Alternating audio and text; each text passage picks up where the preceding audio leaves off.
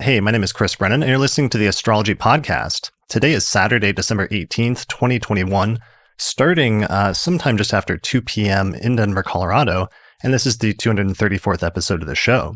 Today I'm going to be talking with Kent Bai about astrology and virtual reality, and Kent is the host of the Voices of Virtual Reality podcast. Yeah, thanks for having me on the show here, Chris. Yeah, thanks for flying out to Denver. So you're actually my first guest that I've flown out to Denver in order to do this interview in person. So thanks a lot for joining me today. Yeah, it's a pleasure to be here.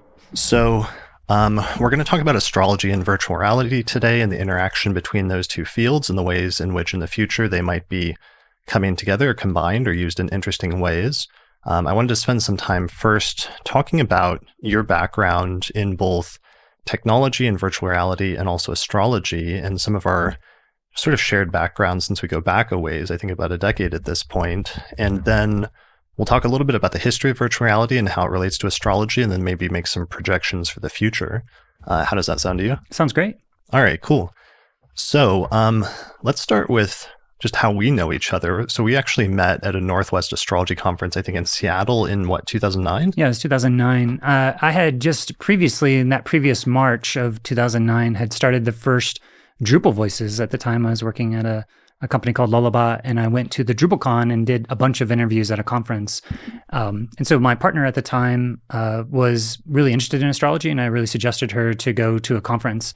And because I didn't really know a lot about astrology, I also wanted to go there, and I ended up doing a number of different interviews with astrologers at the Northwest Astrology Conference in 2009. And over the past 10 years following that, I've probably done anywhere from like 300 to 400 interviews with astrologers. And it was on a number of different podcasts, but once I started into virtual reality, I kind of really focused on VR more so than that Esoteric Voices podcast. But we met, and I think I did an interview with you back in 2009. So I remember you were giving a presentation there at NORWAC, and I had to kind of, you were still preparing at the very last second. So I had to really convince you to pause and take a moment. And I just remember being very struck with how you were very much into more of the deterministic side of astrology. And I guess my orientation has always been just very curious, just trying to understand from more of an anthropological, but also philosophical perspective, like what this was. And so, yeah, over the years, I've just had a chance to talk to lots of different astrologers. And I think still today, there's a lot of things that I don't quite understand about it. And I think but it also is asking a lot of really interesting questions, which I think keeps me interested into it. Yeah, I mean, that was really interesting because you were coming at it not as an astrologer. You had a partner who is an astrologer, and she was really the astrology person, but you right away jumped into the deep end by going to a conference where you're surrounded by astrologers, and your natural curiosity was such that you started doing interviews with like a handheld voice recorder and a microphone with like 20 or 30 astrologers at that conference? Yeah, and continued for pretty much every year for about a decade or so, going back to a number of different events each year. So yeah, I have, I guess, quite an oral history of the evolution of astrology from a time period where it was at the beginning, it was still on the fringes and really quite taboo within the larger culture, which was interesting as to why these people would be into something that was so taboo, all the way up into where it has almost like, crossed the chasm into becoming a lot more popular in the mainstream. Yeah, I mean, you saw the resurgence of traditional astrology and also just the sudden massive rise in astrology, especially the younger generations over the past few years, which gives you an interesting vantage point because you were interviewing astrologers at conferences before that as well as after.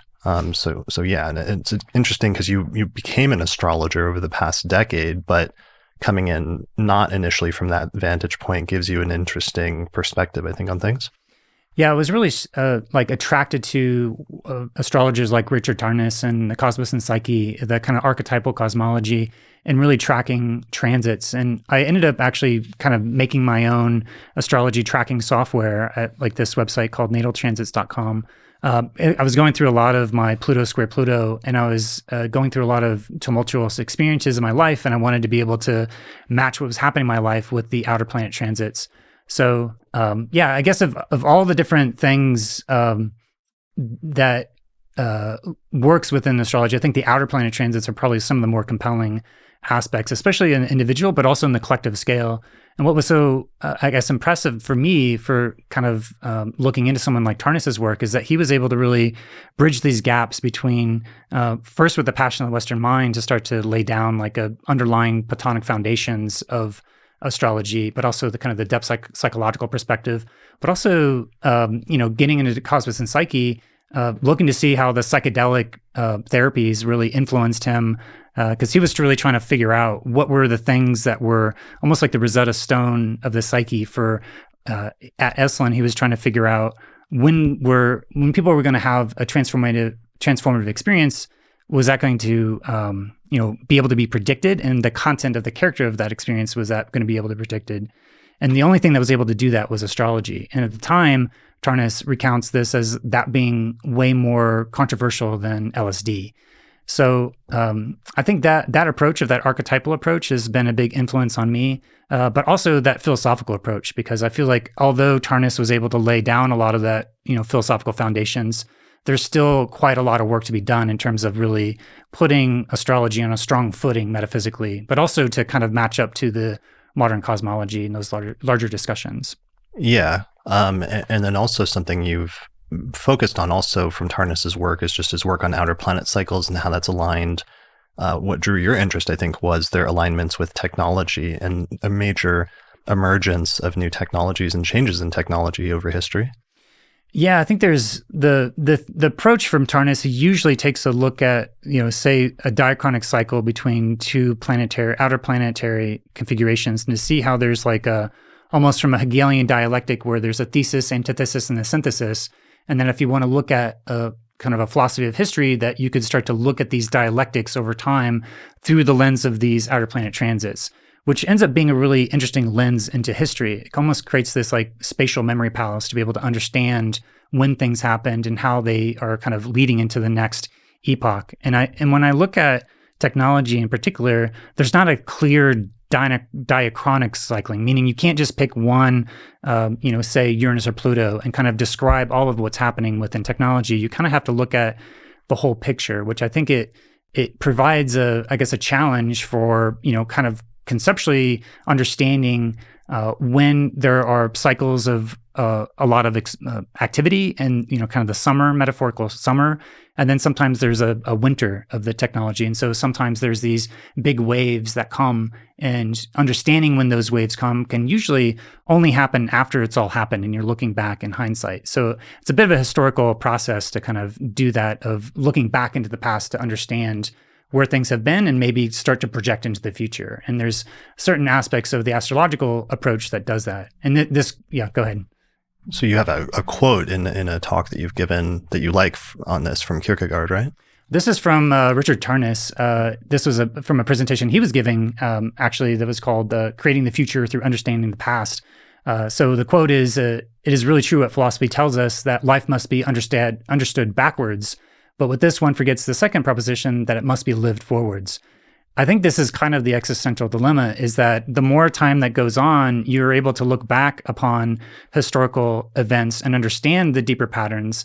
But the challenge is to understand what's going to happen in the future. And that's in some ways what the archetypal cosmology proposes that it might be possible to do. It's still, as Tarnas says, it's not concretely predictive, but more archetypally predictive. So there's sort of a range of different archetypal potentials that you could say things are going to kind of happen in this sort of realm, but we don't know exactly what.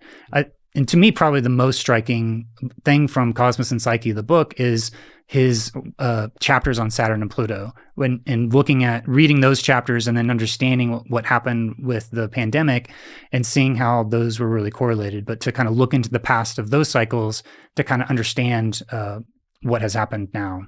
Yeah, and one from history in terms of technology I know you focus on a lot is the invention of the Gutenberg printing press, right? Yeah, I mean, if you want to start to look at an epoch between, say, Neptune and Saturn, which is around a 494-year cycle or so. And Saturn or Pluto? So for Neptune and Pluto. So okay. If I said Saturn, sorry. So that's a 494-year cycle, and that's around like 1387 or so, and then goes up to like the early 1900 or so. But if you look at that, when the Gutenberg press happened, it was within the context very soon after that. And you can kind of jump into the 1880s until 2400 and see kind of the equivalent of what's happening in this era, which is a lot of these computing technologies and electricity. What was significant about the printing press for those that don't know? Well, the printing press was really, I guess, taking books and being able to do mass production of those books, which then, kind of led to all sorts of things, including like the Enlightenment and Reformation. And just kind of culturally, it was the ability for people to start to capture information and knowledge into books and be able to distribute it at a massive scale. And when you had that, you start to have other shifts in culture by being able to communicate different ideas and to spread knowledge in that way. So I guess that, and Marshall McLuhan also looked back at the Gutenberg press as he was going through all these different new communication media in the 20th century, and then starting to see the similarities of how these new communication media that we've had over the last 100 plus years are all kind of in this continuation of finding new ways of, rather than capturing information and knowledge, I kind of see like these existing communication technologies as more and more being able to capture elements of the human experience, which I think is kind of a progression from radio and television all the way to the cinema into like the computing technologies, video game technologies, and then kind of the culmination of all those things with virtual and augmented reality, kind of combining all those things together. Okay. So you published an article just a few years ago in 2017 that was on astrology and virtual reality, and this is a pretty landmark piece because I hadn't seen anybody write a piece that comprehensive and both in terms of contextualizing virtual reality as this emerging thing over the course of the past decade, but also taking it back in terms of when some of those ideas first got started. And one of your starting points was the 1960s and the major outer planet conjunction that occurred then, right? Yeah, so that was from 1960 to 1972 was Uranus square Pluto, and there was a couple of configuration of Jupiter that came in with an opposition in the beginning in like 62, and then in 68 there was a conjunction. But if you look at that of Uranus and Pluto, yeah. Okay. So if you looked at the Uranus square Pluto of that time period, there was a lot of like say taking human-computer interaction with different aspects. Starting with 1962, there was Ivan Sutherland with the sketchpad, and then eventually at the end of the decade, there was both the augmented reality head-mounted displays that he had created. He wrote an article in 1965 where he was kind of thinking about what would be possible with if you started to use these technologies and started to do start to track the motion of your head. He was talking about how you'd be able to kind of enter into a mathematical wonderland of, rather than looking at computing technology as a window, it was like you were entering into a portal into another world. And this is back in the 60s, at the very beginning of computing technologies. And then he presented the Sword of Damocles in 1968 at the Joint Fall Computer Conference. And that was at the same time where there was the mother of all demos that was being presented, which was Douglas Engelbart's famous demo where he demonstrated everything from a computer mouse to video conferencing and vision control and hypertext links, and basically a roadmap of all the technological things for the next 50 plus years was all kind of contained within that mother of all demos. But at the same time was the birth of like virtual and augmented reality, which was when the Sword of Damocles. So here's that conjunction. For example, in the 60s, it was Uranus and Pluto were lining up in a conjunction in the sign of Virgo, and that's usually often associated with things like some of the civil rights movement, some of the women's rights movement, but also just there were major shifts in technology taking place during the course of that decade. Yeah, the sort of the Uranian impulse. I know that Tarnas has talked a lot about the Prometheus as kind of the myth that, bringing the fire from the gods. And so that, Uranus, as it came into contact with the square with Pluto, which Pluto was kind of the elemental depths of transformation and kind of just an intensity. And so you add that intensity with that sort of spirit of innovation and change and liberation. Mm-hmm. And you get everything that was happening in the 60s with the music and all the sort of liberation movements from Black liberation and women's rights and gay rights and environmental justice movements. But at the same time, we had a lot of things that were happening on the realm of these gatherings that were happening for computing technologies and kind of proving out a lot of the future of human-computer interactions for how we're going to interface with computers. So that was kind of the seed that from there, it kind of moved into eventually, home computers. But I feel like, for virtual reality, it kind of went underground. It was being used in the military, but it wasn't necessarily like a consumer market until later in the next wave. And what was the initial prototype? It was the Sword of Damocles. So this is Ivan Sutherland, created in like 1968 or so, and then presented at the Joint Fall Computer Conference in December of 2018. So a paper, or 1968. Okay. Yeah. So 1968 is very close to the exact conjunction of Uranus and Pluto, right? Yeah. Yeah. It happened, Tarnas, when he looks at these 15-degree orbs, or actually for 10-degree orbs for the squares. So that puts it starting around 1960 and ending in 1972. But there are a number of exact passes that were happening as well. Right. So he uses 15-degree orbs for conjunctions like the Uranus-Pluto, right? Yeah. Well, Okay. for a square, though, he used 10 degrees. What square? It was the Uranus square Pluto that was, that was conjunction. So that was a 15 degrees. So yeah. Right. Okay. So 15 degrees for conjunctions and 10 degrees for squares. And so that 10-degree range or 15-degree range from the exact conjunction gives a time frame of what again? 1960 to 1972. Okay. So we find one of the interesting things that you find and emphasize is the first initial prototype, essentially in 1968, of virtual reality. Yeah, and you look at it, and it was really kind of ahead of its time in a lot of ways, but kind of taking this breakthrough innovation, and then the paper that he wrote from 1965, that was actually what Jaron Lanier discovered back in the 90s, and kind of rediscovering some of that work that happened in the 60s, and so. That was kind of the next wave that had started from 1985 into, going into the end of like 2001 or so. So this sort of shows like the different waves and the different astrological. Oh, actually, that's not I can on show the it screen. now. Yeah. So the Uranus conjunct Pluto that was happening from like 1960. So one of the things is one of the ways you visualize, and we're going to show a visual for the video viewers right now, but we were talking about this last night when you got into town about how I've been using the Archetypal Explorer graphs that show things sort of like a wave that peaks at the exact conjunction or the exact aspect and then declines as the two planets move further away from each other.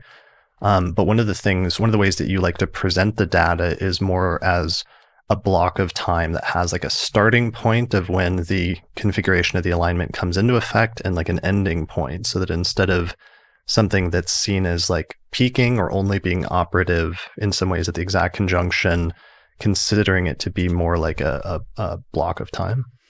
Yeah, I think methodologically, this is a challenge of something like Tarnas's work of archetypal cosmology, because there can be a tendency to try to, almost like a confirmation bias of selecting the data that's going to fit into those little buckets of time. So I think that's sort of a challenge of, how do you make sure that you're kind of aligning with what the story actually is and not sort of telling a story that's very fixed into what those time periods are. And I think that's why my approach I like to do with a lot of oral history, with just kind of talking to lots of different people and seeing what the natural waves are coming based upon the experiences of people within the community. And so anecdotally, as you talk to people within the virtual reality community, they talk about these different waves that come in and out.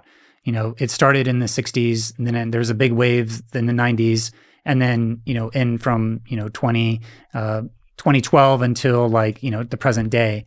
But those waves happen to be correlated to these other outer planet transits. And so for me, usually with the Tarnas's work, you pick one of those astrological transits and you kind of trace it through time to see how it evolves. But I feel like there's something about technology in the past 100 years that you almost have to look at it, holistically across all these different, not only aspects, but to look at everything from the turn of the century with electricity coming into being, and then all the other subsequent communication media that happened after that.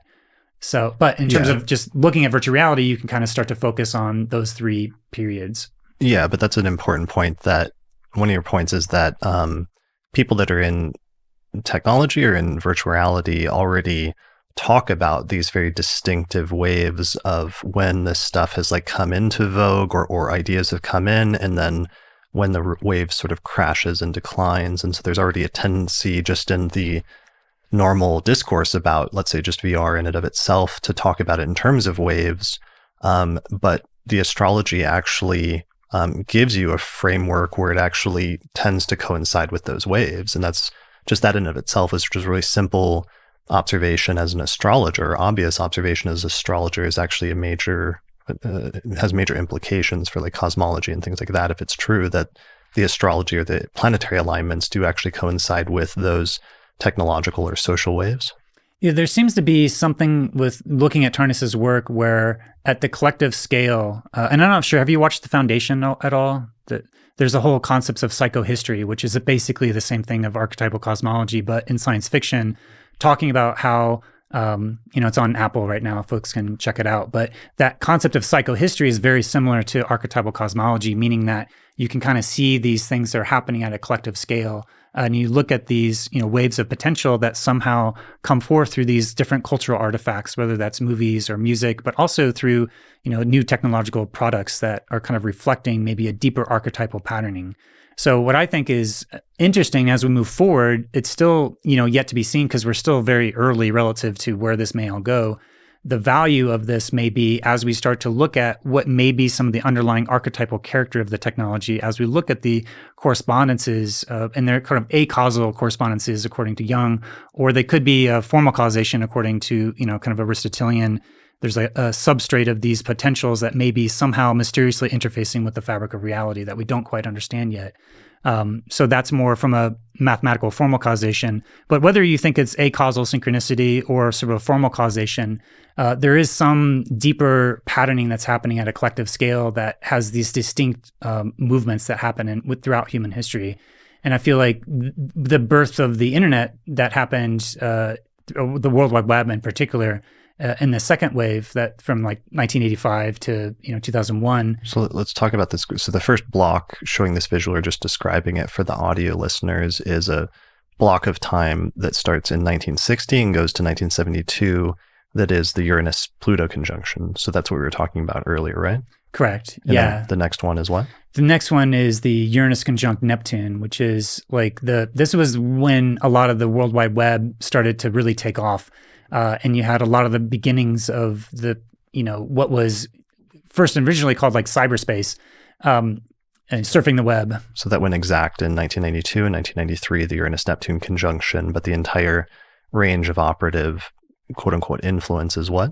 From 1985 to 2001. Okay. And so we start to see a lot of the early, moving from that early prototype of, the duct tape, academic prototype of the sword of Damocles in the 60s, moving into this next phase is sort of the consumer enterprise application of virtual reality through Ingere and Lanier, starting to bring through like VPL research and these other virtual reality video games that started to get into different applications. And I think also seen by different science fiction authors like Neil Stephenson, who saw all this movement with virtual reality. And there was quite a buzz and a hype. People were really excited about the potential of these virtual worlds, which then led to like, science fiction like Snow Crash, which, talking about the metaverse. Or more some movies actually, like Lawnmower Man was what, 1992? Yeah, 92, March of 1992. So what was the premise of that again for people? It's been a while since I watched it. It was originally a Stephen King novel, but it was adapted quite significantly where somebody kind of gets into virtual reality, and there's a bit of a alchemical twist where he kind of gets his consciousness opened up in a certain way, and there's kind of a dark turn. So it's kind of a horror film in a way, but what was interesting is that it actually was using the, VPL technologies of both the Power Glove and the VR technologies, and probably is the most accurate depiction of what the future of video games would kind of be like and feel like, taking from a very, crude imagination and what was available with computer graphics back then, but then kind of projecting out into the continued evolution of computing technologies with GPUs and CPUs as they continue to improve, we eventually will get to like a much more fully, consumer version of that in the next wave. But in this wave, there was a lot of visions for what might be possible, but it was still like it was very expensive. It cost like millions of dollars to get access to some of this, and so it was more kind of proof of concepts that were inspiring different other pieces of literature that was then kind of telling the story of, say, the metaverse, which is this dream of being able to embody yourself within a virtual world and go into all these different places, which has been, kind of a seed of, leading to other things that, would kind of start to unfold later on in other cycles. Yeah, and with that Uranus-Neptune conjunction, which you said it lasted or was with an orb of the 15-degree orb all the way through 2001, we also saw, I think in 1999 was like the Matrix and also the 13th Floor, which both dealt with similar things in terms of virtual reality and sometimes maybe the issue of not being able to distinguish between the two or a blurring of the lines between reality versus virtual reality. Yeah, there's also a correspondence between, we've been looking at mostly the Uranus conjunct Neptune, but there was also a sequence of both Saturn conjunct Neptune and Uranus conjunct Neptune that started in 1988 for the Uranus conjunct Neptune, and in 1989 was the Uranus Saturn conjunct Neptune.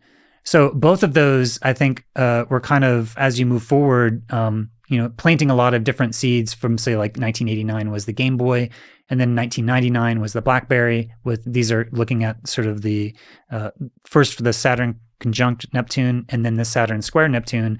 And that sort of first quarter square of Saturn square Neptune was when the Matrix also came out. So the principles of Saturn were all the basis of reality being grounded in reality, and the Neptunian principle of being able to blur different aspects of reality and kind of go into this imaginal space. But there's also elements of disillusion that can be Neptunian as well. So there's both positive and negative aspects. But in this case, in the Matrix, it's all about being disillusioned of being in a world that's not actually the world that you're living in, which also saw movies like The Truman Show and The City Dark, which are also the similar themes of kind of living in a realm that has elements of simulation that were not quite what they seemed. Right, or surveillance and things like that.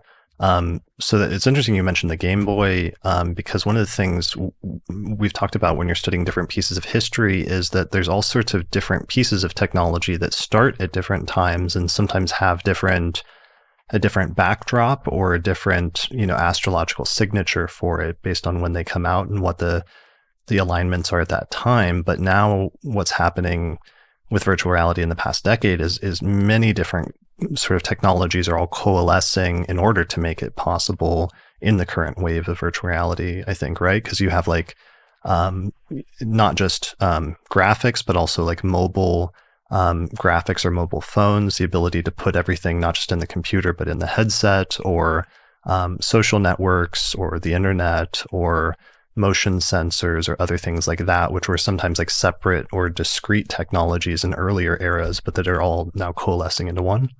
Yeah, it might be worth bringing up one of the graphics of the kind of the tech evolution of the sort of the tech diffusion. Yeah, this graphic here. Yeah, so this is just this is a graphic that's showing how technology has diffused over the past 100 years. And you see that at the turn of the century, we have the growth of different things like electricity.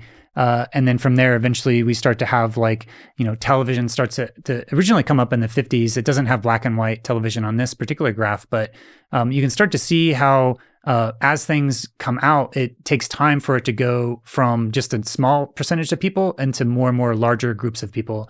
And so you have things from, just this past 100 years, starting with electricity, and then electricity building upon that. Then you start to have the radio, and then you have different aspects of television, and then, the computing technologies. Yeah, just looking at, whole different ranges of like eventually into different like the computer. And so I guess the point here is just that there's a lot of different ways in which that as you continue to move through these different phases, they're all kind of building on top of each other. Right, and sometimes intersecting. So we're looking at the graph shows things like the introduction of like the telephone, electricity, What else? The stove, the radio, eventually clothes washer, clothes dryer, microwave, air conditioning, computer, cell phone, VCR, internet, and all of those things that start at different points and have their own like sort of trajectory, but then eventually sometimes intersect in order to create something new. Yeah, and I'd say the critique around the archetypal cosmology is there's not like a single, cycle that explains all those different things. Okay. So even though there may be some correlations across, virtual reality technologies in general, when you look at the whole spectrum of the whole 100 years, there's not anything that's specifically, clear. If you go to the graphic that has the from sort of the first quarter square of Neptune and Pluto, I think it's one more. Here. So if you show this here. So this is, I think, in terms of from 1880 to like say 2073, you have the first in the turn of the century of 1880, you have this new epoch. That's the beginning of a new Neptune conjunct Pluto. And that, from it to the first quarter square is into like 2073. So from that time period is a good kind of bracketing between, what we've seen over the last 100 plus years. And, there may be certain correlations where like the beginning of television technologies were kind of at the Uranus square Neptune that happened in the 50s as an example. So there may be moments when certain technologies are really sort of going viral and taking off and going from a low percentage, but over the course of a number of years, penetrating out into society. Another example of that would be cell phone technology that happened during the 90s, where not so many people had, cell phones at the beginning of, say, that cycle of Uranus conjunct Neptune starting in 1985. But by the end of that, we have lots of people, up to like 60% or so, according to one of those graphs. So that's sort of setting the stage for the iPhone that eventually came out back in 2007, which is, correlated to, a quadrature cycle, or the opposition of the Saturn opposite of Neptune that happened later. So you can start to see some correlations, but it's difficult to get a coherent story of all of technology. So what I find helpful is to at least start to use the astrological approach to see if there are stories or archetypal unfoldings that happen through the launching of specific technologies over time. One of the things this graph reminds me of is that one of the things you do that's unique about your work is you like to visualize the data as much as possible, and bringing in a visual component to purely what are otherwise sometimes presented as like numerical numbers or like time ranges is something you've focused on quite a bit. Yeah, and the way that this specific visualization is set up is trying to actually kind of stack things on top of each other. So you can see at the turn of the century, there's quite a lot of other transits that happen to be all combining together, which when you have the combination of multiple outer planet transits all coming together, then you start to have like big shifts and changes. Much more in crucial turning points when you see like a bunch of planets hitting angular important cycles or pivotal cycles. Yeah, and I think that's always the challenge when you start to look at some of these different techniques as to what things is going to be attributable to whatever is happening. So I do think there is some way in which these things are combining together that we can't always necessarily isolate. But I think, the approach of Tarnas to be able to look at these different cycles, I think is interesting to be able to start to look at what is otherwise an indifferentiated set of events. If you, like, say, go to Wikipedia and search for the history of computing, you may get a lot of dates for when something happened, but it's a lot different than knowing what the deeper story was in terms of what actually was taking root, or what was inspiring the next thing, or what was the thing that really took it from being just a small idea into, really taking off. So I feel like when looking at it through the lens of some of these archetypal cosmology windows, you can maybe start to piece together some of those different deeper stories. But all of history is about trying to look into the past and take a bunch of different facts and piece together the deeper story. The archetypal astrology has the advantage of having the characterizations of the different planetary archetypes that allow you to help potentially tell different aspects of that story. And so, as we continue to go on and talk about VR, we'll have an opportunity to kind of project out into the future and to see what we might expect at certain time periods, and whether or not those come true or not is sort of the job of the futurist to try to determine what has happened in the past and kind of determine what has happened in the future. And the real validity of that will be known when that actually happens, and if it comes to pass, and if it's useful or not. Yeah, and that's always been one of the core techniques, predictive techniques of how to use astrology predictively, is that if you study the past and you identify the cycles, the planetary cycles that have correlated with key turning points in the past, then that'll give you the context and the trajectory, which then you can project out in the future and say, when that same cycle reoccurs, then there should be this manifestation. So you can actually potentially predict the future to some extent based on understanding the cycles that have happened in the past. Yeah, but I think there's always a gap. There's always a gap because there's always a mystery. There's always a lot of unknowns, and there's a lot of things that, like Tarnas says, you can make archetypal predictions, but not concrete predictions. So nowhere in Cosmos and Psyche does Tarnas say that it's going to be a pandemic in 2020.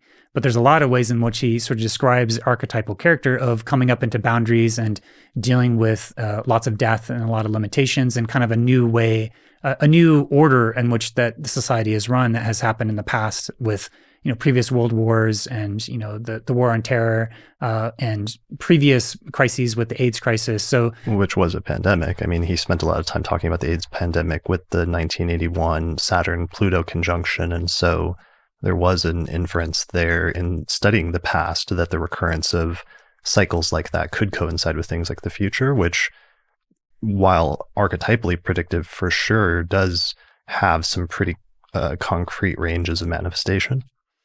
Yeah, you can pick a range of things that were likely to happen, and so, but to say specifically what's going to happen, especially when you start to combine things of, like, say, what happened with the Saturn-Pluto conjunction with the pandemic, kind of that being the primary signature, how that was going to impact the unfolding of virtual reality. So that was certainly a big part as I was looking at, trying to imagine what was going to happen, projecting the future. I kind of wanted to wait until after 2020 because I didn't quite know how this new cycle of Saturn and Pluto were going to necessarily play out. And it turned out to be, in some ways a lot of constriction and who knows how long the pandemic is going to be with us. But given the timing of when it happened and what some epidemiologists have already started to say is that it could be an endemic thing that we're kind of living with.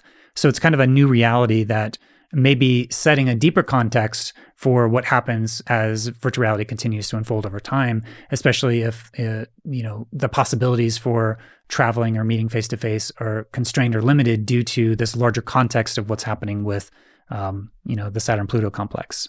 Right. Yeah, for sure.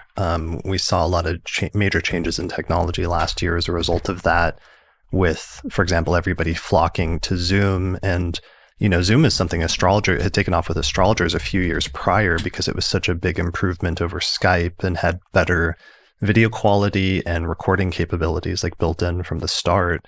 And so last year it was funny to see like suddenly everybody's using Zoom when the lockdowns took place, because it was a way to connect with people both for like work and school and like socially, and astrology meetings are being held and, podcasts and everything else. Yeah, it's certainly been an accelerant when it comes to, the need for having remote work technologies, but also, there's limitations for Zoom in terms of what type of interactions you can have, say, in a group dynamic. It's great if there's one person talking and it's one discussion, but if you want to have kind of the feeling of a cocktail party or being able to run into people and have a very specific discussion, then that's where some of the different virtual reality technologies start to have, they start to do better jobs at some of those things. And so but as we move forward and we look at, how this continues to unfold, then looking at how there's almost like these sets of nested contexts and determining what's the baseline context that's going to set everything else. Saturn-Pluto is also our connection to the Earth and environmental justice in different ways, and the degrees to which that we're maybe destroying the planet. And so there may be ways in which that we're not in right relationship with the world around us, and that we, by looking at the reducing of travel and the changes of behavior, that there's certainly been a positive ecological impact in that way. But there has to also be ways in which that over time ensuring that whatever we talk about any of these technologies, if we don't live in right relationship to the world around us, then we will destroy ourselves. There's a possibility for us using the virtually mediated types of experiences to be able to replace our need from destroying and extracting different substances from the earth, to be able to have like a virtually mediated experience. And so there's a potential that having these sort of virtual mediated technologies can have in the long term more ecological impact. But I think that's, as I start to look at, as things continue to unfold, looking at sort of baseline things of our relationship to the earth, deeper economic inequities, and how do those continue to play out? Are we creating systems that are making the rich richer? And so, anything we start to look at these things, those are some of the deeper context. And then from there, looking at how the culture and then the laws and the economy and then the tech architecture is able to kind of have this feedback loop that's all feeding into each other and shaping how all this unfolds. Yeah. So let's get into virtual reality and what makes it different compared to Zoom then in that context. And one of the things that's really striking about it that I know you emphasize is the notion that it's a more embodied experience that you can have. And it's really hard, though, I think, to convey what that actually means, because it's one of those things similar to astrology we were talking about last night that you can't understand until you experience it. And I find that parallel to be really interesting, as we were talking about last night. Yeah, you can kind of talk until you're blue in the face trying to describe to somebody what it feels like to be tricked into believing, and on some level, having the illusion that you're in another world and that world is real. It's kind of trippy to, until you have that experience, you don't know what the quality of that experience actually feels like. That's a very astrological, a Neptunian type experience. Well, there's in philosophy, there's also the concept of qualia, which is sort of what the language is describing what the experience is as contrasted to the embodied experience of that. And so I'm not sure if it'd be necessarily connected to Neptune in particular. I think it's a dialectic between your direct embodied experience of more of earth element of your sensory experiences that you're taking in, and also kind of the air element aspects of creating mental constructs between understanding those realities. And so right, so you connect that to the embodied thing to the four elements in astrology. Do you have a graph for that? Here you go. Oh, is that it? One more. Yeah, there you go. What do you call this again? So there's just different types of presence that you have. I think not only within virtually mediated technologies, but also within the world itself. If you think about sort of the aspects of active presence of being able to express your agency and take action in the world through your motor cortex and movement and different behaviors and motivations that you have, that's like that fire element of the active presence. And then the air element of the act of mental and social presence are all the ways that you make mental abstractions of the world, of using language to be able to not only make sense of the world around you, but also to communicate through the abstractions of language with other people. So being able to have that, both the mental plausibility in this mental model of the world, but also to be able to communicate with people. So that sense of mental presence and social presence. And then the water element is a lot of the building and releasing of tension through, kind of engaging your emotions. And that's often through stories or through music or lighting or mood, just being committed to the characters in a way. So that's the emotional presence that, really makes you feel immersed within an experience.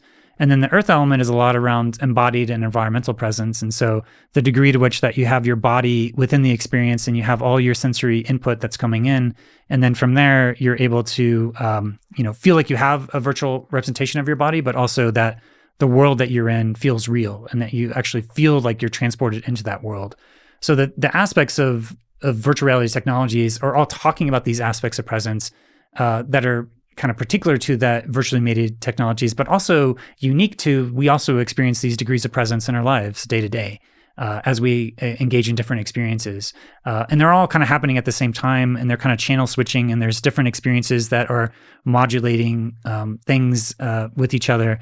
But yeah, you had your own ability to kind of be immersed within virtual reality. And, we had been talking about it in the abstract, but I think actually being immersed within those virtual worlds to actually have that experience, to understand what it feels like to kind of be immersed within these worlds that are able to kind of either achieve a certain level of social presence of talking to other people, or, whether you're playing Beat Saber and, feel like you're actually taking action and your actions are actually impacting the world in a certain way with the active presence, or, feeling really immersed either in a story or with music. And then also having a body representation, the virtual body ownership illusion of actually believing that you have this virtual embodiment within an experience.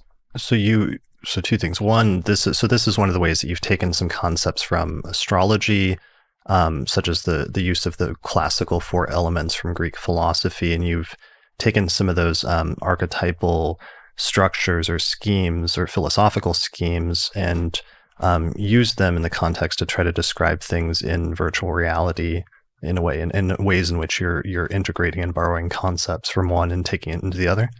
Yeah, and I'd say, the elements actually go back to Empedocles and then, Aristotle. So it's actually a part of the Western philosophical tradition.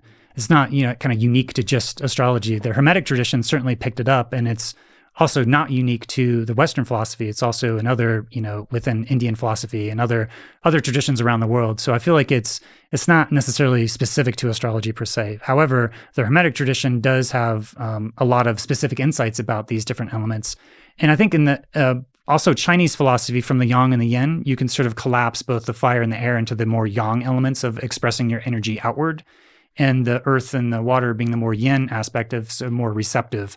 And I think this sort of dialectical approach of both the yang and the yin are kind of primary for any type of contrast within all experiential design. So if you want to talk about the underlying principles, it's the underlying dialectic. And the elements happen to be two dialectics between hot and cold and wet and dry.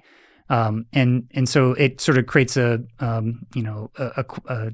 quadrature of, the four aspects, but you could do triadic approaches or dialectic approaches to also look at, how to discern different elements of contrast. So my approach generally is very pluralistic, meaning I sort of borrow from lots of different traditions. I don't feel like any one tradition is able to kind of describe all the nature of consciousness or experience. And so, and also part of my practice has been to listen to the community and to hear what people are talking about. So it was coming from talking to experiential designers and how they were talking about aspects of agency, and how there's this tension between agency and story whenever you talk about, are you passively receiving the story, or are you actively engaging within an experience and expressing your will into it, which is sort of a dialectic between the water element, more passive receptive of the story, versus the fire element of, agency.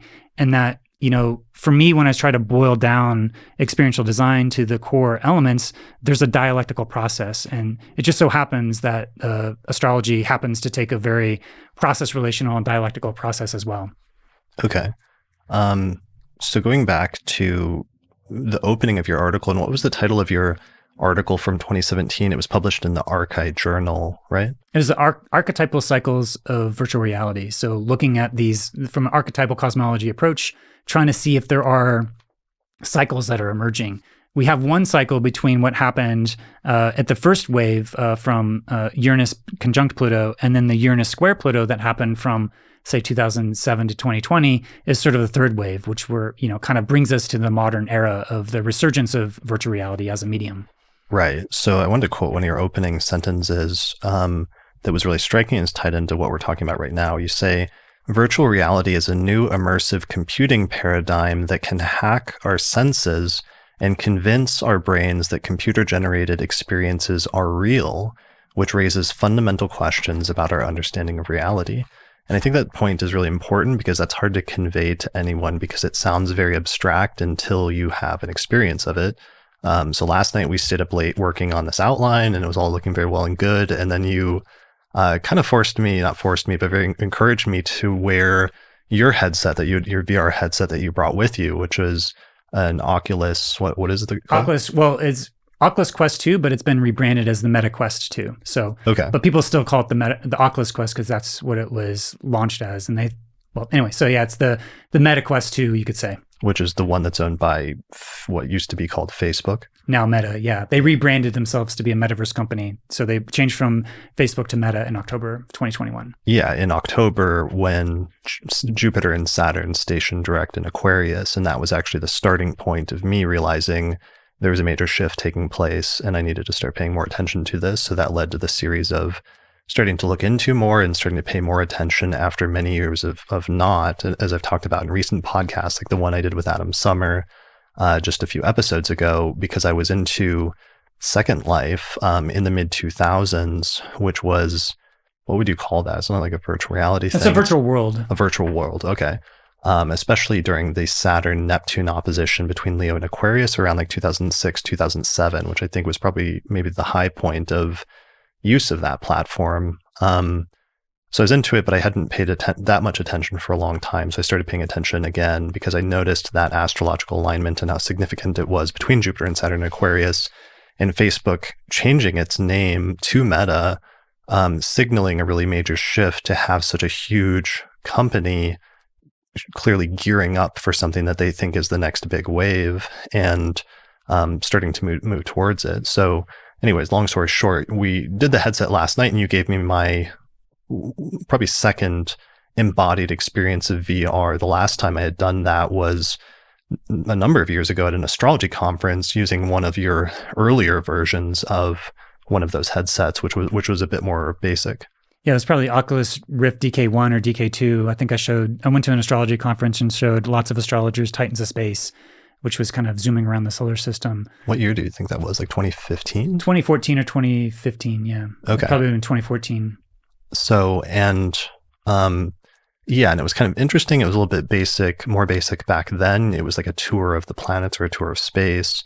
And then last night we did a demo with a few different things, and I immediately realized that the technology had progressed way more than I had realized over the course of the past decades since that first version of the Oculus headset.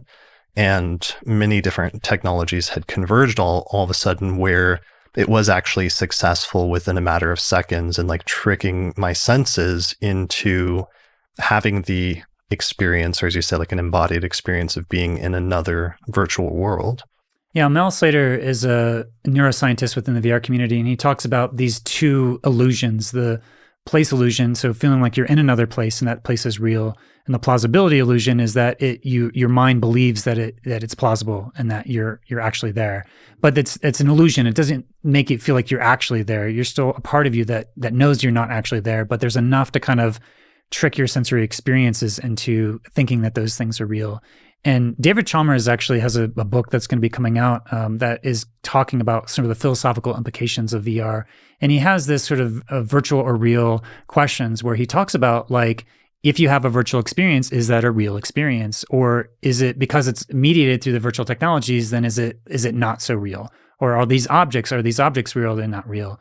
So it kind of goes us through a series of questions and trying to really interrogate the degree to which that something is real or not. And I think there are experiences that I've had and mediated through virtual technologies that feel just as real and just as meaningful as any other experiences I've had.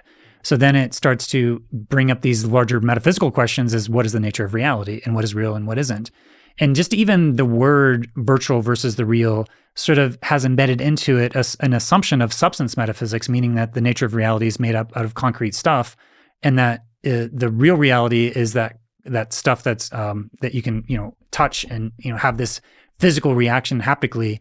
But there's things that are more simulated that because it's mediated, given through our senses, then there's ways that we are interpreting that's not as real, which then starts to question, what is consciousness? Are these virtually mediated things just as real? And it's led me to other alternative metaphysical approaches of, say, process relational metaphysics, which is trying to look at how the underlying nature of reality are made upon these building blocks of processes and relationships, which I think, Tarnas talks about within Cosmos and Psyche as being, a potential alternative cosmological foundation, which then Becca Tarnas has actually written an article within Archai journal suggesting that maybe, Whitehead's approach of process relational metaphysics is more of a stronger philosophical foundation for the basis for what astrology is and why it works. And so I feel like when you start to look at these questions of consciousness, what is real, what is not real, you start to move into these realms of metaphysics. Are we living in a simulation is another, popular manifestation of that.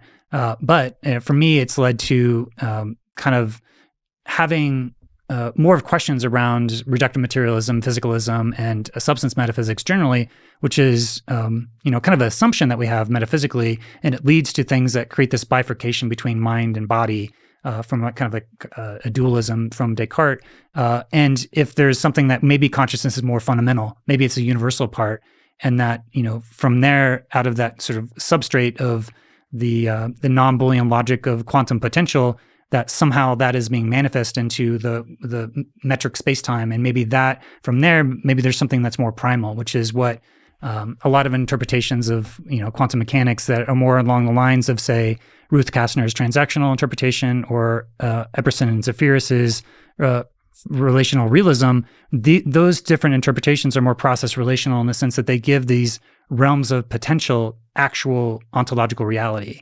So because of that, it's very much in alignment to say the astrological approach is to say that there's these underlying archetypal dynamics that are happening and that those are somehow mysteriously, seeping into our, physical reality in some ways.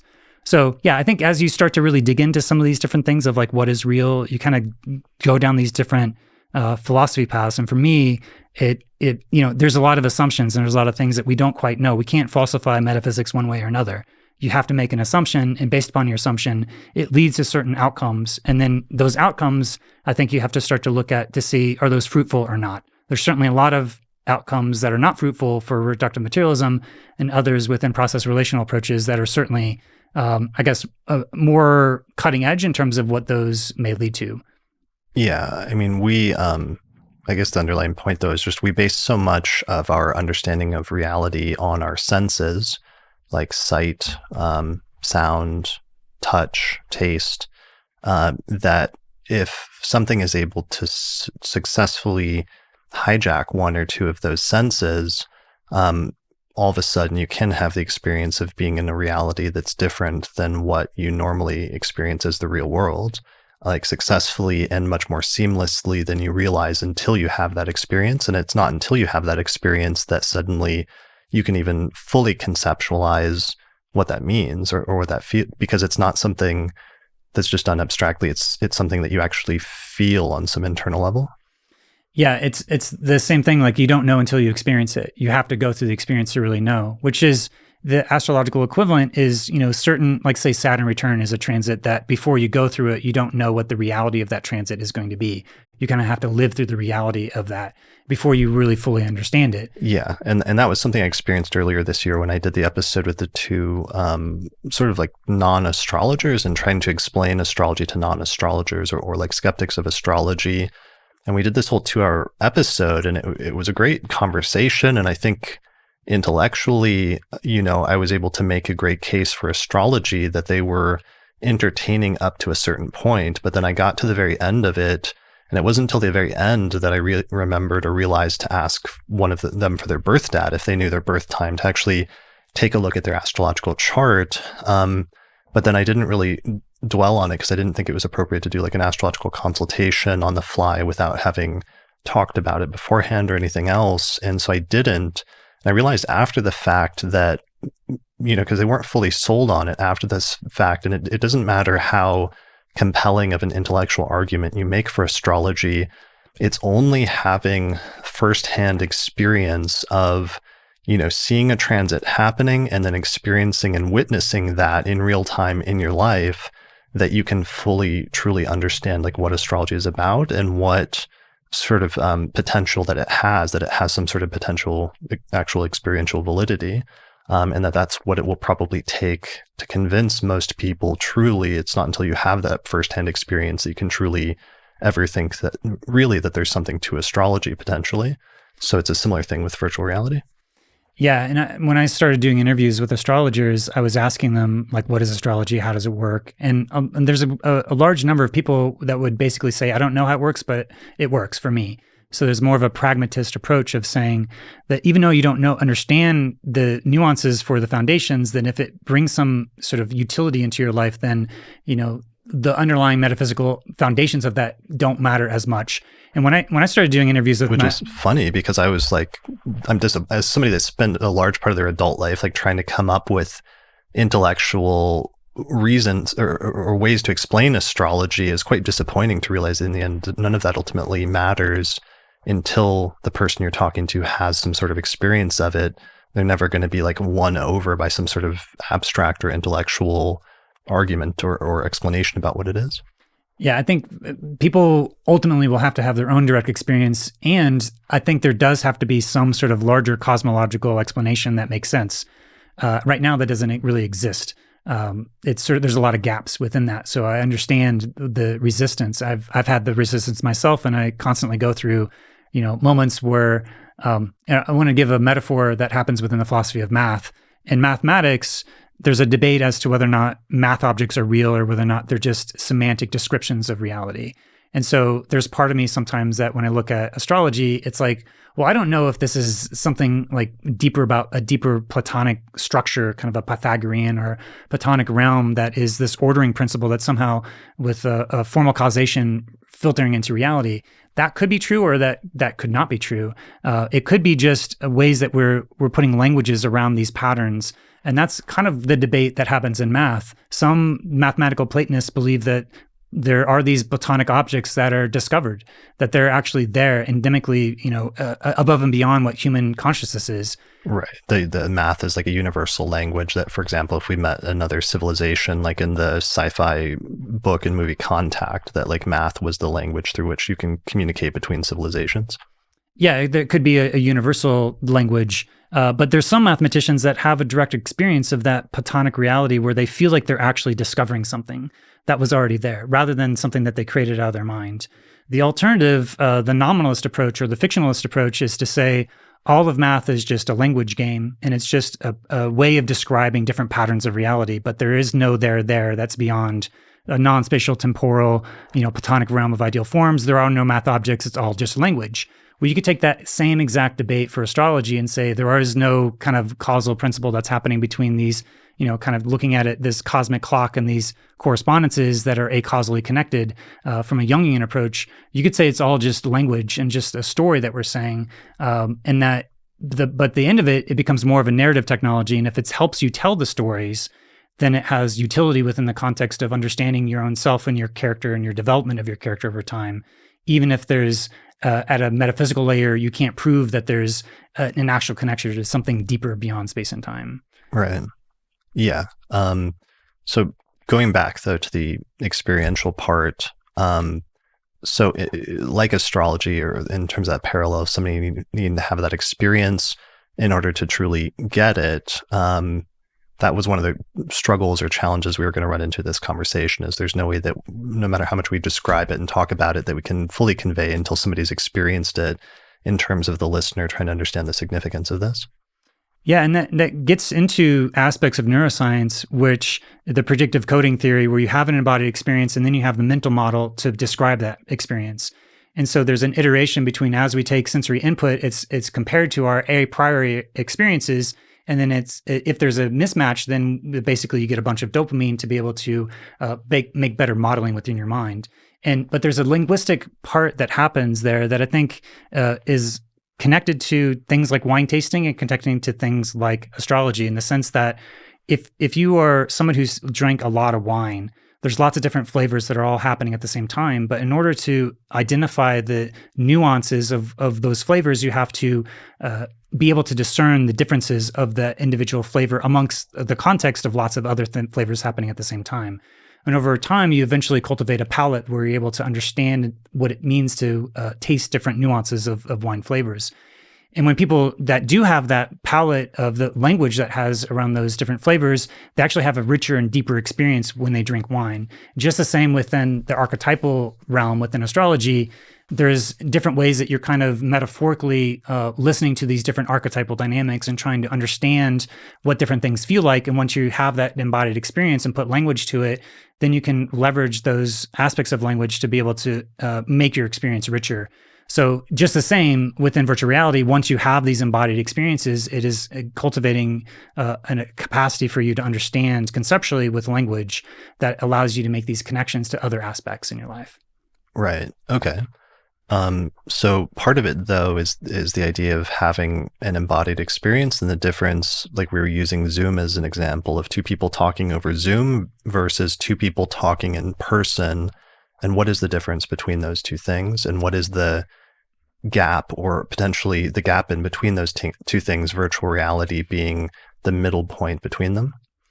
Well, I think that there's certain ways in which one-on-one conversations start to be pretty close in terms of the types of things you get from Zoom versus when you're face-to-face. But when you're face-to-face, you get more of a vibe of somebody's energy, and there's larger context that is set up that you have come together. And that's what we're doing right here. So let's talk about that. I mean, this is one of the first, I've had other people in the studio since the pandemic has since we're starting to get into a stage with the vaccines and stuff, that I've been comfortable when, for example, Rick Levine traveled through town, having him over to do an interview in person. And I set up this studio originally 2 years ago, before the pandemic, with the hope of doing more in-person interviews, partially because I can get better audio and video quality, but also partially because there's a difference in the dynamic of the conversation between two people when they're actually sitting in a room together versus when you're over Zoom, and you have that like slight, maybe even imperceptible, but still present, like latency or delay between in the conversation that causes a slightly different dynamic, versus when you're sitting together, it's like two people that are just, sitting together having a conversation, like at a conference, like at an astrology conference, for example. And there's so many amazing conversations that astrologers have in person at astrology conferences. And when we're doing a podcast in person, you're able to actually capture that a little bit more genuinely than you can online. So that's a interesting or a proxy, or like an analogy for what we're talking about here in two people, let's say, just going back to that model of just two people talking, of Zoom versus, let's say, virtual reality as the midpoint between having an actual in-person conversation.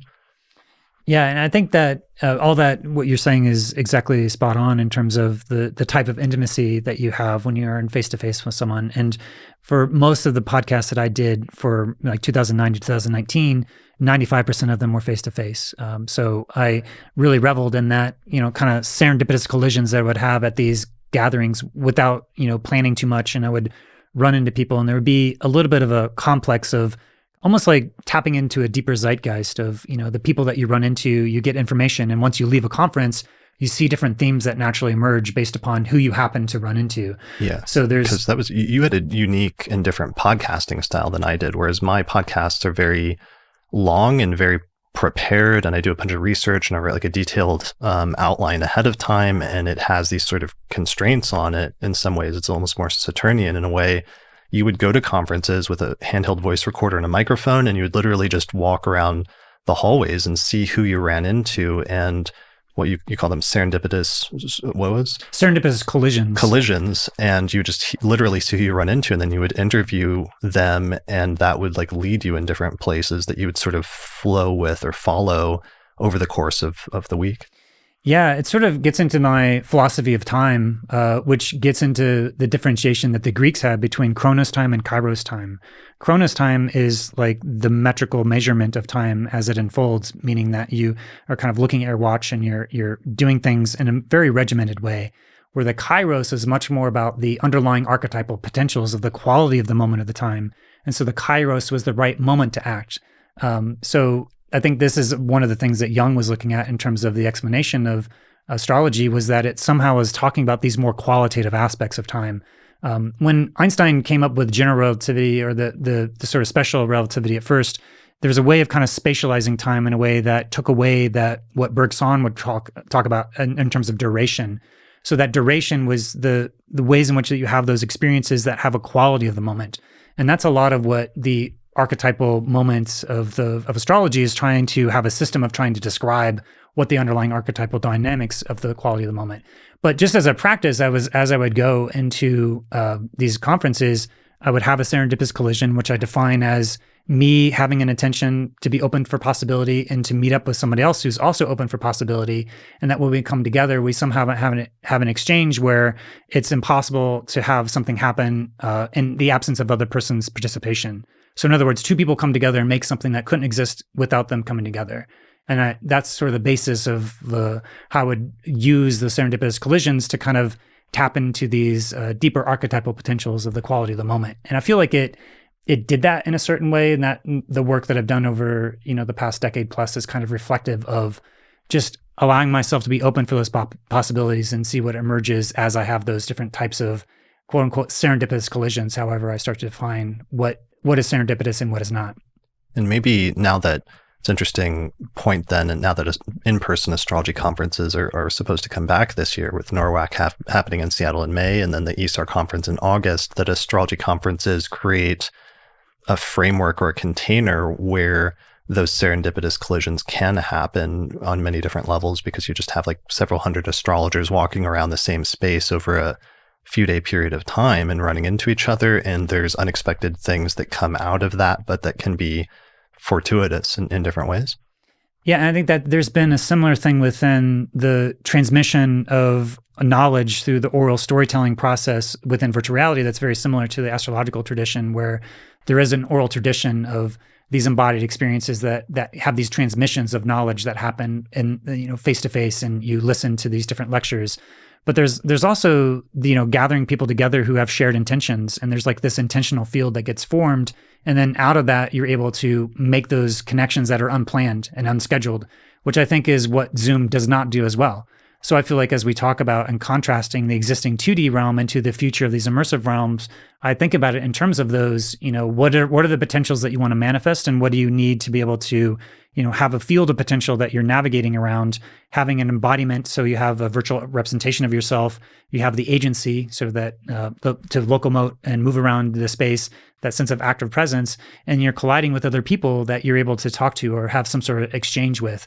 And so it's those different types of interactions that I think that are going to be, driving the heart of what makes the quote unquote metaverse so interesting, is because it kind of gets away from, it opens up the realms of possibility for interacting with people and having stuff emerge that, you never really quite could plan for. But if you have people with shared intentions that are able to collaborate in specific ways, then that's going to lead to all sorts of amazing things. Yeah, I mean, it reminds me of the random or chance-like element that I think is a core, really important component to all forms of divination, where tarot cards, for example, you have to shuffle the deck and then you pull out just a few random cards, but the random or chance-like nature of pulling those specific cards in that specific moment with the specific context of whatever you're thinking about going into it in your head is not purposelessness, or is not not meaningful, but instead it has meaning and has purpose in that moment. Or when you do the I Ching and you cast the coins, like the specific coins that fall out have some sort of specific meaning or purpose. So that's the basic premise underlying divination, is that chance-like phenomenon can reveal some deeper pattern of meaning or purpose or fate that's at work in underlying reality. And astrology also early on, to the extent that it was tied in with divination or was seen as a form of divination, had that random or chance-like character to it as well, in terms of, we can see that really clearly, as Jeffrey Cornelius said, in the moment of astrology with horary astrology, where the astrologer casts a chart for the moment of the question, and whatever that chart is that's cast for that random moment will actually describe not just the nature of the question, but also its outcome. And in some ways, natal astrology, I think, was probably originally conceptualized like that the moment of birth was a random or chance-like moment, and that casting a chart for the alignment of the planets at that moment would tell you not just about the nature of the person, but also the outcome of their life.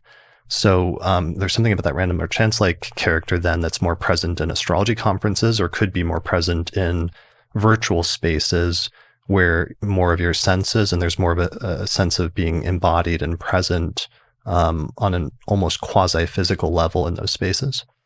Yeah, this is a lot of really deep questions like how does divination, tarot, or astrology work? And, as I've looked into the mechanics of some of those things, what I've come to is to look at, Aristotle had the four causes, where there's material cause and efficient cause, which is like the physical reality, interacting with each other, but also an actor who is making it happen. So some sort of causal effect that comes from the outside of that. So most of the existing way of looking at our reality has been through either efficient or material cause.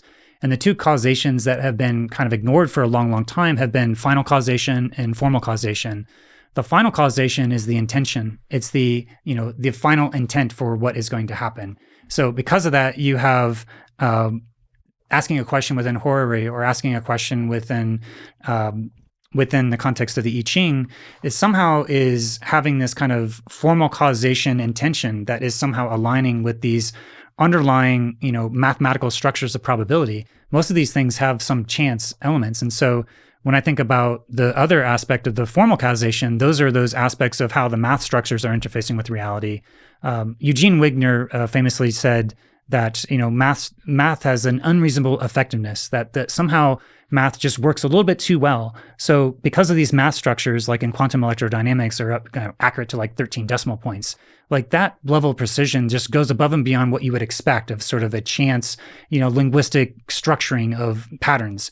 It's almost like those patterns are interfacing with the nature of reality in some way.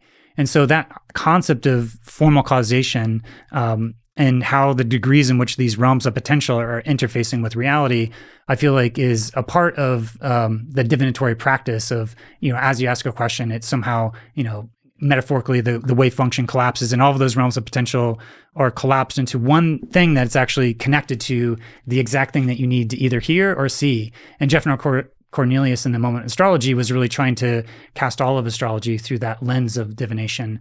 Jung was also looking at this, and he wrote a great introduction to the I Ching where he had worked with it for years and years and years, and he had his kind of Western substance metaphysics mind where he's like, look, this doesn't really make sense to the Western way of thinking, but from his own direct experience, he found that it worked, and there seems to be these other layers that are in action. Now, whether or not within these virtual realms we're going to be able to potentially tap into that even more, I think that's yet to be seen, because the other side of all of that is that you're more bounded in your senses of what you're able to really take in as input.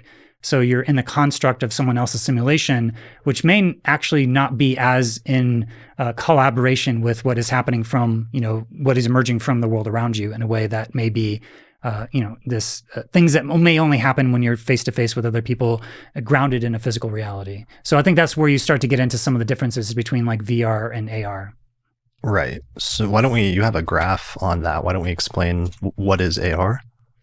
So there's a spectrum, Milgram's mixed reality spectrum. So on one end, there's physical reality, and then the other, end, you have the sort of virtual environment. So you have the real environment and the virtual environment.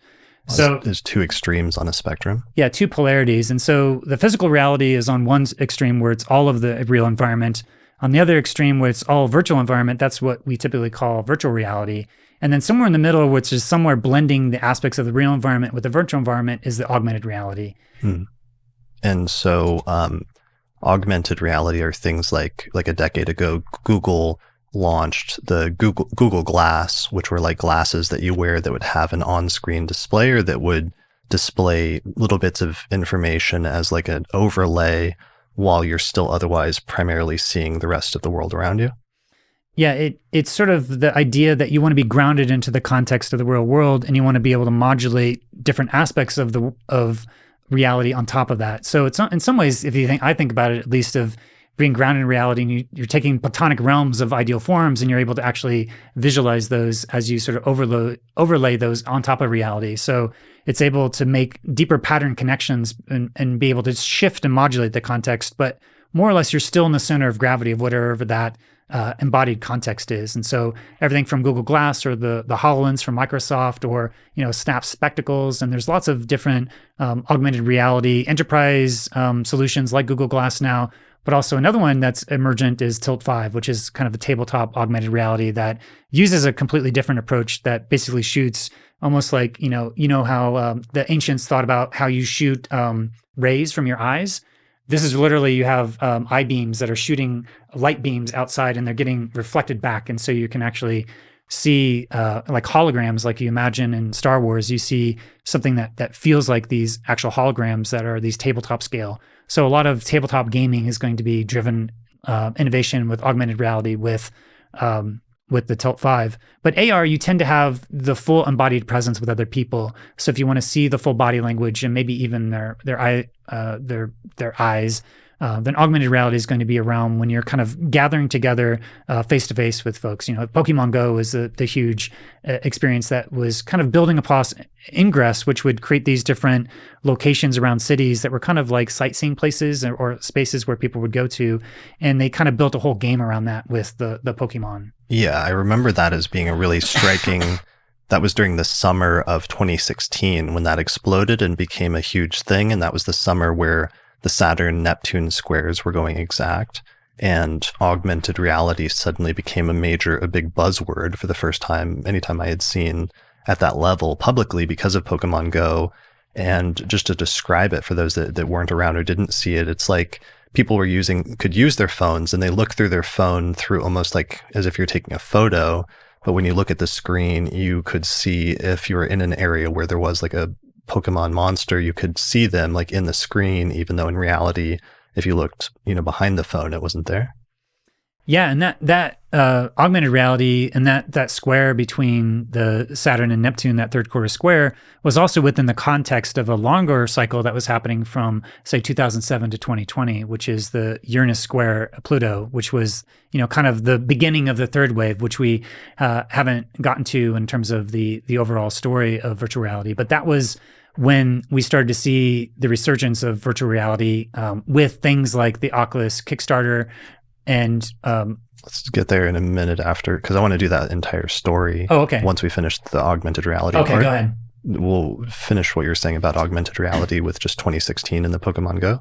Oh, well, so that it's within that larger context of the Uranus square Pluto, and that most of the, in terms of things coming first, we have virtual reality that's coming first above and beyond augmented reality, because there's a lot of things in terms of computer vision and just technologically, augmented reality is a lot harder of a problem to solve than, say, virtual reality. You can kind of think about any screen that you use today, like we're looking at a number of screens in this room, but imagine if you had a pair of glasses and you'd be able to kind of overlay all those things and have like super high resolution content that you'd be able to have access to. So you'd be able to, you can already go in virtual reality and watch a big, huge movie screen.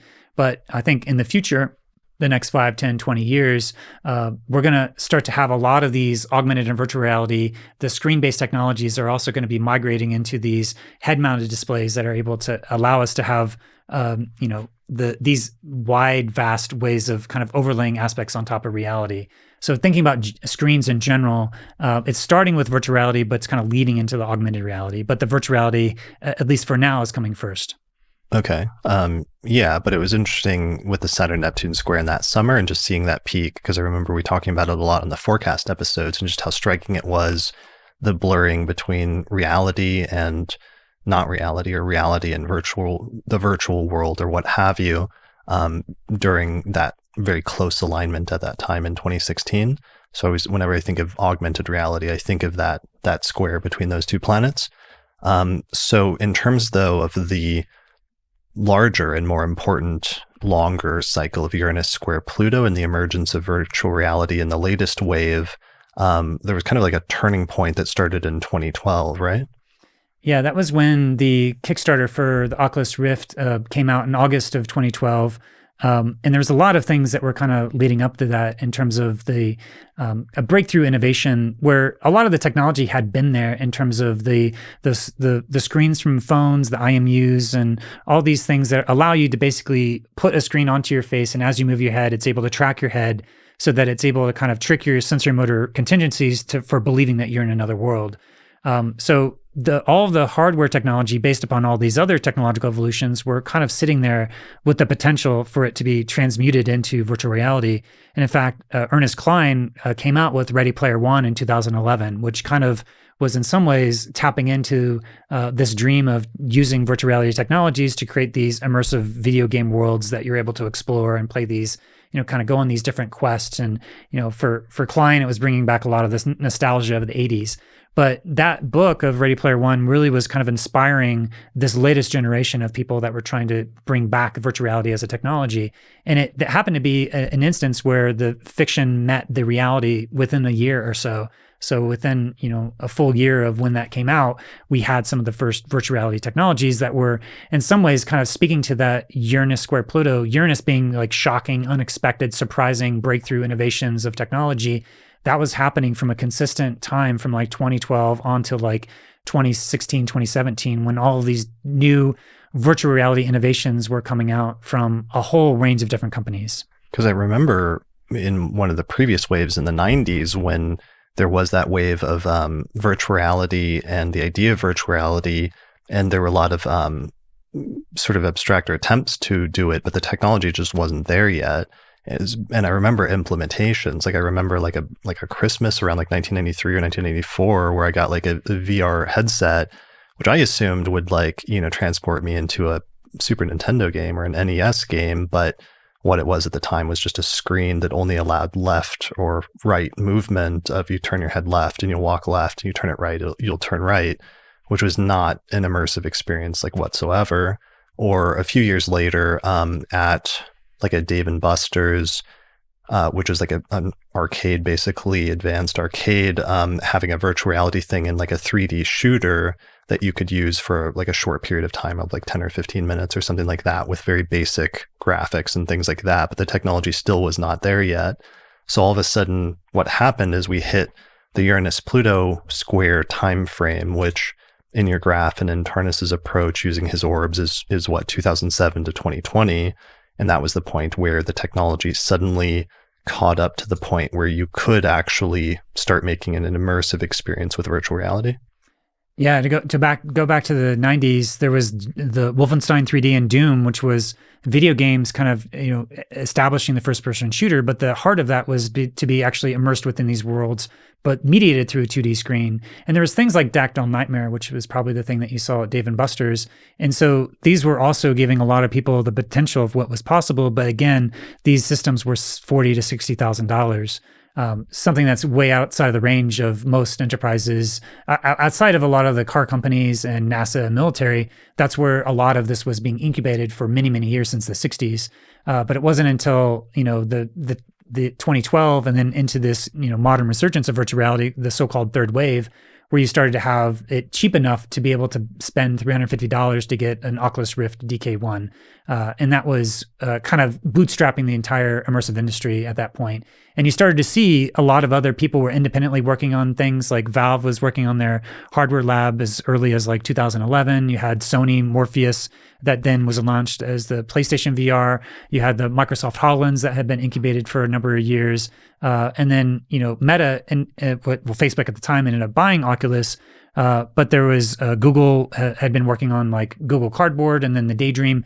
So basically all of the big major players amongst this time period over a series of time, in addition to Valve, which was a more smaller player, and then HTC, they started announcing these, consistent progression of 3 degree of freedom virtual reality where you could only move your head left, right, up, down, and then 6 degree of freedoms where you can actually move your full body, and then the room scale from Valve where you can actually move your full body within the context of a room scale. So it basically was a series of technological innovations that were basically mind-blowing once you got a chance to see that. And they're happening very rapidly.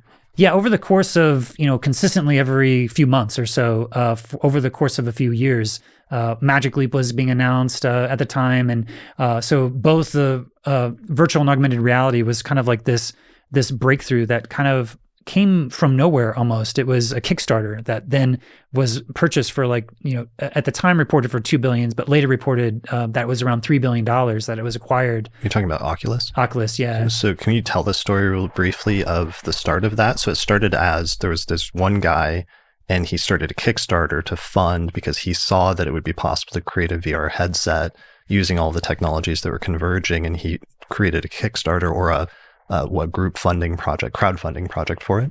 Yeah, there was Palmer Luckey was on different forums. He was a modder. He was modding different technologies, and there was a community of people that were kind of true believers in the vision of virtual reality, and they were having these different discussions online in a forum called Meant to Be Seen. And one of those people also happened to be John Carmack, who, the creator of Doom, was also getting interested in virtual reality. And the Doom 3D shooter from like the early to mid 1990s. Yeah. Which was one of the first big like 3D games. Right. So seen within computer gaming circles, Carmack is kind of like this legend when it comes to pioneering this new form of first-person shooters and to be able to optimize 3D computer graphics in a way. So Lucky actually sent this prototype to John Carmack, who, Palmer wasn't somebody who could make software. So he was able to do a lot of the, modulating of other, he was, bought tons and tons of different VR headsets and then was able to kind of take existing phone components and then kind of hack together this duct tape prototype that in like June of 2012, which was E3, it actually got sent to Carmack, who had a demo of Doom, and he showed it, and it actually went viral, just completely exploded. People were their minds were blown. Earlier, actually, at Sundance of 2012, Palmer Luckey with Nani de la Peña actually showed a version of Hunger in LA. So this was before even this thing had exploded. An immersive journalist, Nani de la Peña, was using virtual reality technologies at the Sundance Film Festival, which has continued to show a lot of immersive work over the years that I've been covering as a part of my work. But moving into the Kickstarter shipped in the spring of 2013, and that basically was a very cheap way of getting access to the technology that kind of bootstrapped the whole immersive industry. And then after that, they shipped the development kit to developers so that programmers or companies could start developing programs or games within the context of this new virtual reality headset. That's right. And at the time, there was no way to move your hands or anything. It was all kind of joystick controller, Xbox controller input. But it was just people trying to figure out what was even possible. So one of those early experiences was Titans of Space, which I saw a demo of at the beginning of 2014. When I saw that, I was like, wow, that looks like an amazing experience. I want to have that. And that was part of what inspired me to buy virtual reality in the first place, was to be able to see the Titans of Space experience. And just describe it so in that you can like fly through the solar system and like visit each of the planets. Yeah, I was trying to give being able to see scale within virtual reality is a real, it's a real strength of the medium. So they took you to these different planets and they were trying to show you the relative scale between how big the Earth was, how big Mercury was, how big the sun was. Of course, it's all kind of like probably in some ways scaled down, or it's not the actual scale, because it would there's a certain point where you can't actually tell the difference. And so it was kind of normalized in a way that you could sort of see some of the relative differences in the size of some of these different planets. Yeah, but it gives you a gut level sense of it in the same way of like standing next to a house or a car versus when you go downtown in a major city and you stand next to a skyscraper and you just feel the enormity of what you're standing next to. The virtual reality in that gave you some sense of that, of like when you're next to a planet, like how massive it is. Yeah. And I think like sort of describe those things as the affordances of like what's new and what's different. And one of those things is scale. Other things are presence, just lots of different ways that it's kind of combining all the previous communication media from, starting with oral storytelling and then theater, and then, with radio and film and television, on up into like different aspects of human-computer interaction and video games. So each of these previous media are kind of leading into the culmination of what virtual reality technologies are. I think you have a slide for that, right? Yeah. So there's kind of a nested hierarchy here, starting with oral storytelling, then theater. So what is oral storytelling? That's like people telling myths like way back in the day. So that's your starting point, or that's the core of like a series of concentric circles?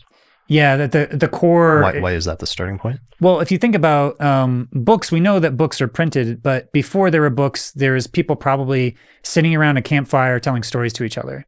And so that was kind of the origins of storytelling. I mean, we don't really know. It could be cave paintings for all we know. That could have been the start. But, at some point, there's people sitting around the campfire telling stories. And the reason why that's important is that it used to be very participatory in the sense that there would be music that was being played from the community, or people would have something else that they would say, but the myths were never really necessarily written down. They were kind of like organic, and they would modulate and they would shift and they would change over time. So part of the oral storytelling tradition was that you'd be able to kind of adapt, and the story itself would change as the culture itself changed. So you're able to kind of completely reinvent it. And maybe also just sometime when you're there and you hear the story, that story is only going to be told that same way once. And there's something about the uniqueness of like the storyteller, the person who's hearing it, the moment that it's happening, like what's happening around you and everything else that is unique in that moment, in the same way that we're talking about kairos versus chronos earlier. Exactly. Yeah. The liveness of the live, as it would be probably referred to within the theater circles, like what is it about this live moment that makes it live? And I think that oral storytelling tradition was able to kind of tap into those kairos moments in a specific way. But once we moved into, like, say, books and film and radio, TV, that's kind of a linearization of the media until we get to like video games, where you start to have a little bit more interactivity and agency, and then the internet and mobile phone. So for each of these media, they're kind of being informed by the previous media. So they're taking the affordances of the previous media, but then they're transcending and including, they're transcending limitations of that, but also including new affordances of that. So as you move through these different communication media, there's like a center of gravity of different things. Like, say, video games is a lot about active presence and agency. So you're kind of like taking the lessons of TV and radio, but adding this new dimension of what's it mean to express your agency as an expression of character within the context of a story. To have choice. To have choices, yeah. And to have the potential to have the realms of potential be expressed to the point where you can feel like you actually made a choice that was maybe reflective of your deeper intentions of that moment. Really good interactive stories are able to kind of tune into deeper aspects of your character, feeling like you really made a choice that made a difference in how things played out. But now that we get at the top with virtual and augmented reality, it's kind of taking all of those other previous media and combining it together. So it's taking all those lessons, but adding the new things of different aspects of presence, the active presence, mental and social presence, emotional presence, and environmental and embodied presence. Okay. Where were we? Oh yeah. So we were at just to go back astrologically and ground this astrologically with what's happening, when Oculus was founded by Palmer Luckey, and he successfully funded it through Kickstarter and then also got the first prototype out.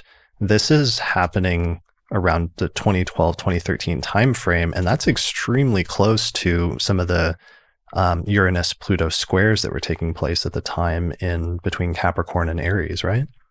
Yeah, I was actually aware of some of those different squares, and that was in part, being aware of Tarnis's work of talking about this kind of Promethean liberation of new technological breakthroughs. And I had been aware of that enough that I was like, wow, it does look like some of these virtual reality technologies are kind of a manifestation of that. And so as I saw some of the news and things that were happening, it did feel like a unique moment in history, which for me, I felt compelled to just be there and start to do what I could to be able to document it, because it felt like, if you go back to the very early beginnings of, like, say, the printing press, or, through the Renaissance, there was Vasari, who was like documenting the lives of artists over time, and kind of like the first art history, as it were. So I felt like in this time period, I wanted to help, understand the makers and the creators and what was driving them. What were the insights they were getting in terms of what the affordances of these media were.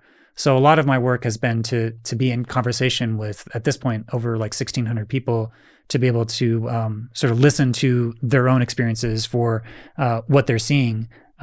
So yeah. Yeah, and so you had you were doing the Esoteric Voices Astrology Podcast since 2009, but then as VR started to really take off, and that was one of your interests, you started going around to conferences, and you launched the Voices of VR podcast and started doing interviews with people in the VR community in person at conferences. Yeah, May of 2014, I went to the Silicon Valley Virtual Reality Conference, and that was sort of the beginning of my journey into covering VR.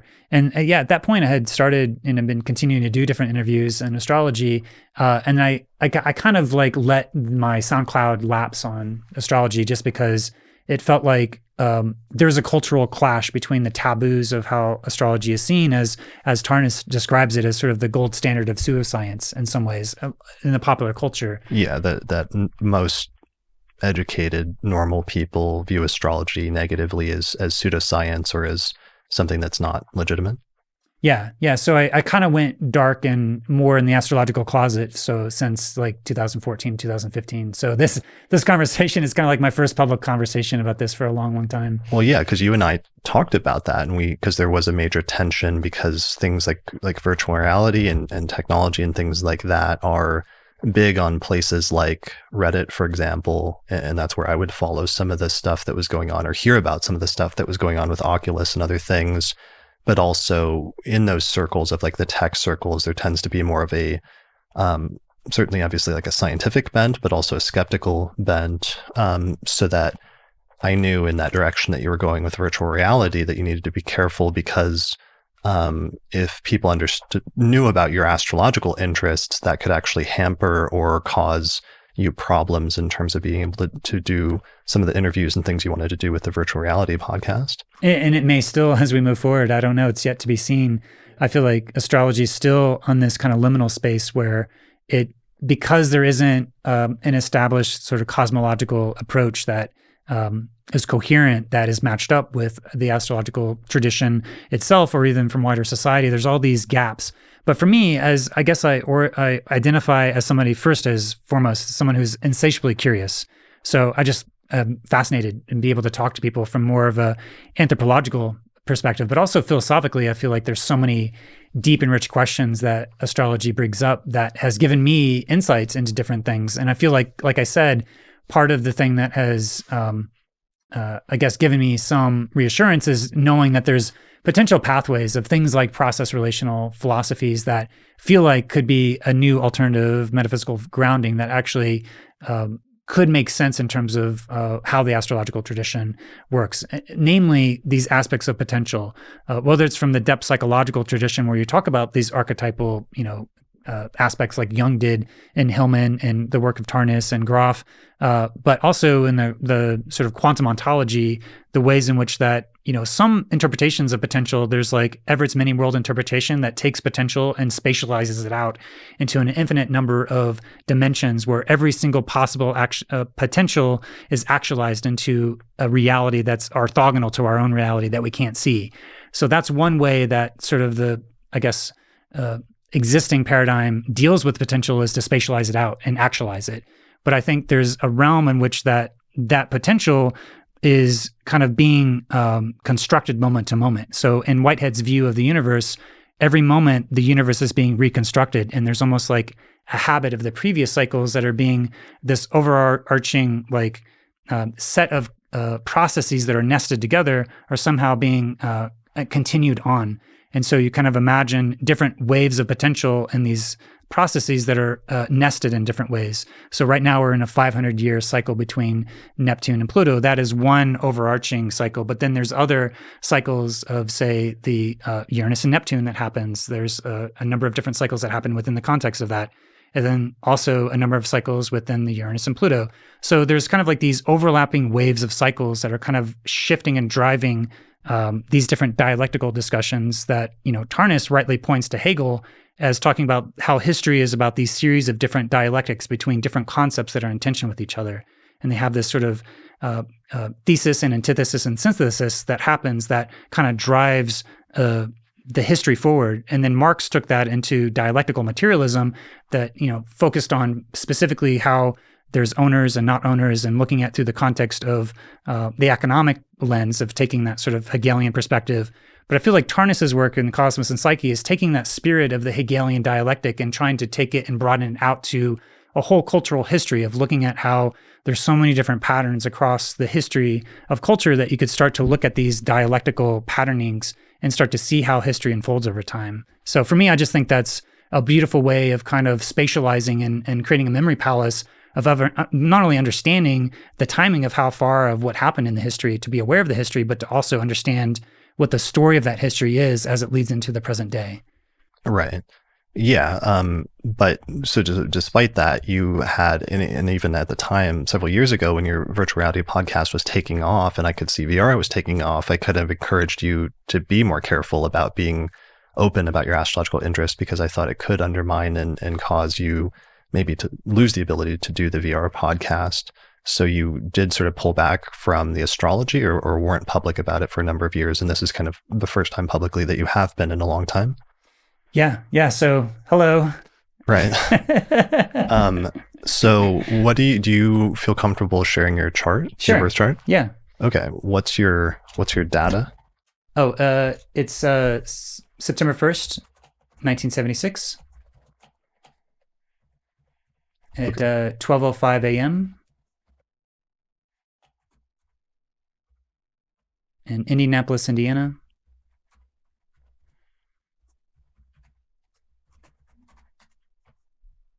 And what's your rising degree? 22.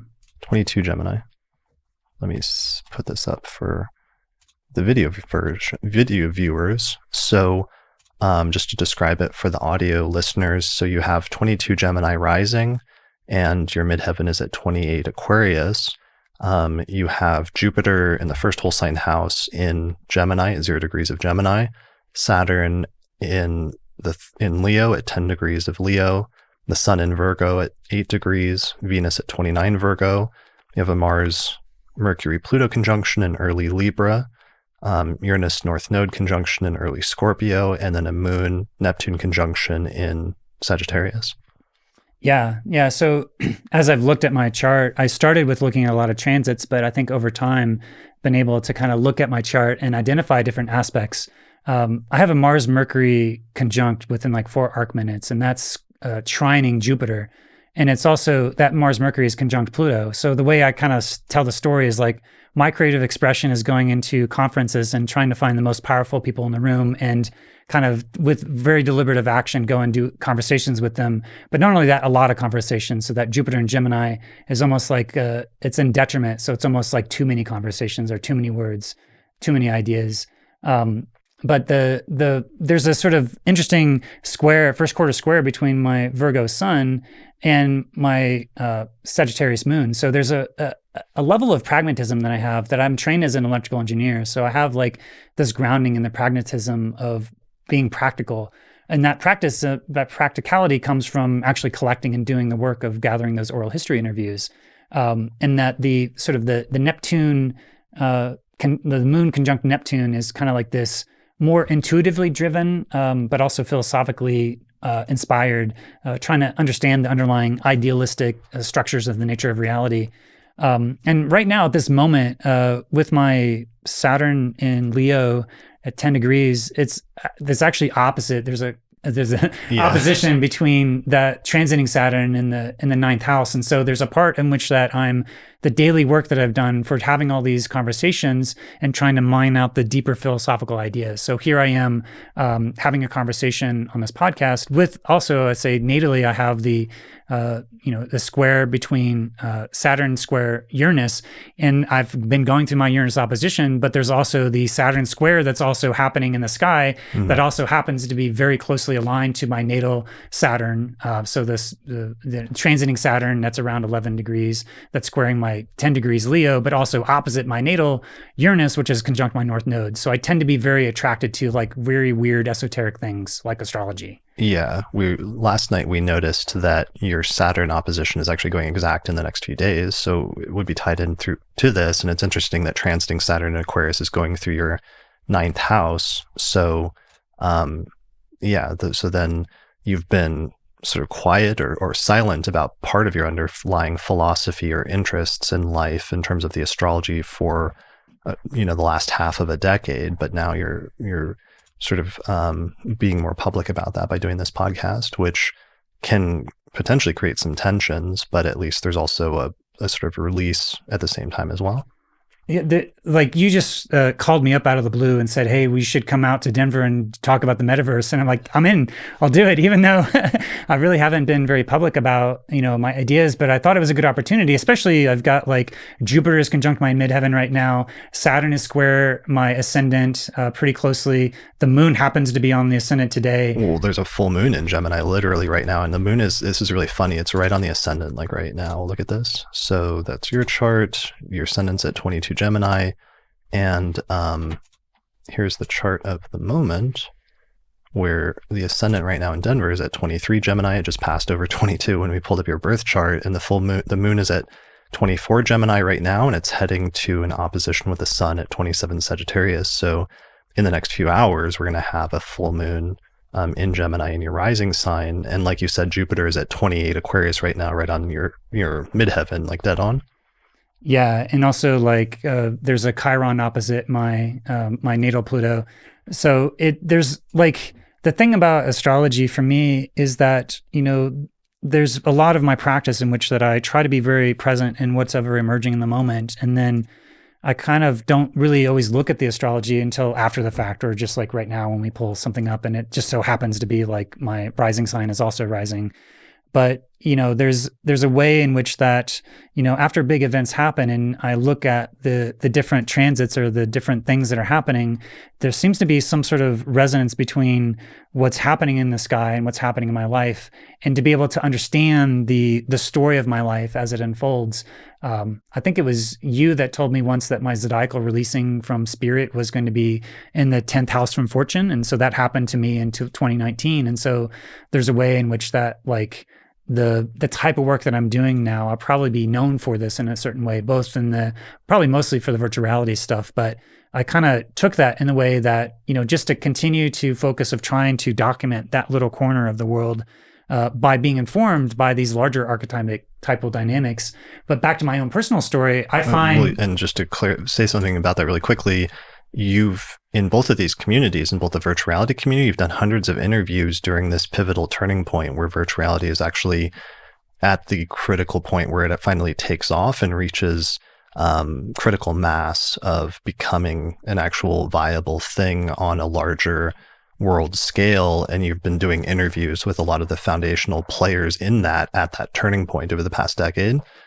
Interestingly and weirdly, you also were doing that in the astrological community at the same time, where you're going to conferences and during the time period in which not just, traditional astrology took off, going from where before in like 2009 when you started, it would just be like me or maybe Demetra that was talking about traditional astrology to all of a sudden that's become mainstream, to also seeing this huge influx of younger astrologers over the past few years and seeing all of a sudden astrology taking off in a way that it hadn't for many decades since the 1960s. And suddenly everybody knows their sun, moon, and rising sign, and astrology apps have taken off, and there's like Netflix shows about it and everything else. You were also going around interviewing a lot of the community leaders at conferences during that time period as well, which is very interesting. Yeah, it started in that 2009, which was, at the time, it was the opposition between Saturn and Neptune.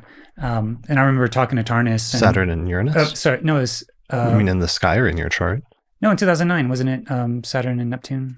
Or no, so Saturn and Uranus, you're right, sorry. Yeah, so Saturn was going through Virgo and it opposed Uranus in Pisces. I remember that because it went exact on election day, November of 2008.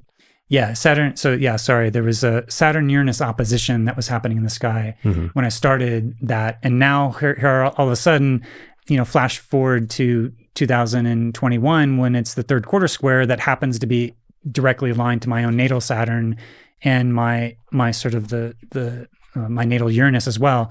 So to me, there's almost like you think about that original quote that I had about Kierkegaard, that you can only understand life backwards.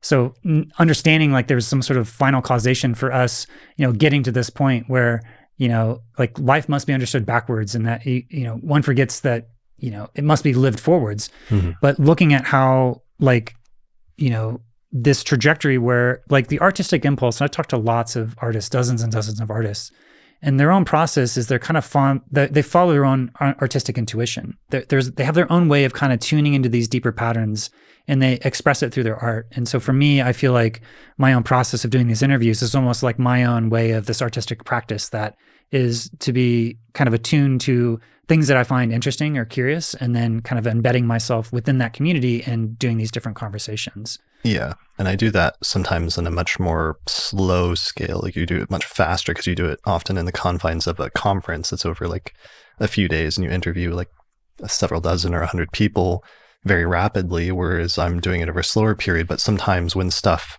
arises, I sort of go with that and do that interview that feels right at that time, given the sequence of what podcasts have led up to it or what events have led up to it. And in this instance, seeing that announcement by Facebook of rebranding to Meta and that they're anticipating the metaverse becoming and virtual reality becoming this huge thing by the end of the decade. I'd been meaning to do a podcast with you for years, since we go back over a decade and we're both podcasters, and wanting to talk with you and knowing that you were the virtual reality guy and the guy to interview when it was time to do that topic. But then I just finally realized in the past month that it was time to do that topic. And now I'm ready and I'm interested because it's hit that critical mass. And then, yeah, things just sort of came together. I also owe you, for the record, I wanted to state that it was at a conference, Northwest Astrology Conference in Seattle in May of 2015, that you told me about this new website, Patreon, that had just come out. And you told me about it and what was cool about it. And I immediately knew that would be a great idea and could be the way to take the podcast to the next level in terms of being able to get crowdfunding in order to then be able to improve the quality of the episodes as well as produce it more regularly and sort of pursue this dream I had always had of interviewing different astrologers and eventually maybe doing a documentary on astrology, but also just having long form conversations and collecting some of that oral history in the way that you did while also teaching astrology. And that ended up being just a huge game changer for me. So that's one of the reasons why I wanted you to be my first guest of somebody I was flying out here to interview in person, because of that, you being there and being part of or contributing to that critical turning point for the Astrology Podcast way back in 2015. So thanks for that. Yeah, no, you're welcome. And you've been able to do a great job at that. And I should also say, one of the things that I made in 2014 with Jen Zart was a zodiacal releasing data visualization thing that I think that probably a lot of people within the astrological community have maybe seen or been aware of. So there's a way in which that, kind of structuring and visualizing different, periods of time, and the zodiacal releasing in particular is something that I've been kind of fascinated by. Yeah. When did we decide? I'm looking for it's December of 2014, I believe, is I think when I first made the zodiacal releasing visualization. And there was the Delphic Oracle, which was, Curtis Manwaring, was able to create a visualization, but at the time that wasn't really accessible for being able to use it practically. And I wanted to have it on my phone to be able to track it. And Jen Zart had come up with a way of kind of visualizing it, and almost like this nested sequences that was much more intuitive for that. What was the URL? Because that's still available, right? Yeah, that's at nataltransits.com/timelord.html. Okay. And you programmed that just over the course of a weekend, right? It was a 48-hour game jam thing where I had already built the nataltransits.com, and so it was just a matter of trying to do the visualization. So for people who may have used that, then that's another thing that I guess has been part of my contribution to the larger astrological community, to be able to kind of start to visualize those structures of time. And that, to me, also just those planetary periods for how that works or why that works has also been another thing that has been an inspiration for trying to figure out why something like the zodiacal releasing would even work, if it does work. It's just sort of one of those weird magical things that to me speaks to some of the underlying kind of structures of how our lives unfold. That became the first, or one of the first website-based freeware programs for calculating zodiac releasing, and I know a number of people used it for a number of years and still do. It was still one of the ones that I recommend for really visualizing how long or how short the zodiac releasing periods are. Yeah, we need to update the legend for that. Yeah, I get an email still once a week or so asking me what the symbols are for that and what the little mountains represent. Yeah, that was based upon some of your kind of peak period stuff that we put in these little emojis and whatnot. But yeah, it was a 48-hour thing that I kind of did and then haven't really been looking at much. But as we move forward, I think, part of the way I got into virtual reality in the first place was to start to think about how do you do this translation of being immersed into these virtual worlds, and what can you do with the types of visualizations or the types of experiences that are able to kind of take astrology to the next level, from the 2D into the immersive and the embodied realities.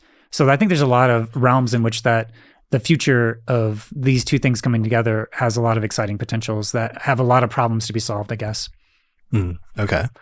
Yeah, so why don't we talk about that in terms of what are some of the practical ways in which astrologers, realistically speaking, can or will start using virtual reality in the near future in a way that's like useful and not dystopic or something like that. I know last night we talked briefly about how you mentioned that there's a way of conceptualizing that there's always like extremes of sort of a dystopian extreme of a negative way that some people could conceptualize virtual reality, and there's like a utopian extreme ideal, but like the reality is usually somewhere closer to the middle. Yeah, there's usually some blend of the great potentials and the great perils of new technologies, and the biggest one within virtual reality is the surveillance implications of undermining different aspects of your identity and your mental privacy. And, right, because we didn't finish the Oculus Rift story. The Oculus Rift story was they funded it successfully in 2012. They got the first prototypes out in the market in 2013, and then Facebook bought Oculus for like $4 billion. It was $2 to $3 billion. It was reported at 2 at the time, but it ended up being around $3 billion with all the other extra incentives and whatnot. So for around $3 billion in 2014, March 24th, 2014, which so that's during that whole Uranus-Pluto square. Yeah, it was at the heart of like the kind of the shocking, unpredictable thing. From a narrative perspective, there was the Ready Player One, where there was the kind of the trying to win over the metaverse, which was Wade Watts was trying to win it. But then there was the IOI, which was kind of like the evil corporation that was wanting to translate everything in the metaverse into ads. And so it was kind of like the grassroots indie darling of Oculus was bought by what was essentially the IOI of the larger, tech industry of using these aspects of surveillance. And so this is probably the biggest, open question in terms of the business models and how are these things going to be funded as we move forward into the future. As we start to look at, are we going to move beyond surveillance capitalism and move beyond, trying to track everything that we do in these immersive environments? And so that's a lot of the work that I've also done in ethics and trying to figure out how to create either a human rights framework for neuro rights or how to, maybe have a new federal privacy law within the United States that takes care of a lot of those concerns around privacy. Okay, so let's talk about where that's at now, because the headset you showed me last night was the latest version of the Oculus, which was just released in the past year or so. And that's owned by Facebook/Meta. And one of the things I was surprised by was, one, how good the technology was and how much technology was packed, because I thought it was still hooked into a computer, so that you had to have a separate like gaming PC with a high-powered and expensive graphics card in order to run it. But this was actually all built into the headset, and you didn't need any computer or anything else actually to run the device. And also it had motion sensors. It had the ability to track the surroundings that you're in or the entire room around you in order to help you not run into anything, so that you're not just like covering your face and like bumping into stuff. It had 2 handheld pads that would like move your hands, and you could actually look down and see your hands in the virtual world, like appearing in front of you, and interact with like objects in it. So I was surprised at how advanced the technology was. And then I also asked, how much is this? And you told me the headset was only like $300 or $400. $299, yeah, $299. And that's wild, because that's not that expensive in the big scheme of things, because I thought something like that, I thought the price point was still $1,000 or like over $1,000 or something like that in terms of how much technology is packed into that. But part of what you said is the reason why they can sell it for that cheap is it's being subsidized essentially by Facebook with ads and things like that. Well, they're not subsidizing yet with ads, but they're moving into a future that eventually they want to build up the network to be large enough so they can kind of continue their ad-based revenue models. So yeah. And continue their dominance of the sort of social networking space. Yeah, I guess a piece of context that's worth mentioning is that Facebook has always been an application that's lived on either an Apple iOS or an Android or Google Android. And they kind of missed the mobile revolution, as well as Microsoft as well. So knowing how important these mobile devices have been for the being a new computing platform, the Facebook doesn't want to miss the next one. And they basically, the consensus is within the tech industry is that virtual and augmented reality is the next computing platform. Spatial computing, embodied computing, having your body into the experience with these head-mounted devices that are either modulating your context with augmented reality or completely shifting your context with virtual reality. So given that... Right, because part of the thing is over the past decade, the context has been mobile. Everything's been mobile and everything's on our little mobile phones, which are in that specific tablet sort of format.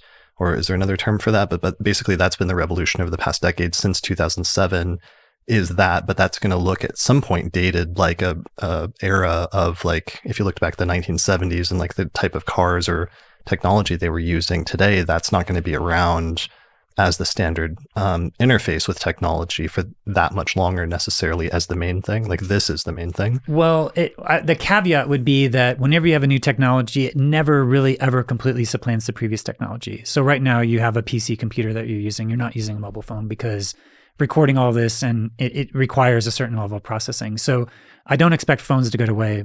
But what we will see more than likely is to be able to use the augmented reality device that's being powered by the phone. And so that's what I started to see at Augmented World Expo. So yeah, you have these shifts in computing platforms that happen, every so often.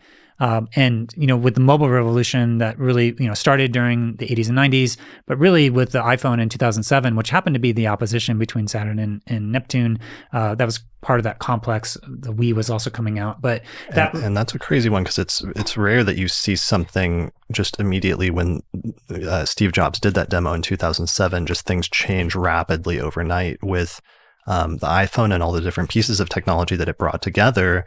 And then how rapidly it started taking over?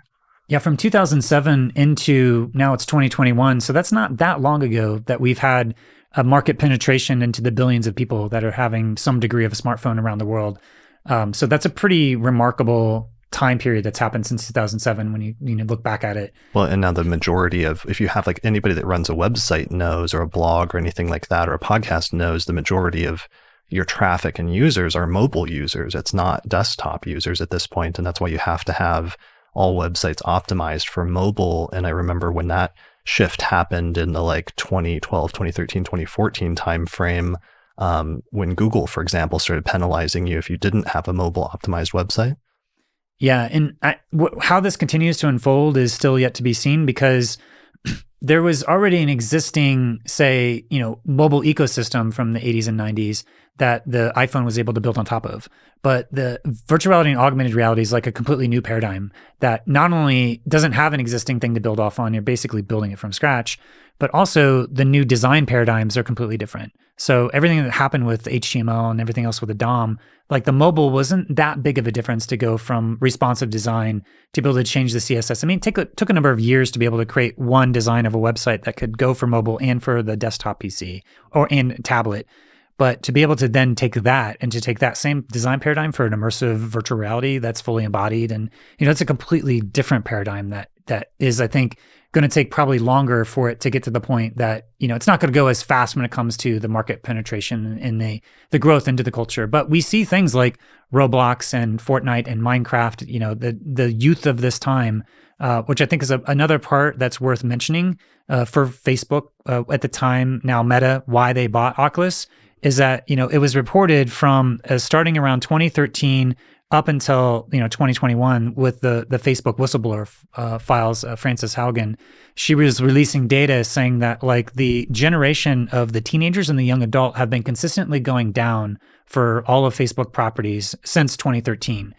So all the teenagers and young adults have been flighting to other experiences like Snapchat or TikTok, other places on the web. So I think, Facebook/Meta saw the writing on the wall that if they continue down this path, they were going to basically age out and that they weren't going to have any future for their social network because there was an entire lost generation of both the teenagers and the young adults that weren't using their platforms. And so part of the reason why they're taking this shift to completely rebrand their entire website and tune it more to those teenagers and young adults, make it more and more like TikTok over time or Snapchat, is because they want to make sure that they are reaching those target demographics that are going to be so lucrative and also are the future of the company. Because if they're not connecting to the youth, they're not going to be growing over time. So that's a part of the context for why they have rebranded themselves to be now Meta. Well, and because I remember it happened within like a year time frame, but I remember when the big social network in the mid 2000s was MySpace, and MySpace was really one of the first wildly successful social networks of that type. But then it was built on a certain technology from like the early 2000s. And there was like a turning point around 2008 and 2009 where MySpace fell out of vogue, and all of a sudden Facebook, which was built more recently and had much more up-to-date sort of like technology in terms of social networks, suddenly like took off. And I remember over the course of a year where there's just this mass exodus of everybody from MySpace to Facebook, and, you know, similar exoduses of different websites or social networks, like when Dig, suddenly there was an exodus after they did a website redesign, and nobody liked the new redesign of the website, and everybody fled to Reddit around like the 2009, 2010 timeframe. So sometimes stuff like that happens. If websites or social networks don't stay ahead of the curve, they can find themselves suddenly irrelevant almost overnight or over a very short period of time. Yeah, it's a pretty bold move because Meta is driven by Zuckerberg as essentially kind of like the benevolent dictator, but although it's questionable as to how benevolent, of a sort of someone who has complete control over the company, a majority voting share, to be able to basically overrule the board in a way that he kind of singularly is driving the company. Now, the benefit is that he's able to make such a big change like this because, this is something that in the short term, the shareholders may, kind of freak out that this is not worth what they invested over last year, $10 billion of their profits into this whole realm of virtual reality, which is relative to their larger scale markets of, billions of people, like, 3.58 billion people, or how many other people they've announced in the last quarterly reports, relative to like, say, 8 to 10 million people using the virtual reality headsets. So that's such a small proportion, but the principles of exponential growth of a doubling over time is that 10 million goes to 20 million, and then 40, then 80, then 160 million, and then 320 million. All of a sudden, you're at this kind of hockey stick of exponential growth where it starts to just, expand out super fast. Upwards. Well, and say what you will about him, but I remember back when Facebook took off, seeing, I don't think it was Time, maybe it was Wired or something, but just this cover story with his face, and the title was like, the man that turned down $1 billion because it was like, what was it? Yahoo, yeah. Yahoo offered him very early on in Facebook's history to buy the company from him for $1 billion. And he said no, because he could see where it was going and how much it would be worth if he stuck with it, basically. And instead of cashing out at that point, he stayed with the company and led it to what it is today. Yeah, and as amazing as the technology is, I always have a caveat, which is that there are things that they may not be the most ethical in terms of taking responsibility for our privacy. So yes, the Quest is amazing for being able to have a $299 piece of equipment, but it is being subsidized, and it's being subsidized potentially by mortgaging your privacy through these different immersive technologies. But it's sort of like there's not a lot of other competitors that are there that are competing against them right now in the standalone VR market. Although I think over time they will be coming because they've kind of hit a critical mass where they've started to develop enough of an ecosystem that makes it valuable enough for other developers to start to get in there. And there's been things like OpenXR that means that there's a consistent open platform, so that as we move forward, they've been adopting things like OpenXR, meaning that someone could write an experience once and have it onto many different platforms. And so there are a lot of promising interoperable futures there. And if you look at what has happened and progressed from the first DK1 that was released in the spring of 2013 to DK2, the first computer, the consumer launch, the CV1, and to the next iteration of the Rift S. And then there's the whole Gear VR, Oculus Go, with this more self-contained mobile, and then the Quest. They've basically had this convergence between their PC VR and the standalone VR, meaning that over this time period, for what has been essentially this time period of the Uranus-Pluto time period, has been a series of rapid innovation and evolution from the beginning of something as crude as the DK1 in 2013, all the way up to this self-contained magical device that does computer vision, is able to track you as you're moving around the space. It's able to track your hands. It didn't do any hand tracking technologies, but it's able to do all sorts of really amazing things.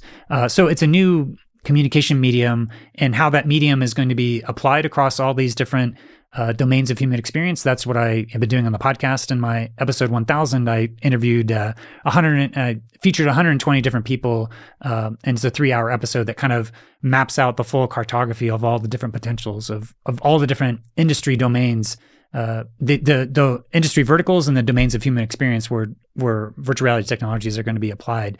And it's essentially just the same as, say, the internet or mobile computing. Like, you can think of just how much the internet has changed so many different aspects of society, every dimension of society. I suspect there's going to be a similar shift as we move into more of this spatial computing. Yeah. And I remember after October, I saw a interview with Mark Zuckerberg from Facebook after the shift to Meta, and where he was talking about the metaverse and the potentials for the future and when it would actually take off. And he just kept mentioning he wasn't sure about like an exact date, and he hesitated to put an exact date on it, but he kept talking about the time frame of the end of this decade of like 2027, 2028, and 2029, which is part of what I found really interesting and why I started paying attention, because I just kept thinking of Uranus going into Gemini and Pluto going into Aquarius, that all the astrologers are anticipating in the second half of this decade, and how much just symbolically from an astrological standpoint, we would think technology would start to really accelerate and go kind of crazy at that point. And to have a company as large as Facebook and the founder talking about that as his target time frame when he thinks something like virtual reality and the metaverse is really going to kick in and take off as a major thing, and that they're betting that much money on it. That's one of the reasons that my ears perked up and why I'm paying attention, because when you see a confluence of like, a business person giving that sort of projection and knowing the astrology behind that time frame indicating major pivotal changes in terms of technology, then it's time to pay attention. Yeah, maybe you could bring up the graph that shows the, from the 1951 into the future of 2051. So 100 years. And then maybe we can talk a little bit about kind of prognosticating into the future, as it were. Go back one just to sort of help set the larger context, and then we'll move forward one. So this is a little bit of a visualization of looking at, we were looking at, from the 60s and the 90s, and then from 2007 to 2020, looking at those three aspects of between the conjunction between Uranus and Pluto, the conjunction between Uranus and Neptune, and then the square between Uranus and Pluto. But if you spread it out further into like 1951 on out into 2051, then you can start to see maybe a trajectory of where things have gone and where things are going. So this is, for me, a lot of times when you do a Tarnassian type of analysis, you tend to look at it, you almost collapse all the other things that are happening. And so in this visualization, I think the important thing is to note is that there's always other aspects that maybe, say, the Saturn that's in relation to both Uranus, Neptune, and Pluto. They're often coinciding with a lot of these different larger transits. So, for example, in the 60s, when you had the conjunction between Uranus and Pluto, you have an opposition between Saturn and Pluto and Saturn and Uranus. And so in the midst of the 60s, while you had all this sort of revolution and liberation and sort of the Woodstock kind of hippie things, you think about the exalted aspects of the 60s, you also had the Vietnam War and all these other aspects of civil rights that were really quite, violent, and more of that sort of Saturn-Pluto aspect as well. So as we move into then the beginning of the next phase of the 90s, when you had this explosion of the World Wide Web and just the very early beginnings of enterprise VR, you also had in 1988, you had the conjunction between Saturn and Uranus. And then in 1989, the conjunction between Saturn and Neptune, which, because those happened so close to each other, I have to imagine that there is something about the beginning of those new cycles happening at the very beginning of this other larger cycle that is sort of characterizing why the internet took root, to really have this network that was able to basically create what has transformed all of commerce and the way that we communicate, instantaneous communication around the world. But it was also difficult to look at what was the contribution of the Saturn Neptune and what was the contribution of the Saturn Uranus, because they were all happening very close to each other. So it's not until right now that we can see what happened from the consumer launch of all the AR VR during the third quarter square of Saturn and Neptune, and with all this talk of both cryptocurrencies and NFTs, and also the metaverse that has happened throughout the course of 2021, that has really happening in the heart of this confluence between Saturn and Uranus. So if we look at that, and we've got the third and final exact square happening this month, later at the end of December of 2021, although they'll come back within 1 degree of orb in the third quarter of 2022.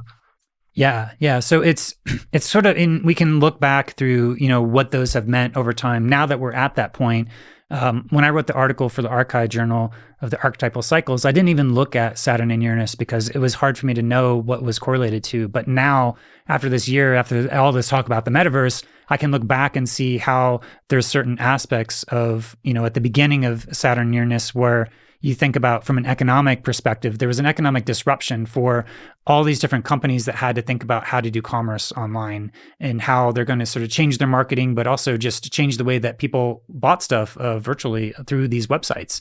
But then you jump to the first quarter square. Maybe if you go to the next slide, it'll have a little bit more of a breakout. So this is kind of breaking down the different sort of cycles across. These are the, kind of the Saturn influence of both the outer planets of Pluto and Neptune and Uranus, and you kind of spread that across all the different sort of diachronic cycles or the quadrature cycles. So in other words, the conjunction, square, opposition, and the third quarter square, and then into the next conjunction. So as we look at these series, it basically takes us back to the 80s and to 88 and 89, which is kind of the beginning of where the internet began. So with all these discussions about the metaverse, that was kind of like under that influence when Neil Stephenson had written the book Snow Crash that was talking about the metaverse. So that there's kind of a correlation between that Saturn and Uranus that is connected there. But there's also dimensions of cryptocurrencies that I think are probably worth a mention here, because you had, the first quarter square, if you go back in a second, I forget the dates exactly. Sorry. The first quarter square is in the 90s? No, it was the first quarter square. It was around 2000 or so between Saturn and Uranus. So if you look at from July of 1998 to May of 2001, that was the first quarter square between Saturn and Uranus. That was really the dot-com bubble that burst. So it was kind of like a lot of pets.com, kind of overinflated expectations for what the future of online commerce would be. And it was kind of like overvalued, and it kind of crashed. And the dot-com crash kind of created a backlash in some ways. But then by the time you get to the opposition, that was when you have the subprime mortgage crash. So we're talking the Saturn opposite Uranus that was happening between September of 2007 and then July of 2012. So that was when the subprime mortgage crisis had happened. It kind of crashed the economy in some ways. And in result, that was when Satoshi Nakamoto had created the first Bitcoin transaction that happened, I think sometime in 2008 or so. Yeah, it was at the end of 2008. And he basically took the headline in the what was happening in I think it was somewhere in London. It was basically like the banks are getting bailed out. Right. So there's kind of a metaphoric sign for the beginning of the cryptocurrencies was in response to the excesses of fiat currency and these banks getting bailed out. So you have the beginnings of, in that opposition between Saturn and Uranus, some sort of cryptographically secured currency for people to start to exchange value. And then if we jump into the current day, we've basically had an explosion of non-fungible tokens and NFTs and cryptocurrencies, especially over the course of this year, where it's kind of, got up to this level of hype cycle, which for me, I see as, a part of that Saturn-Uranus complex, to the point where it is probably going to be a part of the metaverse, but there's also quite a lot of scams and grifters and folks in which that they're, there's the old story of the tulip bulbs where people are exchanging value of kind of based upon speculation, where there may not be inherent value beyond this kind of constructed hype around something that may not actually, the multi-level marketing or the pyramid scheme where some people benefit, but there's it kind of basically collapses because it's not sustainable in a way. So there's some people at the end of it that end up getting really screwed over where they lose a lot of money and other people really benefit. So there's an element of cryptocurrencies that are kind of in that phase. And I'm unsure as to whether or not it'll mature to the point to be able to kind of create this more egalitarian future that is more equal exchange, that is rather than just a handful of people benefiting, it's this tension between the centralization to the decentralization. And are we going to really live into the full potential of decentralized technologies, where the internet was started as a decentralized technology back in 1988, and we're kind of like coming back to that as we move into how everything that we have in technology since like 2006, 2007, 2008 to that opposition has basically been like a handful of companies with like Twitter and Facebook and Snap and TikTok, so most of our experience has been modulated through that centralization. So will we move back to a decentralized future? But the business models are kind of an open question. So as I look at some of the different underlying dialectical tensions and how, things play out, we're looking at a conjunction between Saturn and Uranus that's going to be sometime in 2032. What is it? Like in July of 2030 to June of 2034. So that is going to be, kind of a mile marker, which ends up being around the time that Mark Zuckerberg is saying about 10 years from now, he wants to have like 1 billion people in the metaverse. So we're starting with the virtual reality technologies now that are kind of leading towards this potential future of, 2034.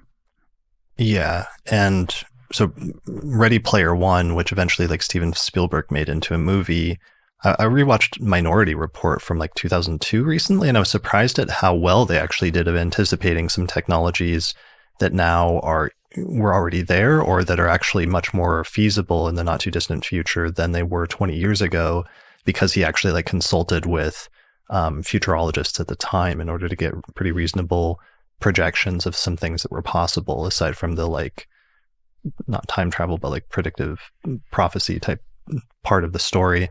But some of the stuff from Ready Player One is more actually like feasible within the next 10 years or so, in terms of the metaverse being like a major thing that a lot of people are participating in terms of a virtual world that exists out there that people are interacting with through virtual reality. Yeah, Alex McDowell is one of the world builders that worked on Minority Report, and he tells a story of being hired onto the project before there was even a script. And so part of his process of world building is to talk to experts from lots of different backgrounds and to be able to start to dream into the future. So the Minority Report's kind of a project that's cited to have generated anywhere from like 50 or 100 different patents or something like that. So they're able to kind of do this future dreaming world building process that allows them to kind of project out into the future, which you can start to do within virtual reality proper. So yeah, but there's ways in which that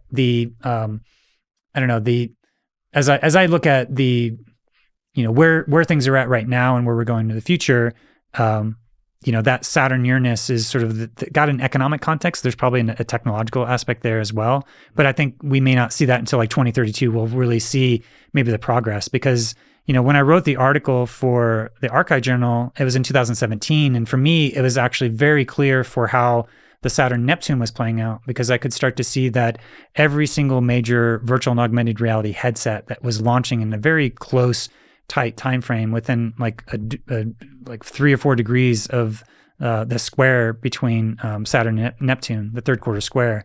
And if you go back in time and look at the conjunction back in 1989, that was when the Game Boy came out. So kind of taking the game technologies, but portabilizing it. That was from like 1983 was Nintendo. Then, not that far away from 1989, you have the Game Boy. So portable gaming, which was driving a lot of the interactions within, mobile computing.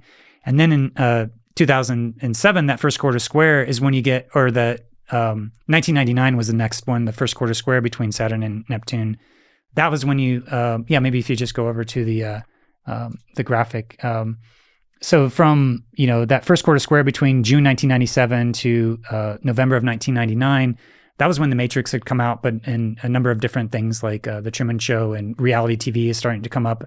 But broadband. I mean, I remember the late 90s and the early 2000s, and that was when broadband internet took over and displaced dial-up, and suddenly that was a game changer for what you could do on the internet when you weren't constrained to like a 28 kilobits per second or whatever connection. Yeah. Just in the future, we're going to have like 5G connectivity, which is going to be fiber length connectivity basically anywhere. So that's also going to be a part of driving the future of all these immersive technologies. But just to finish out the Saturn-Neptune, because I think is kind of interesting just to see how you started with the Game Boy, then you had the BlackBerry that was launched in 1999. So the Saturn is sort of the structures of reality, and the Neptune kind of blending and blurring natures of reality. So the BlackBerry, you think about the blending and the blurring of when you're at work and when you're at home and when you send emails. So that was happening like in the 1999 timeframe.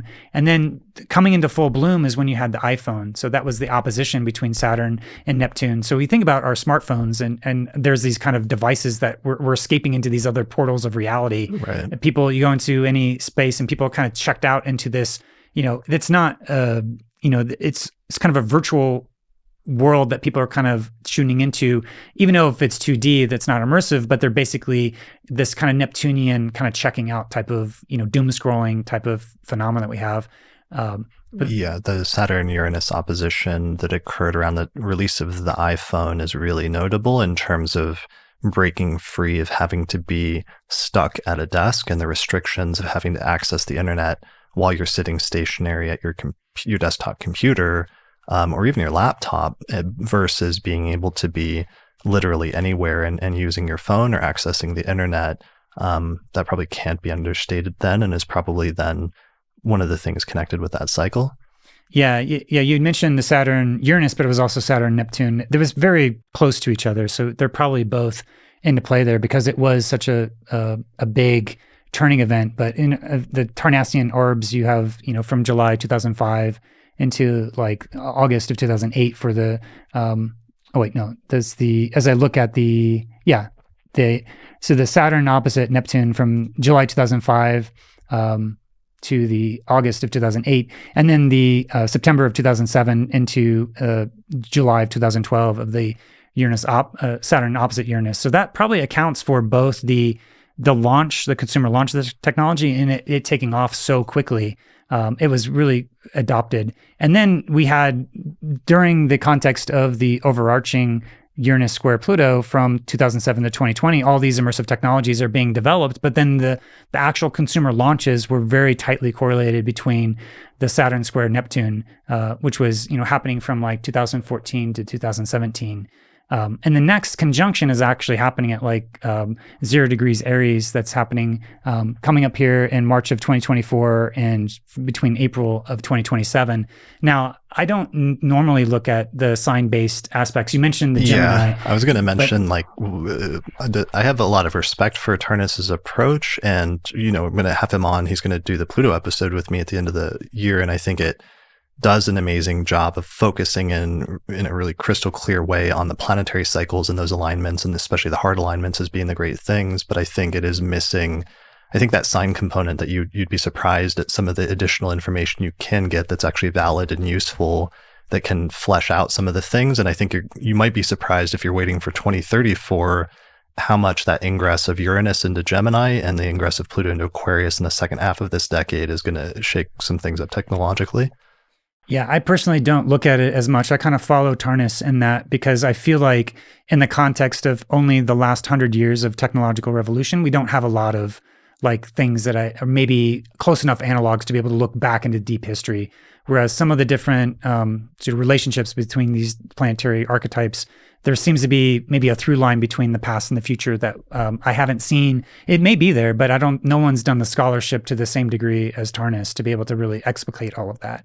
I know Nick Diggin-Best has talked about, Uranus and Gemini and through the different signs, but it's not at the same level of scholarship as Tarnus, as the comprehensive nature of something like Cosmic Psyche. So until someone out there does that, then I'm going to sort of suspend judgment from looking too much into the sign-based stuff, because I do think that you can still get quite a lot of information from only looking at the planetary archetypes, independent of whatever is happening in the signs. Yeah, I think you can get a ton of information. I just think there's sometimes additional shades, and sometimes, like I was telling you last night, that even the co-presences of two planets when they're in the same sign, even outer planets, can sometimes increase the active period when some of those combinations are together, especially in hard aspects of the conjunction square opposition, in ways that you would be surprised if you're only looking at the orb-based approach of like 10 or 15 degrees. Yeah, I think, well, a lot of the approach of these different types of archetypal cosmology only has looked at these outer planet transits, and they change signs, like it takes a long time.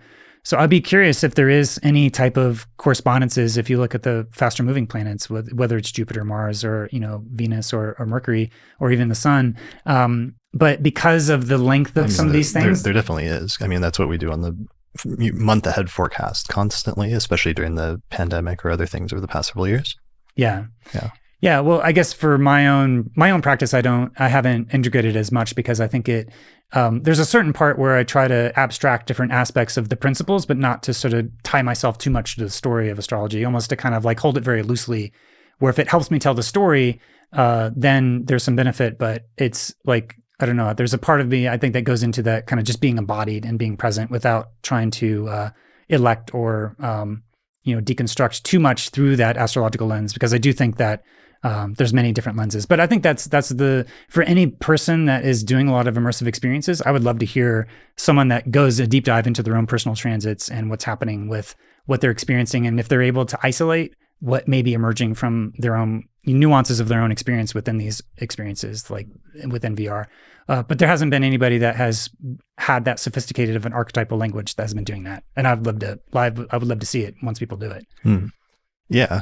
So let's see. So the next alignments you're talking about the Saturn-Neptune conjunction that's coming up pretty soon here. And what was the time frame you gave? 2024 to 2027? Is March of 2024 to April of 2027. And that's giving it a 15-degree orb. Because it's a conjunction, it's a 15-degree orb. And the conjunction, I think, happens sometime in 2025.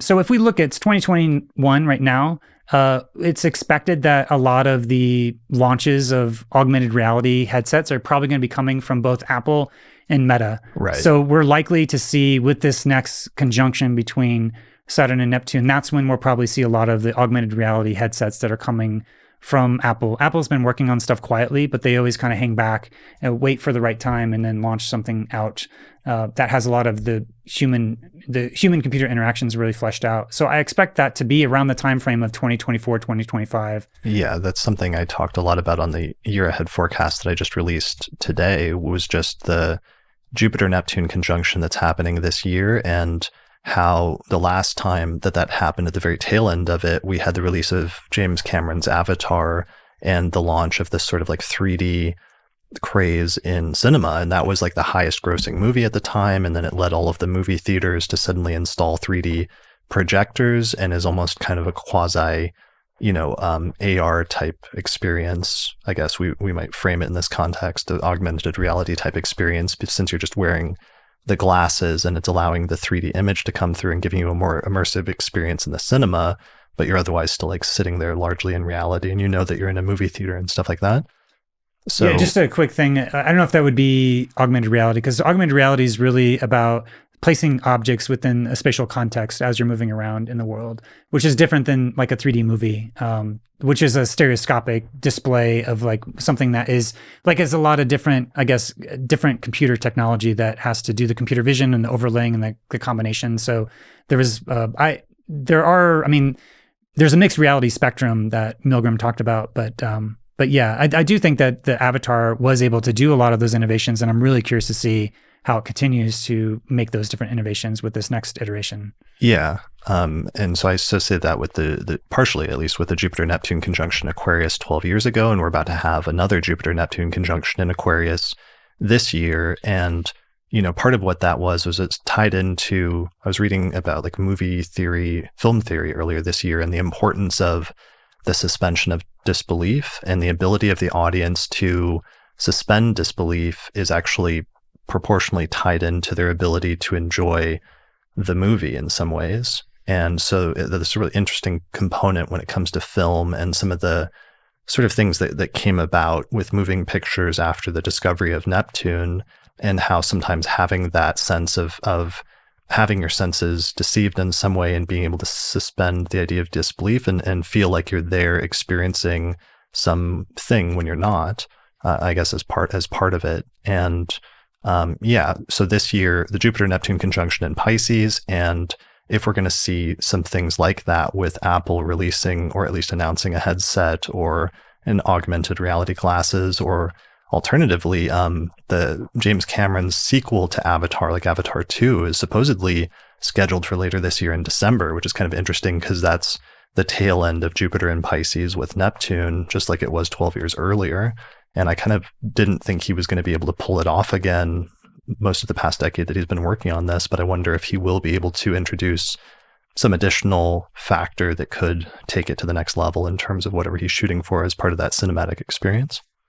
Yeah, and the points you're making about Neptune really takes me back to the turn of the century, the beginning of the epoch that was the conjunction between Neptune and Pluto. That's like this 500-year cycle. That was when the moving image was really coming into being. And if you contrast the moving image in film to the previous epoch where the printing press was happening, you have the printed word, which is very linear and very much based upon, imagining and reading text. But the image is much more holistic in that way. And so the whole past 100 plus years with the history of film has really dictated where the culture is being shaped especially around the world, with these different movies. And so we are moving from a text-based culture into an image-based culture. And we've seen a similar shift from even how the technologies have started with like social media, which is about, sending around text updates, into moving into photos and then moving into videos. And then now we're moving into like the fully immersive technologies. So you had the beginning of that context of this 500-year cycle starting with film, with that Neptune conjunct Pluto. And then in that first quarter square between the Uranus and Neptune that happened in the 50s is when black and white television went viral and basically went all over the country. So this kind of like rapid innovation and quick disruption of the Uranian impulse with that Neptunian impulse of bringing television across the United States. And then, moving into now, we're looking into all these different Neptunian elements of, being connected to these different things, from the Game Boy to the BlackBerry to the iPhone, into all these virtual reality headsets. And then eventually probably what we're heading into is these augmented reality headsets. And so, yeah, we're kind of moving into like those Neptunian worlds, and how do you navigate that and still, maintain ground and not get into the negative aspects of Neptune, which is that escapism and disillusionment. Right. Yeah, I always think of my friend Alan White, the astrologer. When you talk about the discovery of Neptune, he always talked about how they started printing images in newspapers from like the Civil War. And he talked about how people were blown away because they would look at this picture from like a battlefield that was printed in this newspaper, and they would say, look at this, like we're looking at the actual scene, you can actually see it, because they'd never seen anything that lifelike or realistic as an image being recreated like that. But then his point was that, but what it actually is it's just ink, like splotches of ink that have been thrown on a piece of paper in order to give the illusion that you're looking at that scene when you're actually not. You're just looking at splotches of ink on a piece of paper. And I always think about that when it comes to Neptune and the ability to create something that your senses, that can trick your senses into thinking that they're there, or that they're seeing something real when it's actually not, or when it's actually a recreation in some way. Yeah, it's a simulation. And then there's always going to be this question as to what degree are you able to kind of match or meet the simulated experiences with the real experiences. And certainly when you talk about touch and taste and smell, these are all things that go above and beyond what the technology can feasibly do in a reasonable fashion today. I mean, haptics, there's low-level haptics, and we already have like pretty good handle on both the visual affordances and the sound and the spatial audio. But the haptics, even though there's kind of lightweight haptics, it's not like you could, simulate the, touching of different fabrics and textures, as an example. There may be things of kind of fooling the mind and to do that, having the visual affordances of that and having just enough of the visual of the feedback from the touch. But I didn't mention the Mordred Hellig and the Sensorama, but this was something that's created in the late 50s and early 60s, which was basically trying to create this sensory experience that had stereoscopic images, but also all these different aspects of touch and feel and all these things that we kind of consider virtual reality. So but there's going to be certainly limits in terms of how much you can go into there with what those technologies can do.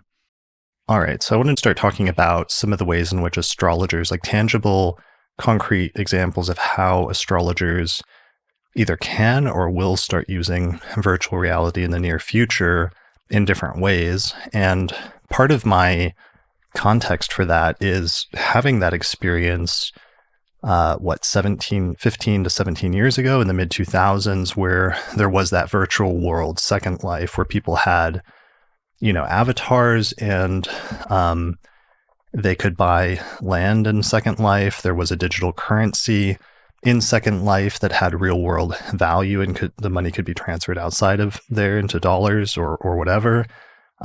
People interacted and had social networks in that. And I was running the most popular astrology forum at the time on MySpace, and that was where a lot of young, 20-year-old astrologers, I was in my early 20s at the time, would hang out and meet up in MySpace. And we eventually started holding some astrology meetings in Second Life.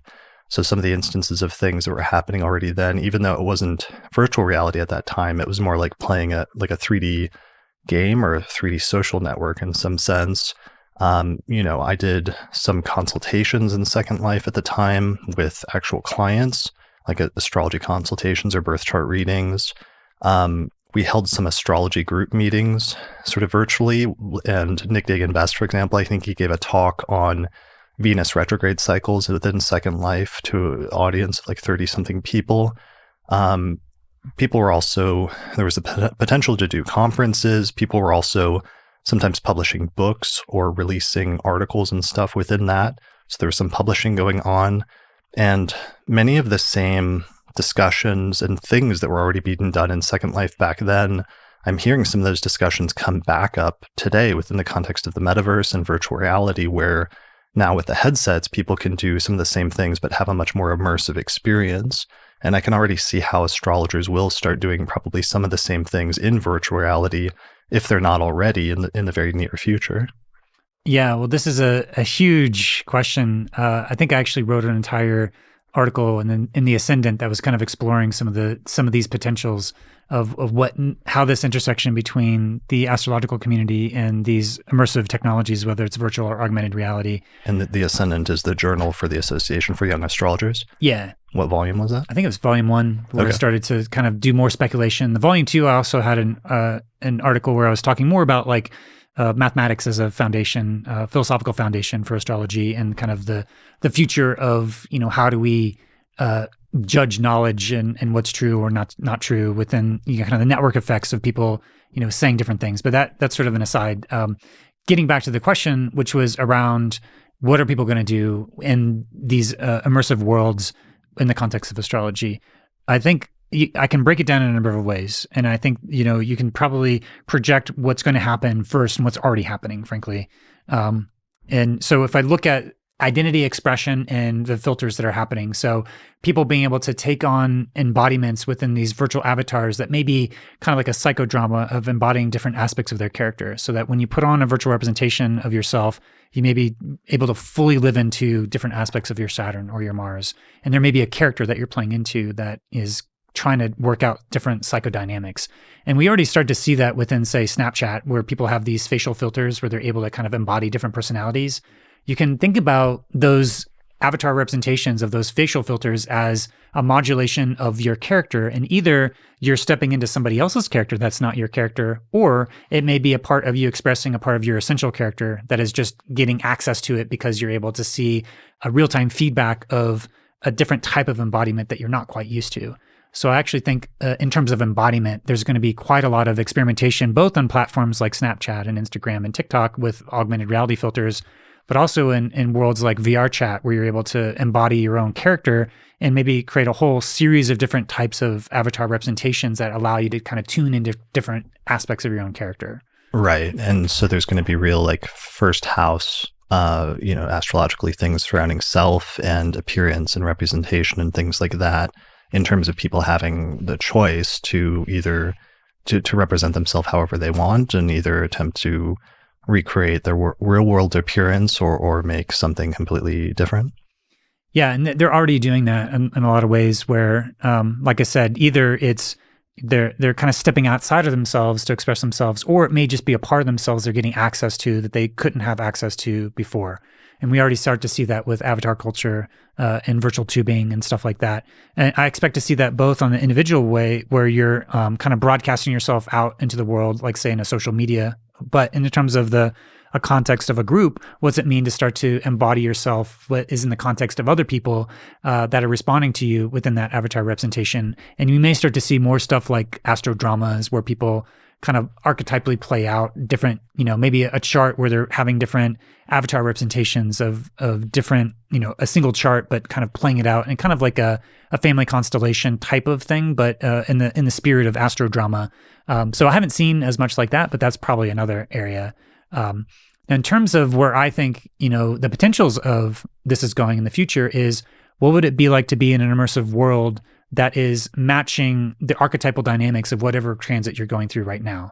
So you go into this kind of dreamlike experience that is maybe giving you these stories or these provocations, but they're trying to, in some ways, provoke some of the deeper dynamics that you may be going through, either to bring it into your conscious awareness or to put you in a situation that is allowing you to make a choice and to see what the outcome of those choices may be.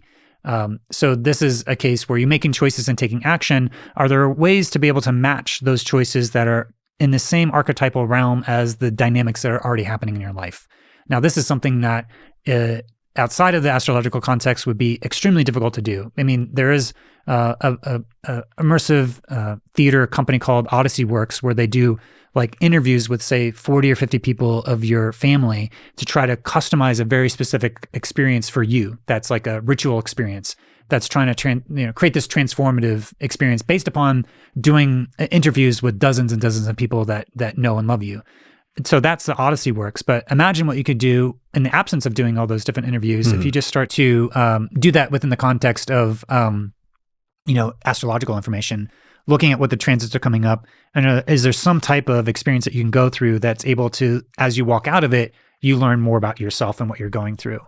So that's more the experiential side. But, I think another aspect, just sort of a mundane thing in terms of, you have a community for the Astrology Podcast. There's Discord channels that a lot of these communities have, but there's still, even within the context of Discord, you can have direct messages, but it's different than having like a party vibe where you feel like you've created a shared context and a shared intention. And so I expect to have like parties and invitations where people come, just like you have like with NORWAC, you have people that are there to hear these different lectures, but in the context of those lectures, they're able to meet up and chat with people.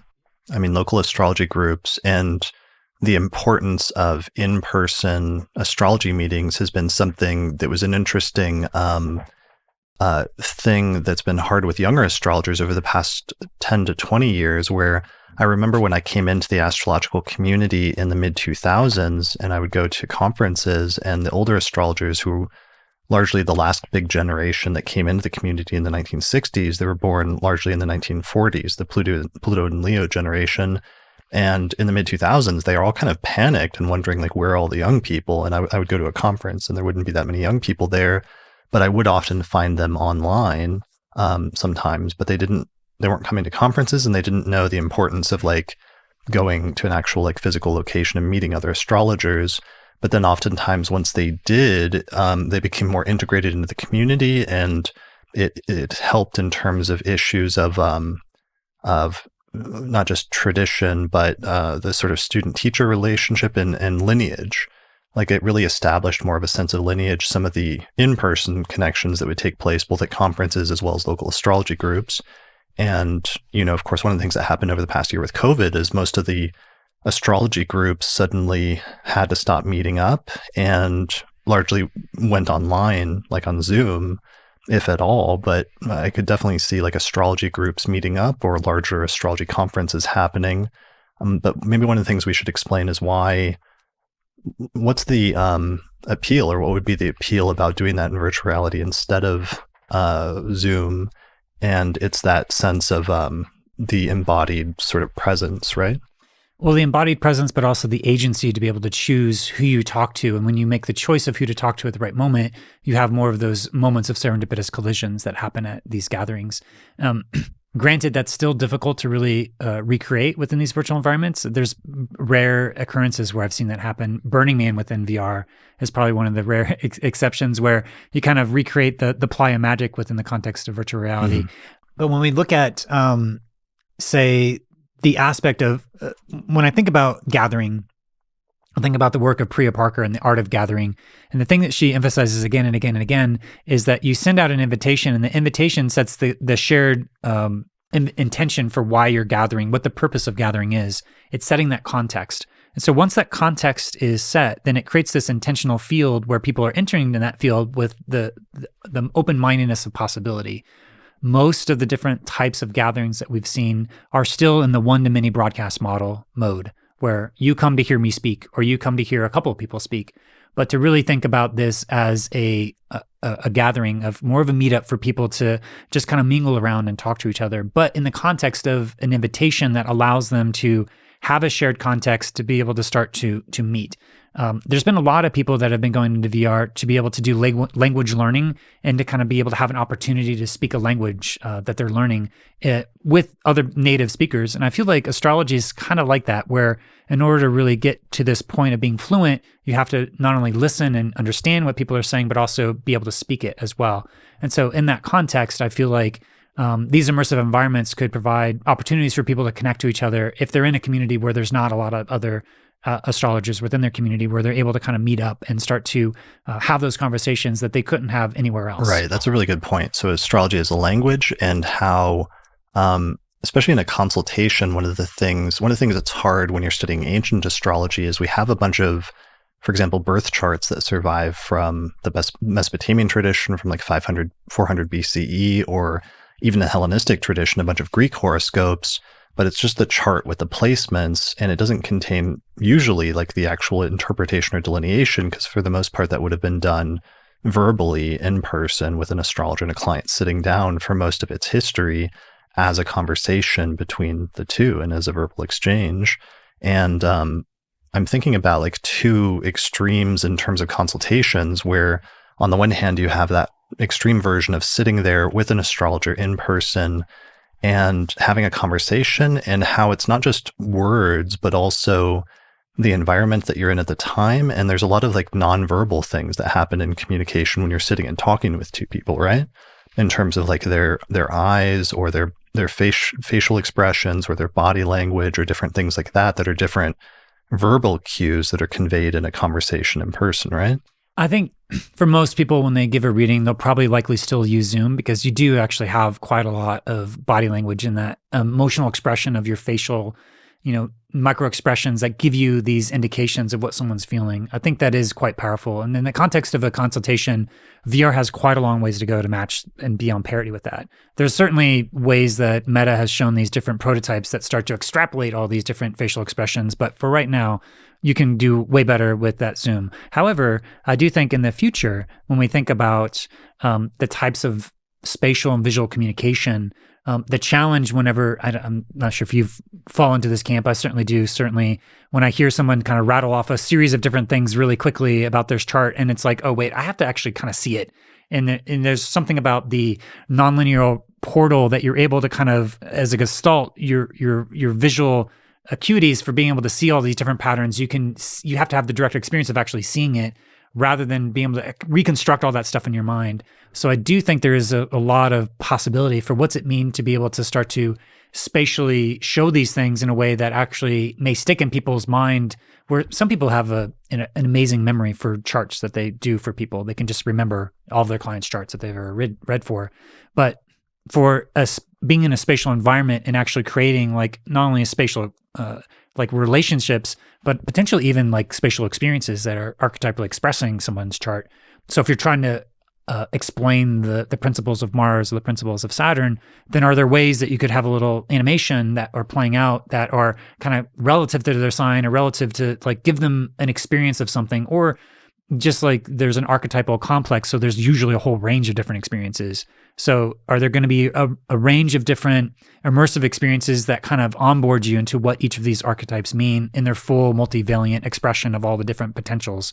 Because archetypes are like these multifaceted diamonds, and you never know exactly what dimension of those diamonds are going to be applying. It's based on a lot of different factors that are the realms of potential that are this non-Boolean logic that has to be collapsed into the Boolean logic of the actual reality when it actually happens. But it's very difficult always to know how the potential kind of translates into the actual. And so it's useful for people who are getting onboarded into the astrological tradition to be fluent in the full spectrum of all those different facets of the archetypes. And so I do expect that we'll see a series of different experiences that are kind of helping to bootstrap people in. And to what degree are we going to move into a world where it's going to be way better of an experience to have this fully immersive experience that you're able to have all these multimodal, immersive and spatial dimensions to be able to give to somebody that maybe, transcend anything that you tell them. They have the experience and maybe they figure it out on their own. Or at least it gives them an insight that's, astrologers like Stephen Forrest, he uses storytelling in a way that is able to really tune into a deeper story about someone's life. And it's just like surrendering into that story that they're able to have these deep insights that go above and beyond what you may be able to abstractly describe to somebody. And so I think there's something powerful there where sometimes with a story that's universal enough, or at least that's matching your own archetypal dynamics, you're able to maybe understand it in a way that goes above and beyond if someone was to kind of more abstractly describe it to you outside of the context of a story, because our brains are kind of wired for story. So because of that, I think that these immersive experiences are going to be tapping into that in ways that we can't even imagine right now. Right. Yeah. And definitely long-term possibilities in terms of the future and in terms of what's created and some of the options that astrologers are given in terms of that.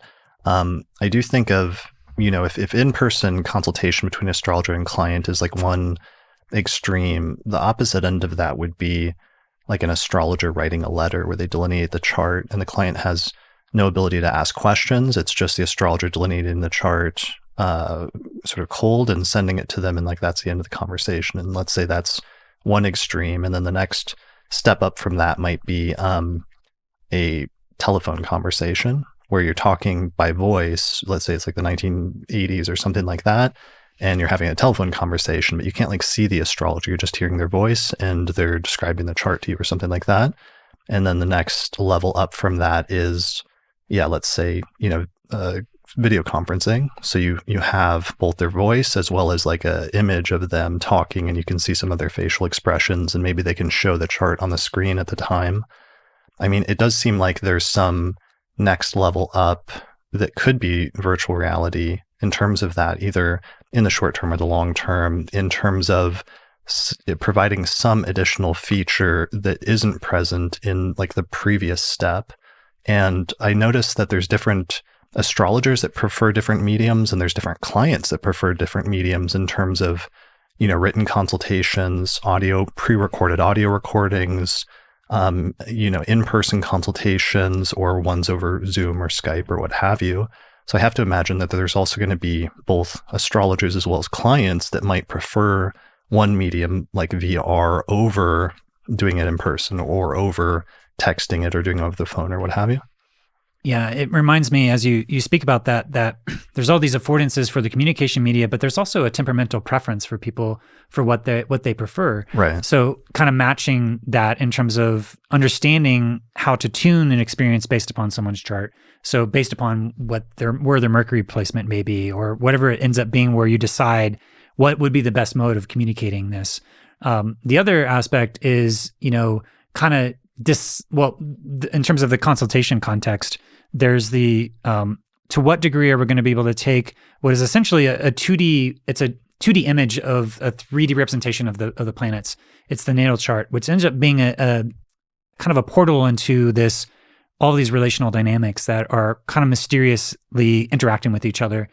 Well, I remember back when I was very getting into Rick Tarnas's work, I didn't realize that there was a feature called the graphic ephemeris within SolarFire. And so I was basically reconstructing and reinventing the graphic ephemeris without really knowing about it. And I remember going to NORWAC and showing people like Tarnas and Mark Jones these, spreadsheets of all these different graphs of ephemeris data.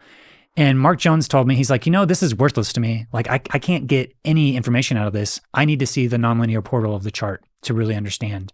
because what that really taught me was that you can linearize all this information as much as you want, but if it's an absence of the original context of that chart, then for astrologically, it's not going to be as powerful. So a lot of the work that I've done is trying to match those two things together, whether it's in natal transits or looking at the time lords.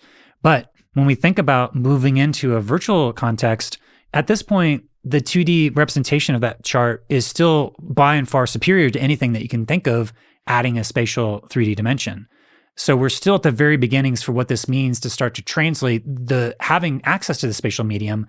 But if you were to do a one-to-one literal translation of the planets, you wouldn't be able to see the outer planets because they were so far away. So you need to do some level of symbolic translation so that you can see them. And then on top of that, understand what is going to make it that same thing that Mark Jones told me, that he needed the nonlinear portal to be able to look into. It's one thing to make a 1-1 translation of 3D space, but is that going to be a nonlinear portal? Are you going to be able to make delineations based upon that are meaningful to someone's life? Maybe you are able to visualize declination in a way that we haven't before. So I expect that there's going to be maybe ranges of different type of astrological techniques that when they're used in combination all together, it's going to allow people to, maybe you pull up one chart and you have all the progressions, all the solar arcs, all the zodiacal releasing, all the transits, all this eclipses. You don't have to draw 15 different things up in Solar Fire. You basically push one button and it's basically like all the information you could possibly need is right there. And so having all of that access, is that something that's going to allow people to make faster delineations in the moment? So there's that within the context of a reading, but what would that look like if you have that moment to moment? You can cast a chart for any moment to see what's rising or what's on the midheaven. But what if you have sort of an ambient, you have these augmented reality glasses on, or even within virtual reality, are there some sort of data visualization such that you could always know where your relationship is between you and the rest of the cosmos, so that you could start to have this deeper dialectic and conversation with what Hillman brought back the term of the anima mundi, the world soul, which is this deeper patterning of these archetypal dynamics. Can you start to have an ambient awareness of those different patterns and then start to take actions in the moment that feels like you're really, acting in reaction to whatever is emerging in the moment, that allows you to make these more informed decisions based upon what is happening in the cosmos and what you're feeling on your inside. And I feel like that is the type of kind of astrological magic moment to moment that, usually it's kind of like all set up beforehand, but what happens if it's more real time and more iterative and more reactionary in that way, where it's just kind of an ambient overlook where you're just able to be aware, and how does that change your relationship for understanding not only the archetypal palette, but also to understand what the meaning is moment to moment. Yeah, I mean, one of the things I can already see is we already have, freeware or open source programs like Stellarium, which is an astronomy program where you can set a location and, it will show you what the sky looked like on that date at that time in that location for any time in history. And you could easily see applications like that in virtual reality where, you could take somebody back to what it looked like, in the city they were born at the moment that they were born, and what the sky looked like outside, and point to them and say, over here the moon was rising over the eastern horizon, or for you the moon was setting over the western horizon just a few minutes before you were born, because your moon is just below the descendant in Sagittarius in the 7th whole sign house, and talking about the symbolic and connecting more with the actual 3D astronomical things that the chart represents in 2D that we're used to talking about in a two-dimensional context, but could be presented much more vividly and give you a much more visceral reaction in a fully immersive 3D context. Yeah, it could still start to help train us to see the patterns within the virtual context, so that when we're out in the world, we can start to have the direct embodied experience of that. And the work of Gemini Brett, I know he's been doing a lot of ways in which that he is trying to do that visual sky astrology and bring back that visual, that embodied experience of actually taking in the night sky. I would love to see over the next 50 or 100 years, movements around the world to have light pollution ordinances, basically so that when you go outside, you can actually see the night sky. There's a documentary called The City Dark that documents the erosion of our night sky. And I think they were saying over 2/3 of the world population doesn't have has the night sky occluded in some way because of light pollution.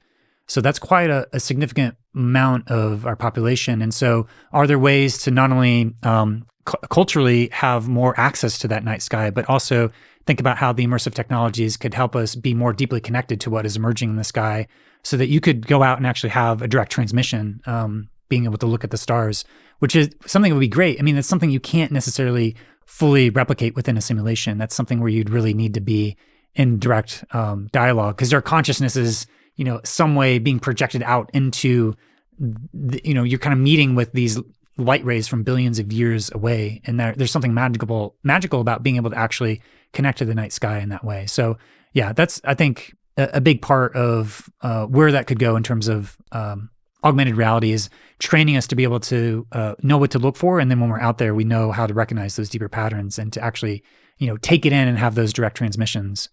Yeah. I mean, in some way that's been a shortcoming of astrologers, is ever since the ephemeris was introduced and astrologers started making ephemerides in around the 5th century BCE in Mesopotamia, that was when astrology really started diverging from astronomy, in my opinion, because the astrologers were able to just look up where the planets were in a set of tables or in a book, and they didn't necessarily have to look up in the sky in order to see where they were. And on the one hand, that allowed us for a tremendous amount of freedom in order to be able to look. We can look forward or backwards for centuries and know exactly where the planets were at any time in history or the future, and gives us a lot more freedom. But on the other hand, that's also divorced us a little bit from the actual astronomy of what we're looking at when we look at birth charts and other astrological charts. So maybe this could reconnect us with that to some extent. Yeah, I think there's a lot of that tradition that we've lost, because we are very abstracted in that. And I think that's a lot of that work of that kind of visual embodied astrology. We're actually going out and seeing things. Another thing that I would just throw out there is there's a challenge within the immersive industry, which is people ask for what experiences they should have, knowing what to recommend to somebody. And so being able to match up and understand the archetypal character of an experience, and then to know what someone's preferences are, and then to be able to match that experience with what they may like generally, but also what they may like right now in this moment. So understanding the archetypal dimensions of someone's character, what transits they're going through, what progressions, what the other timing techniques, and seeing what that unfolding of their life is happening. And there's a book called Pine and Gilmore that talks about how we're moving from the information age to the experience age. And then after the experience age is kind of like this transformational experiences. And so when I think about those transformational experiences, it's really about how do you get from an experience that is going to be deeply meaningful to somebody. And to me, to really achieve that, I think the archetypal and astrological, system, whether or not it works or not, or whatever is happening for what is even going on, that could be one way of testing it, of seeing if it's able to at least give us experiences that are meaningful for people. Then that's going to be worthwhile. Right. So going back, last night, so you did a demo and we did a test demo, and then you also showed me some games. But then one of the things you did is you threw me into a social room, which was what happened. Can you set the stage for how that went? Yeah. So I kind of threw you into VR chat. There was an evening party, and there were some people that I knew, and I just basically took the headset off and threw you into the fire of VR chat. And it was, there's a lot of people within the VR community that have no idea I have any interest within astrology. And so there's also just generally within the culture and society, pretty strong sociological taboo against astrology. So I haven't necessarily on my own behalf given the argument for that I'm into it or why I'm into it. And so I'm here with you, and we're going to record this podcast about astrology. And the conversation immediately came up as if you were kind of thrown into a social situation, really getting grilled about the nature of astrology and what it is and why it works. Right. Well, it was first off, it's just the experientially of suddenly you're standing I'm at home, and then suddenly you put the headset on me, and then I'm standing in a room. I'm in the middle of a party, and there's 3 or 4 people standing 3 or 4 feet in front of me. And initially I am the center of attention, and they're engaging me in a conversation face to face. So on the one hand, already it's funny in terms of the immediate activation of social phobias or anything like that, in terms of, having that actual experience as if you were standing in the middle of a party, talking to somebody, and some of the dynamics that immediately come up with that just in and of itself, which is funny. And how, yeah, that experience can be, but then also, yeah, of course. And then they start asking why you're here. And I say, we're doing an astrology podcast, and they're like, oh, well, how can the planets influence life on Earth? And then I start like trying to explain something, and you're talking in my ear, and the connection is breaking up also because the Wi-Fi wasn't very good. So it did not go very well. But part of the point was, it was interesting for me the way that it already transported me to that location and gave me some of my senses were going off, just in terms of as if I had been sitting at a party. And I could see then much more viscerally why virtual reality adds an element that you don't expect, and you're not prepared to experience, because you don't expect it until you actually put on a headset, and then all of a sudden different senses that you didn't think could be activated are suddenly being activated because of the immersiveness of the experience. Yeah. And I think, well, first of all, thanks for being a good sport about that. And I immediately found myself wanting to jump in, and, the way you describe the philosophy of astrology is different than how I think of it and would describe it. And so I found myself wanting to jump in, but anyway, I had no idea what the conversation and that it was going to sort of take that turn so quickly. But I think the larger point was that I really wanted to give you an experience of what it's like to be in a social VR context, because I do think that the social VR, having that sense of being in the same room of talking to someone, is probably some of the most compelling aspects of what VR is. Yeah. I mean, I think if I had been thrown into like a group of astrologers and I was able to talk to them or have a shared experience at the top of something in commonality to begin, instead of the opposite, that would have been different. But I can see the appeal then again, going back to a consultation, if you're like sitting with somebody, or even, in 2007, doing a consultation in Second Life, like I have that one screenshot of me doing a consultation from like 2007 in Second Life with my avatar and, the avatar of my client. And it does bring a different, more embodied experience to it, which for some people might be appealing to them in terms of feeling more present in the dialogue with another human being. Yeah, I think that's where the thing about, when we go to Norwalk, it's such an amazing experience that the Albanians have created over the years, Laura now, and then with Maggie originally. But it's such an intimate experience that shares a context where people feel like they can really be themselves, in terms of not having to hide, or, they can just be their full express selves, and being able to really just geek out with other professional astrologers about a whole wide range of topics. It's one of the most interesting communities I've ever been a part of and trying to cover as well. But, imagine being able to have that, like any moment you can start to dive in and have those shared experiences, and shared experiences create a shared context for people. And that's a lot about what you're able to do in these virtual worlds, is go have adventures. And then from those adventures, you're able to then connect to people. There's different makers and creators, and, a million, probably, I don't know how many different Discord communities that are out there, maybe towards hundreds of millions of different communities that are using Discord to be able to connect in different ways.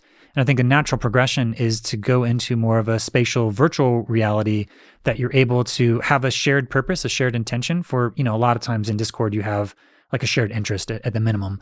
And then from that, be able to have these gatherings that have a shared context. This instance, I just threw you into a situation that you have no context. You don't know who anybody is.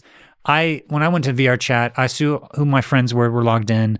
I saw one that, is part of the prefabs community. I jump into this place where I have quite a number of people that know me. And I basically wanted to just introduce you and have you have a conversation with somebody that I'm familiar with.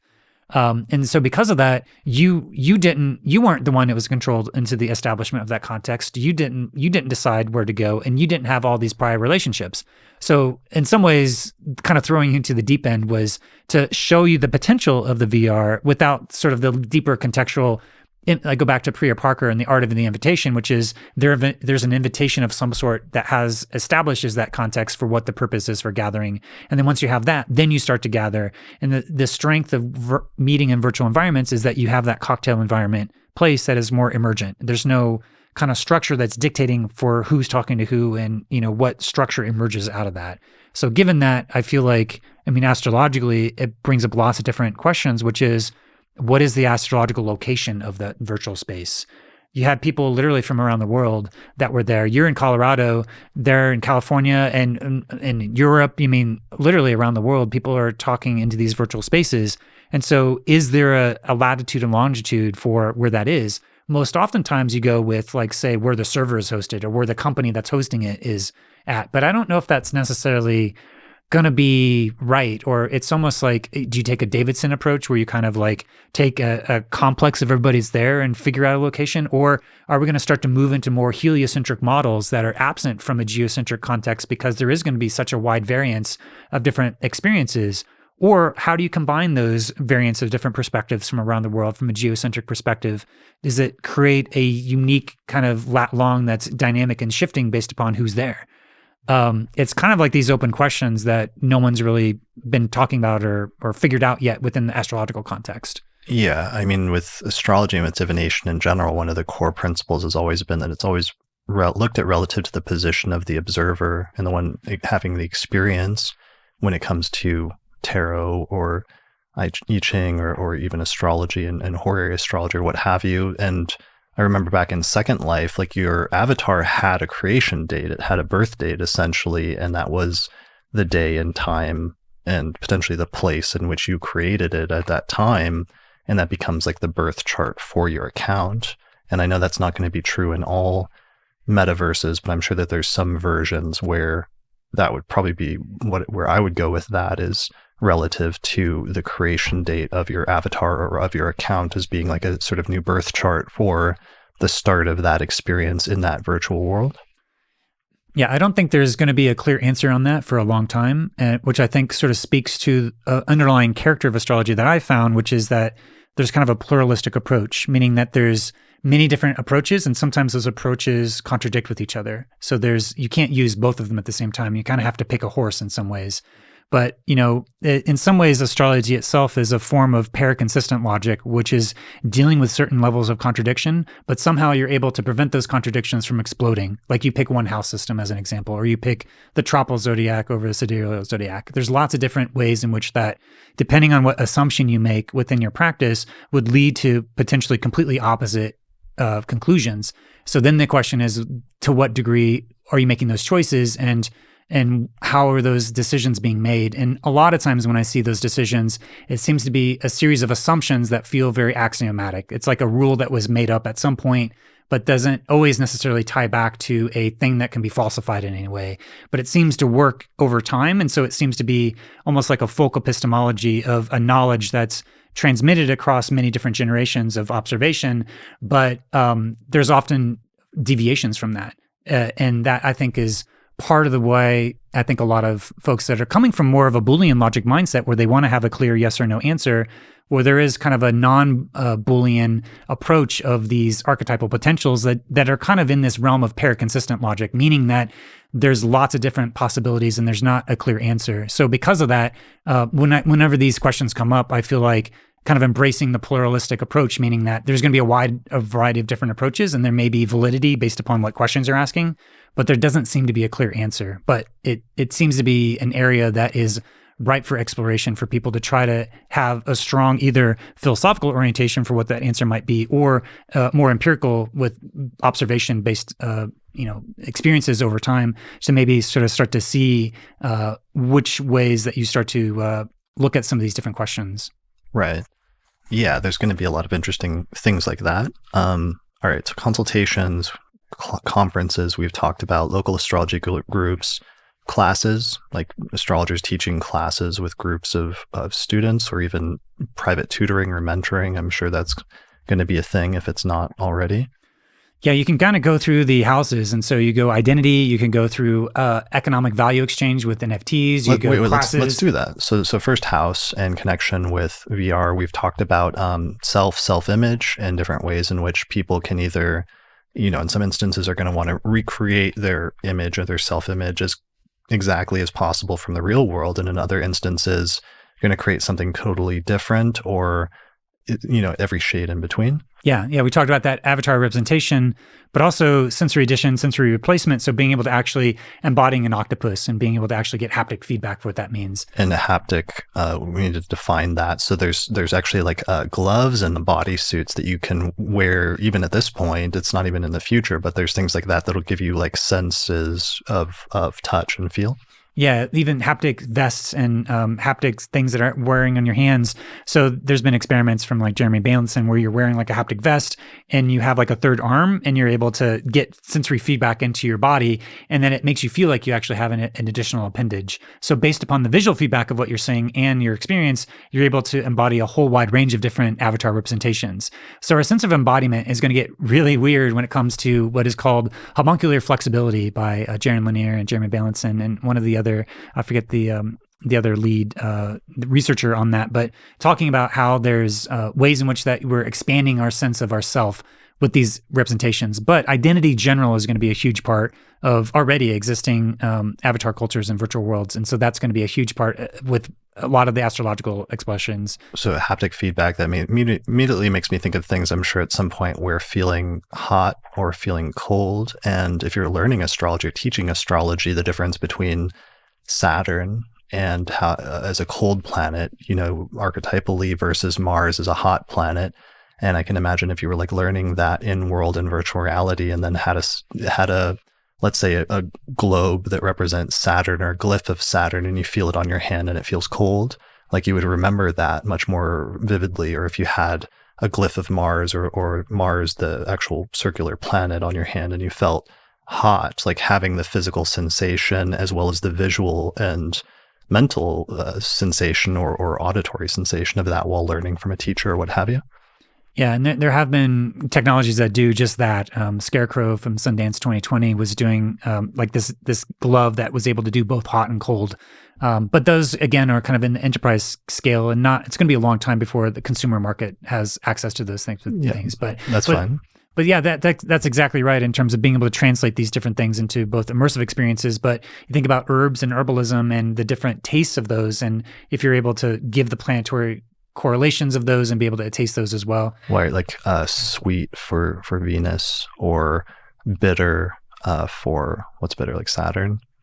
Yeah, I'm personally not an herbalist myself. Taste person? Okay. But I know you could probably pull up Culpeper and some of his different associations and, the continued evolution of trying to make these astrological correspondences to herbalism. But there's a sensory experience that could be connected to the herbal traditions with, trying to create visualizations within the virtual reality that helps you, correlate. It's a multimodal fusion of these different things. So how can you add different sensory experiences that come from that direct embodied experiences of that kind of first house type of, your actual physical body and how it's relating to VR? I'm sure at some point smell is a sense as well, and being able to smell like roses for Venus, for example, as like a teaching thing. Yeah, this tricky thing with smell is that it's easy to put things into the room, but it's hard to take them out. So there's diffusers that do that, but editing smell is difficult. So some of the things like Cosmos Within Us has used like smell sticks where they have a docent who's like literally coming up and putting something up to your nose and then taking it away. Because editing smell is difficult to kind of put it in and then take it away. Because once it's there, it's kind of in the room and in there for the rest of the time. Right. Another thing, first house thing, when you were talking about the body, I was thinking about as a teaching thing, but different body parts and the association with the signs of the zodiac, or how different signs are associated with different signs, and somehow like feeling that somehow, or feeling if you were learning about the signs of the zodiac and the different body parts, and you get to a certain sign of like Gemini in the hands, and then you feel just a little feedback sensation on your hands, and how that could, even though you're learning at a distance or something like that, give you a much more visceral sensation that you'll remember much more readily than just reading it in a book. Yeah, it makes me think of like Andrea Gertz or Judith Hill, who've both done different ways of translating that astrological man into more, say, medical context. And so we're kind of skipping into the sixth house. But I'm sure there's going to be lots of ways of drawing all sorts of different correspondences of these, the signs and the planets into where they appear within our body. Mm-hmm.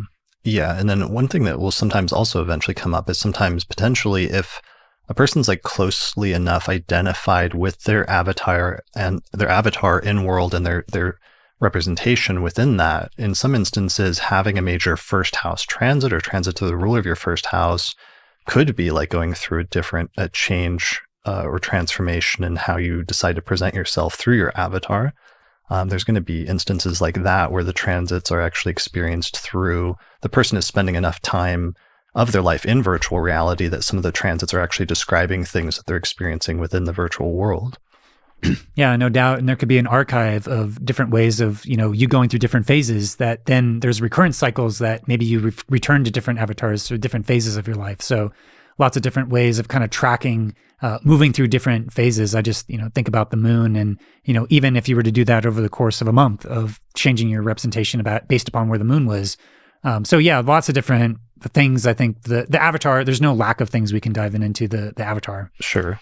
So second house and in world like currencies, and one of the things, of course, that's changed is now digital currencies in the past 10 years with Bitcoin have suddenly become very valuable in the real world.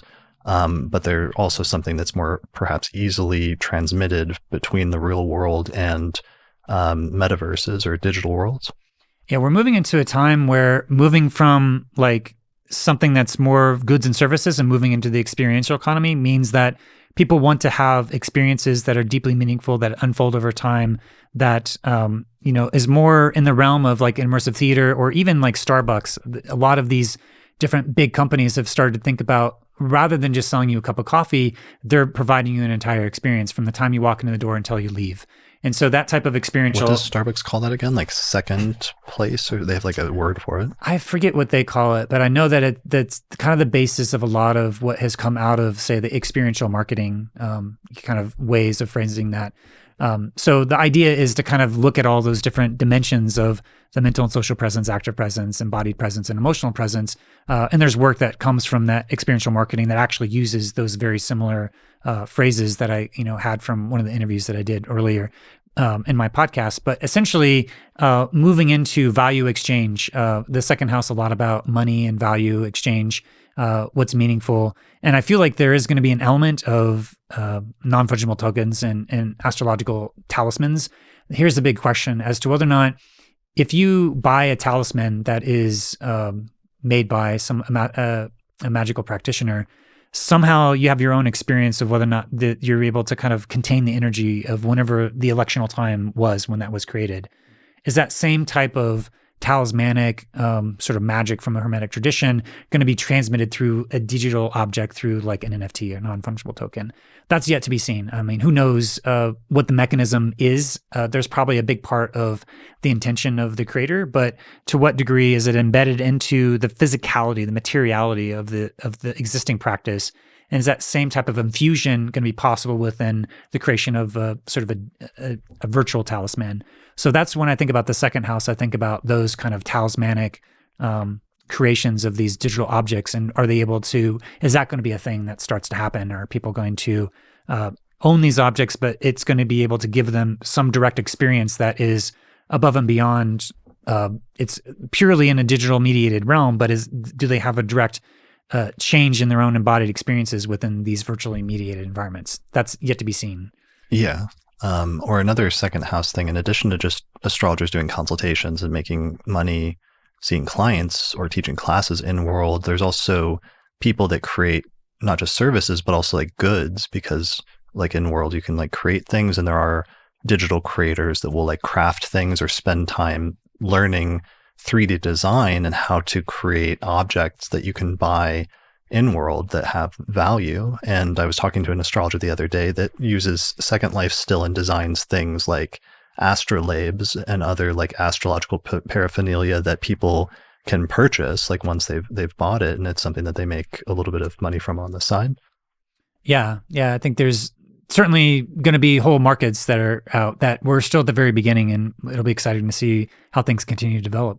Yeah. Or I'm sure, like we were talking about earlier, astrological software, within that runs and can do certain things like we were talking about earlier, displaying the sky at the moment that you were born or something like that. Yeah, I think that's probably getting into other like services that are maybe in the consultation or, seventh house consultation. So maybe it's worth moving to the third house, which, maybe you can describe from your perspective, the different things that you see from third house.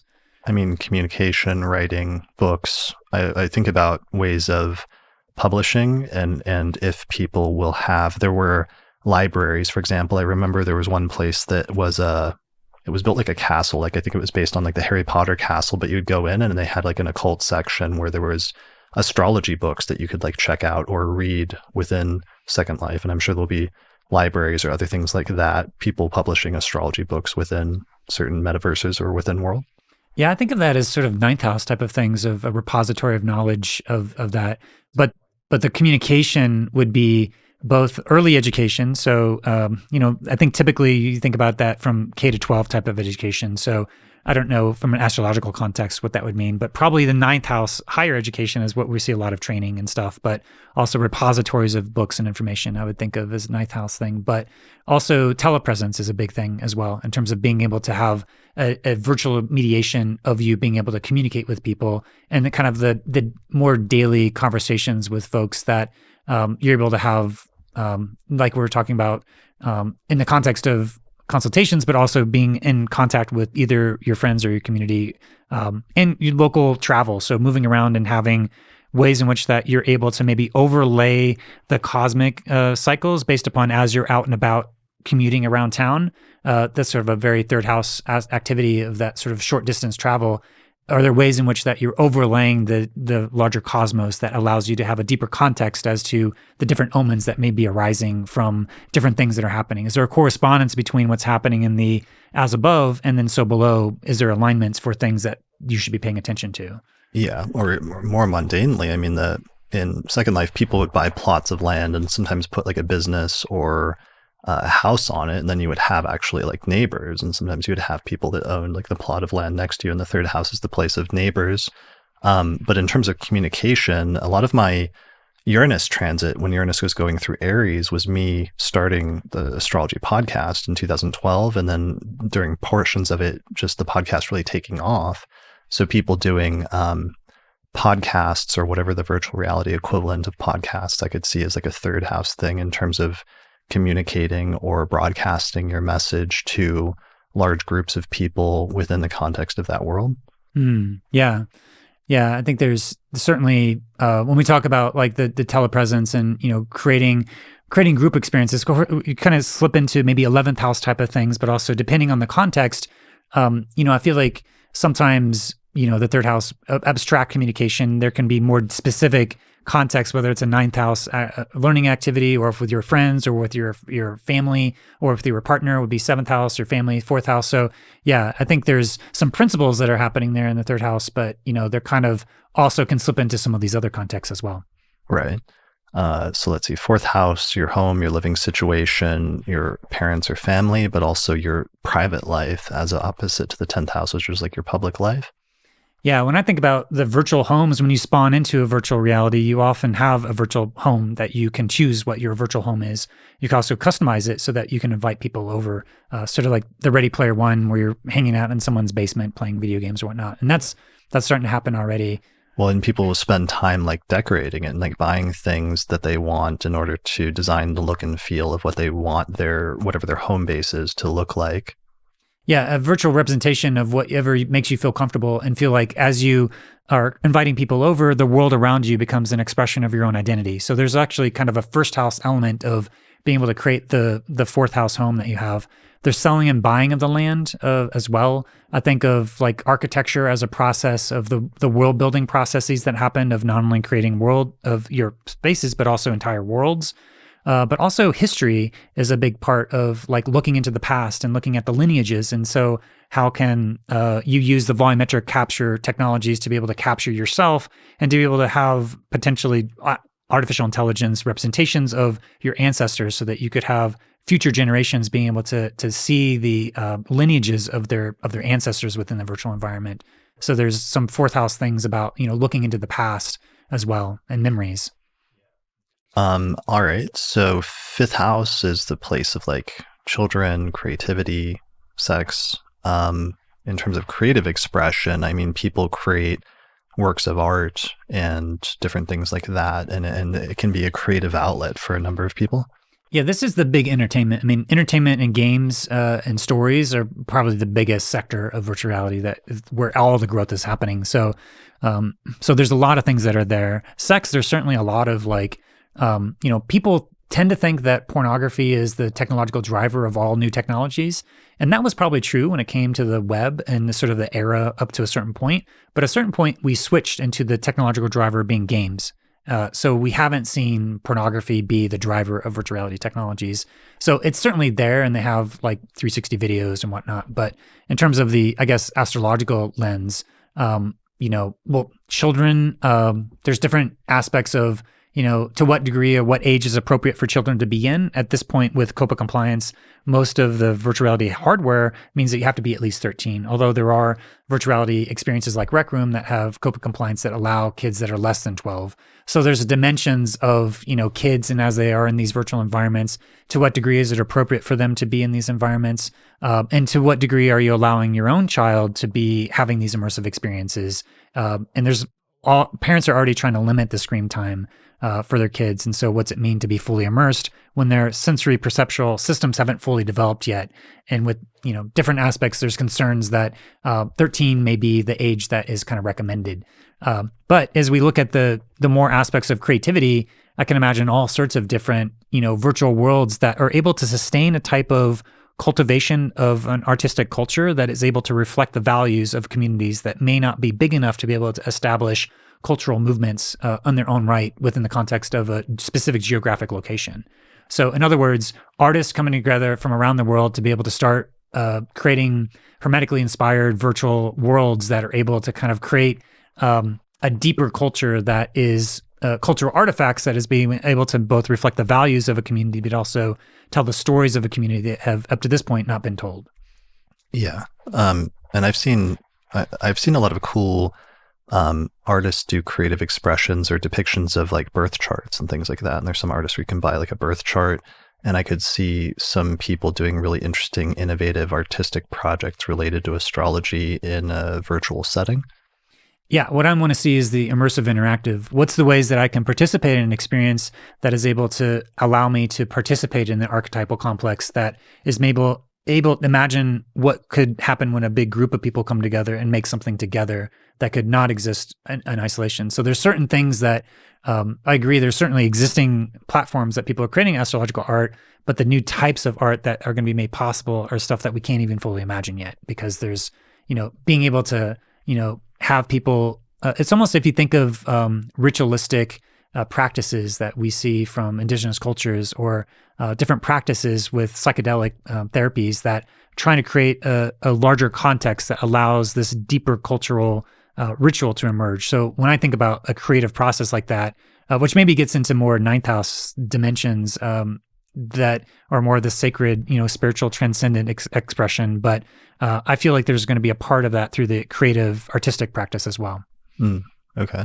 Yeah, or astrodrama. That's something that like people did at one point, or sometimes do at like astrology conferences, of what like everybody gets in like a circle, and then different people recreate different different parts of a person's birth chart, right? Like you have the 12 signs, and then each people will stand in different places, and they'll try to act out what that planet is representing in the person's life. And I've heard people talk about this as being kind of an intense experience. I could see like versions of that in VR that could be pretty intense as well. Have you had a chance to try that yet? I've never done it. I've never been into that, but I know some friends that have. I've done it at least once in Portland. And what's interesting is that you ask somebody from the group to have their chart represented oftentimes. And so you're able to then, you split up who's going to play what character, which are the planets. And then based upon where the planet is and what house and what sign it is, you get to dress up that character. So you kind of embody that character. But then based upon the aspects, you can only talk to other characters if there's a Ptolemaic aspect between you two. Okay. So like then somebody's Mars and somebody's Saturn, and they're either interacting and like through like a square or a trine or what have you. Right. They can fight with each other. Okay. But if there's different aspects of aversion, then, different characters can't interact with each other. And so what's interesting is that you play out sort of just from kind of tune into this morphogenic field of someone's chart in a kind of a mysterious field of what that chart and what those dynamics mean, from trying to tap into those potentials. And by doing a psychodrama, exploration, you're able to, whomever is watching it is able to potentially get deep insight into the nature of themselves by watching other people play out like a psychodrama of people in these different avatar representations. So this is a sort of a type of experience that's like ready-made for VR. I mean, this is like the different types of social dynamics of like werewolf or, Among Us has, been translated into VR where, you're trying to find out who the liar is. And so there's all these sort of social dynamics where people are kind of chatting with each other. But this is more of the theatrical realm of trying to, and mashed up with the depth psychological approach of trying to like dig deep into someone's psyche and give them a narrative experience that allows them to understand more about themselves. So yeah, I think the astro drama is actually quite interesting and profound. Yeah. All right. So that's fifth house, sixth house, health, also like work and service. I mostly associate it with medical XR. And I think, because it is illness, but it does feel like, in the context of, getting treated. And so we can think about in the context of astrology, medical astrology, which is sort of in a weird limbo state where most medical astrologers sort of are doing a performance of historical information rather than providing medical information. So there's kind of a nuanced line there in terms of depending on where you're at, whether or not it's even legal to give medical advice in the context of, these traditions. And there's going to be state laws and federal laws with that. So, but most of the people that I've heard from who do medical astrology sort of cast it as if they're giving a historical recreation of something, but isn't necessarily medical advice. But given that, I do think that there's going to be all sorts of different interesting traditions that you could start to do this really tailored medicine where you could understand what the astrological insight may be, but maybe in combination with other aspects and getting more biometric and physiological data. I mean, a big part of what XR has been in medical information is to be able to do neurorehabilitation. So being able to track what people's movements are and to be able to give biofeedback that is going to be very finely tuned to that person. So there may be a boon when it comes to having additional information, but again, that's medical information. So to what degree is that information being transferred and how's that being handled when it comes to HIPAA information and whatnot? So there's a lot of and most of this is in the consumer scale, but when you talk into medical XR, then you start to get into realms in which to what degree is this going to be regulated by the existing medical laws within the United States. But I think there is actually a lot of potential for the different types of ways to visualize the medical astrological perspective in ways that make it more accessible for people. Maybe kind of like how people go to Dr. Google to be able to search for what may be happening to them. What if you're able to have a self-contained VR experience that allows you to make these correspondences between what may be happening from the astrological transits and how that may be playing out to specific areas of your body. And maybe there'll be correspondences for people where they start to understand these deep chronic patterns that otherwise don't have a lot of explanation. Right. Yeah, I'm trying to think of, many of the ancient medical traditions in both the West as well as like Ayurveda from India have different temperament models. And the whole idea is that you have to balance your temperaments because it's through having an excess of a certain temperament or a certain quality like hot or cold that illness arises according to like most of those theories. So that the idea is to attempt to maintain balance somehow by creating the opposite when there is an imbalance in order to put things back into a state of parity. So I was just wondering if there's like ways that somebody might be able to use VR in order to balance certain things out if they have like a temperamental thing in terms of an excess of hot or an excess of cold. Yeah, I know the Chinese medicine uses a lot of the yang and the yin and the similar type of principles. Ayurveda is another example. So I imagine there's going to be, over time, a lot of non-Western traditions of medical practices, indigenous practices, or Chinese philosophy or Indian practices, slowly using the medium of VR to be able to start to explore a whole wide range of different approaches that are based upon different metaphysical and philosophical grounding than the Western substance metaphysics and reductive materialism. So I do think that there's going to be these alternatives that are made available. However, the caveat is be cautious and skeptical and, do your due diligence with all this stuff. Obviously, I think this is probably the one area where there's a lot of potential for innovation, but also a lot of potential for people with maybe not the best intentions to go out and to, when it comes to, that's why there's so much regulation around medical advice, is because it could be life or death situations sometimes. And so, there's a risk of kind of deviating too far from some of these different esoteric traditions that may not be in the best interest of someone's health. So trying to take a harm reduction approach and also know what the condition that you have and know that if you are needing immediate help to go see a doctor. But if there's chronic issues that you don't quite understand, that's probably the types of things that are going to be more in the realm of turning to these alternative methods with these immersive technologies. All right, so let's move on next to the 7th house, which is traditionally the place of relationships, partnership, and other people in general. Yeah, other people, including enemies. So, I think harassment and trolling within VR has been a big thing. So the 7th house is always interesting because it's like both your most intimate romantic and business partners, but also people that are trying to destroy you in some fashion. So, which is also like a 12th house thing. Yeah, 12th house. But so I think that there's certain elements of harassment that are there just as a general thing within the broader context. But I think that actually the romantic partnerships, or even just if you think about in terms of you being in relationship to other people and the concept of synastry, I personally find it really difficult to hold in my mind all the different elements of synastry. And I feel like with the immersive aspects that maybe you're able to kind of fully understand the synastry that you have people moment to moment. Like most astrologers know their own chart, but it's sometimes difficult to know how to hold someone else's chart in relationship to you, especially if you have multiple people that you're interacting. So imagine a time when you're able to maybe take the principles of synastry, but also kind of have it played so that it's more in your awareness that you could be more deliberate when it comes to how you interact with people around you. Yeah. And that makes sense, or have a more visceral experience of your partner's chart, as well as how that relates to yours in some way. There's some sort of visual experience. Yeah, there's lots of different approaches, whether different ways of combining and compositing, or just looking at how to look at like the Davidson approach that kind of creates a hypothetical place and location that then creates another chart. So lots of different approaches for synastry generally. But the 7th house I also see as, consulting and therapy. So when you see a therapist, that feels like very much a 7th house type of event, that you're getting a lot of information about yourself in the context of how you relate to other people. So I feel like the consultations, astrological consultations that we talked about earlier probably fits into some of the 7th house dimensions as well. Yeah. And there's also going to be people, of course, that meet other potential like partners or love interests like online, and even carry out significant parts of relationships through that.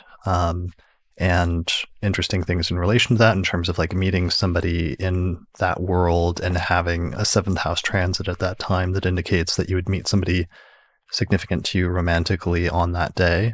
Or, starting a longer term relationship, or having a difficult transit and having a breakup or the loss of a relationship in that context, which even if it's not something where you've ever met in person or were physically together, like the loss of that relationship could still be felt like very, on a very visceral level, and actually show up in your chart at that time through transits.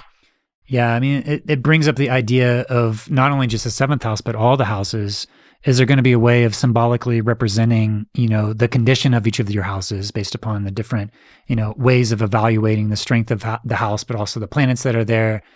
So to look at not only the condition of the planets, I guess, more the condition of the planets rather than the houses, but also in the context of the houses, when you have those transits, are there ways to give people an embodied experience so they understand when there may be activity when it comes into their 7th house or their 10th house or their 1st house or their 4th house, and to be able to do what is usually a pretty abstract visualization and really ground it into some sort of spatial, almost humorphic representation of all these different domains of someone's life.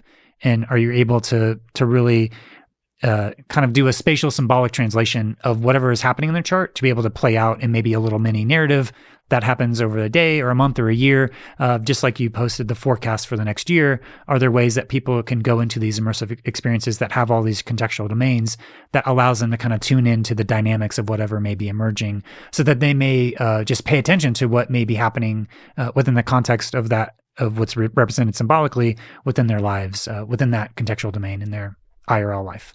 Right. All right. So let's move on to the 8th house, which is traditionally things like other people's money and possessions, but also issues surrounding death and mortality. I know you had done some work early on in VR with helping people process grief and using virtual reality in order to help process grief. Yeah, just in terms of, Originally some of the original interviews I did was with the Smithsonian Institute that was doing these translations of the Dia de la Muertes, Day of the Dead. The Latin Smithsonian within the United States doesn't have a physical location, so they were always kind of on the bleeding edge of experimenting with these virtual technologies. So putting in the virtual worlds these different grief rituals. And having gone through my own experiences of death and using the virtual reality medium as a way of grieving. There's another experience called Homestay, which is showing right now within the Museum of Other Realities. So I feel like, using VR as an artistic medium, but to think about grief and how so much of our society has like funerals as a grief ritual, but sometimes that there's a whole industry that's around that. So are there new emerging practices that we can have that create new rituals for being able to honor people's lives?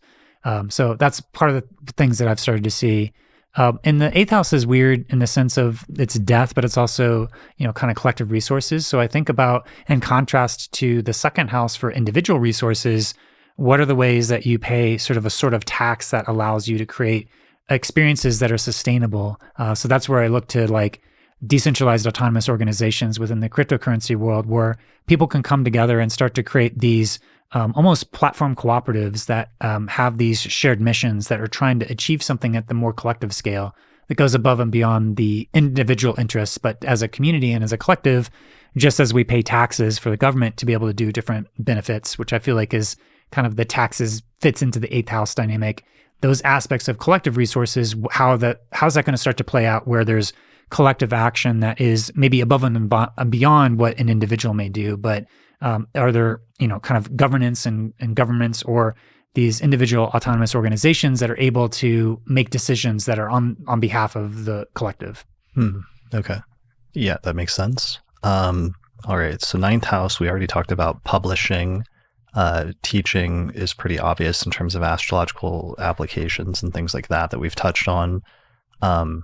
Travel. It's been interesting during COVID, of course, the past 2 years, all astrology conferences have just been canceled. So people have had to use Zoom meetings, but the potential for conferences and people that can't travel or can't afford to travel to like an international conference or something like that. I remember in the late 2000s, like 2008 or something, there were sometimes like conferences being held in Second Life, and I could see maybe parallel things happening in parallel where you still have in-person conferences, but maybe potentially like online conferences or other things happening at the same time as part of the same event. Or, one of the things that was interesting when all the conferences went online at the beginning of the pandemic, NORWAC went online and we had Zoom, and which was actually amazing in terms of being able to still have the lectures.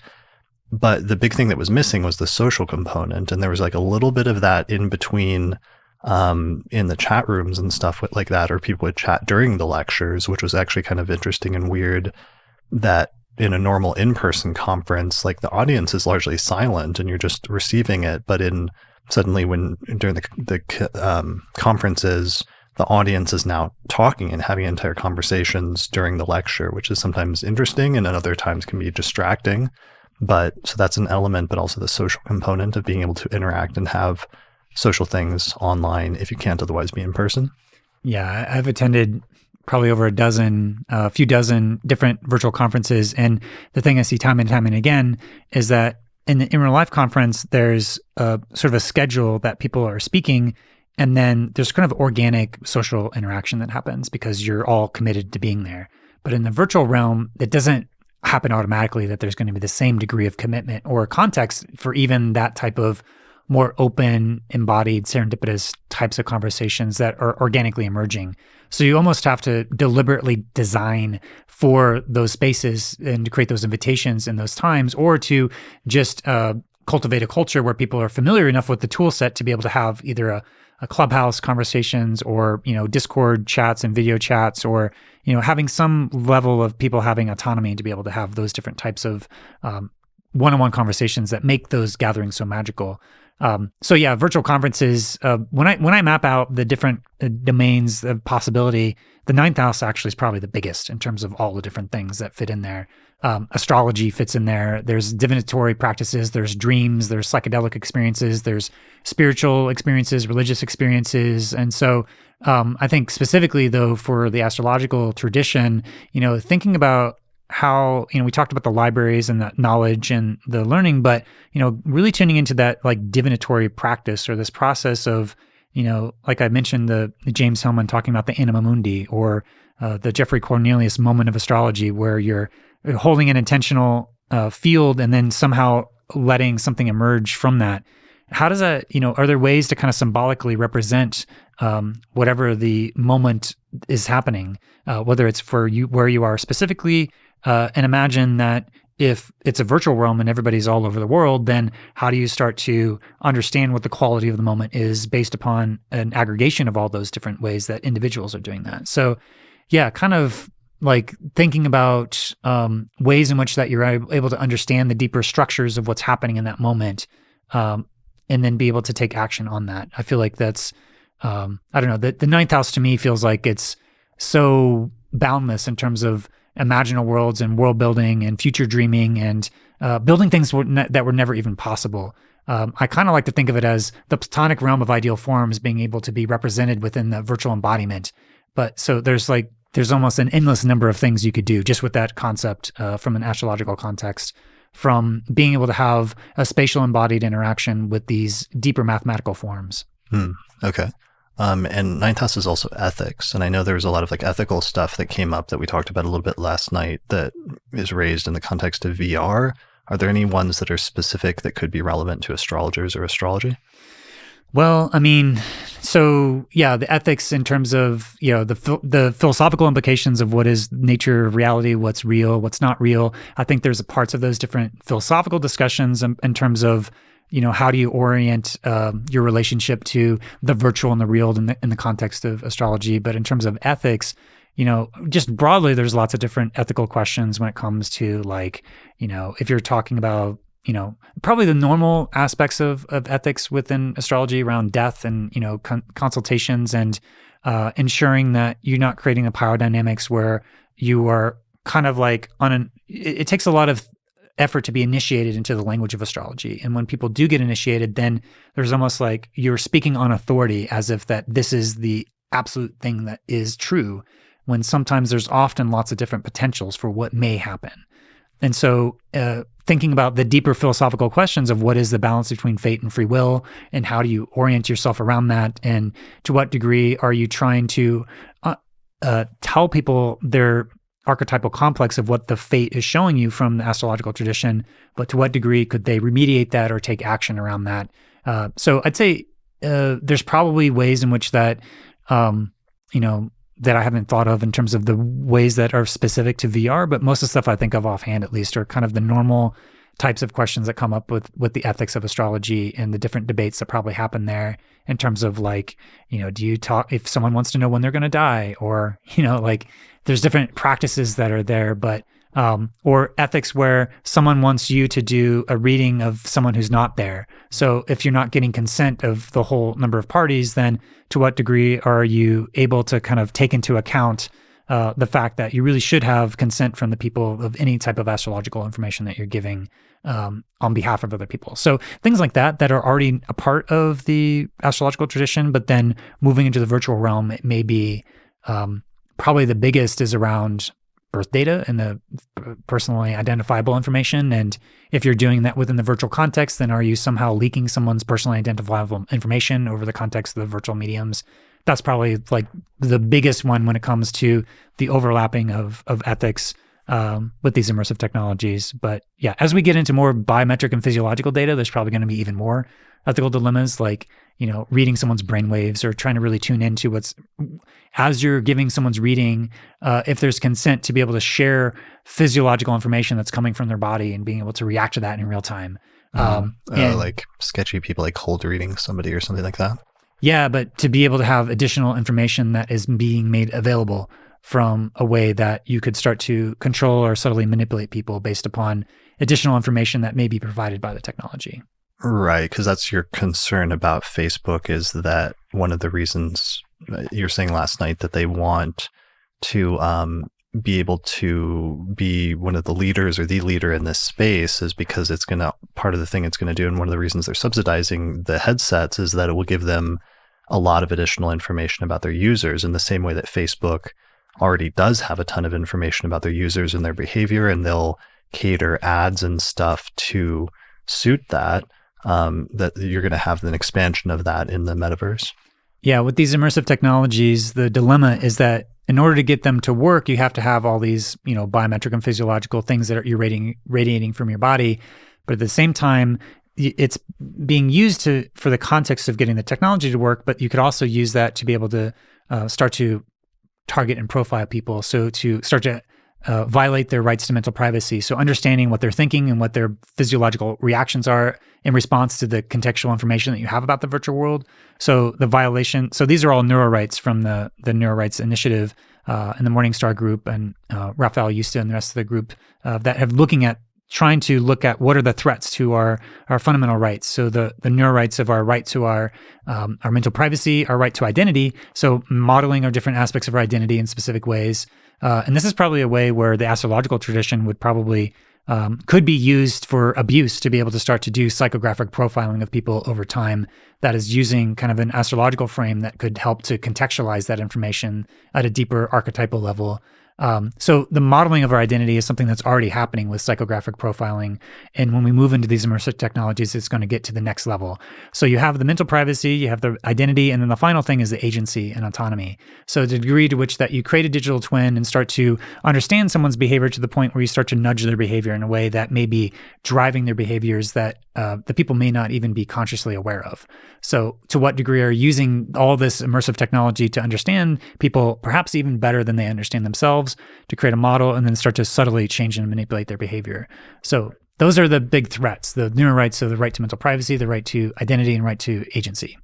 Right, because that was already something that came up with Facebook in the 2016 and 2020 elections, was the extent to which political groups were using information from Facebook in order to target specific demographics with ads and things in order to influence their political views.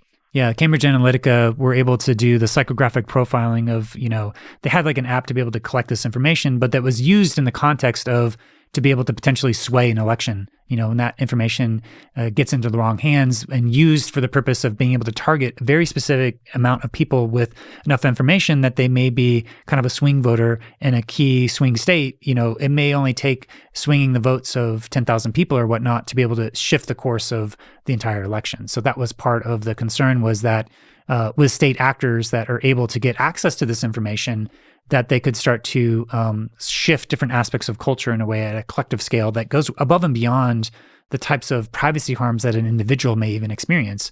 Having your vote changed and not being aware of it, and that really kind of leads to other countries controlling and driving your political future in a direction that you may not, if you knew the full context, you wouldn't be consenting to. So that's a kind of threat, is that as soon as you start to capture all this very intimate biometric and physiological data, then you have these repositories of models of people's identity that then if they leak out, which, no computer system's 100% secure, if they do get into the wrong hands, then they can start to be used to manipulate and control us in different ways. So that's the threat. Okay. Yeah. And politics and things are very ninth house things, in ways in which people's politics can be influenced by whatever groups they're a part of in terms of social dynamics, but also in terms of what media they're taking in, and to whatever extent, let's say they're spending a lot of time in the metaverse, whatever sources they're taking in are going to influence or can change their political views in different ways, or can change things about what they believe or what schools they follow. If, let's say, you're an astrologer and there's some form of astrology that's really popular in the area you're in, and in that way it can sort of influence what you end up doing, in the same way that like MySpace or Facebook or YouTube, for example, recently has become so influential in terms of using it as a platform for podcasts or other channels in order to promote different approaches, and the success of that depending on how big they get. Yeah, this whole problem of fake news and misinformation is a big part of, what's truth, what's reality. That's a very ninth house type of topic. And, the fortunate thing in some ways is that the existing network effects of social media with text and video and, photos, videos, and text, that is going to be way worse in some ways of the fast transmission of viral information or misinformation, fake news, that when it comes to the immersive environment, it is more based upon one-on-one interactions, which means it's more real-time and more synchronous, which means the network effects are different than, say, an experience that is kind of going a video going viral. So it's actually slowing down in some ways, but the problems of moderation are actually much more difficult because it means that you have to have like an AI overlord that's listening to everything you say or do, which then at that point means that you may be sacrificing other aspects of your privacy in order to create an overarching safe online space. So there's different trade-offs that tend to happen within VR when it comes to that. Okay. We'll have to save the AI overlord discussion for maybe tomorrow. 10th house, one's career, one's reputation, one's public life, overall life direction. Yeah. How is that relevant for astrology or astrologers? Yeah, I think also governments and institutions, and so, big government elements. But yeah, in terms of your public and your reputation, there's a lot of ways in which that people are using existing social media to kind of build up their own brand and to build a reputation and to, in the context of your career and what you're known for.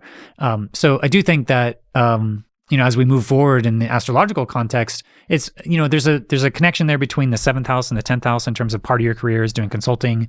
And so it may be just a matter of the different ways in which that you're able to cultivate a network or get word of mouth or just to be in places where, if you think about how to expand your reach is to go around to different places and maybe give talks or, there may be entire public speaking circuits that evolve that are based upon, like there's the existing ecosystems, like your podcast here is a great example, or NORWAC or UAC or ESAR, these existing conferences that have platforms for people to kind of talk about ideas, but thinking about how the virtual reality spaces could start to decentralize that where you don't have to be tied to a specific geographic location. It can kind of be a space that I like to think of like how meetup.com was able to take a city and say, anybody that's interested in astrology, come meet up here. But you start to kind of transcend the limitations of space where you have more general meetup groups that maybe, time zones are still probably the biggest issue of finding a time to meet.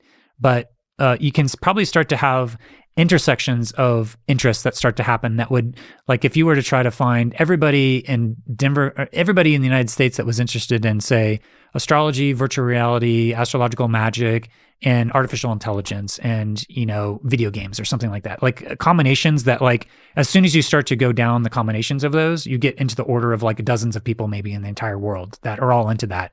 Well, you can start to cultivate those different types of professional groups by just creating a space that is, the world and the entire environment is starting to replicate the values of each of those different intersections.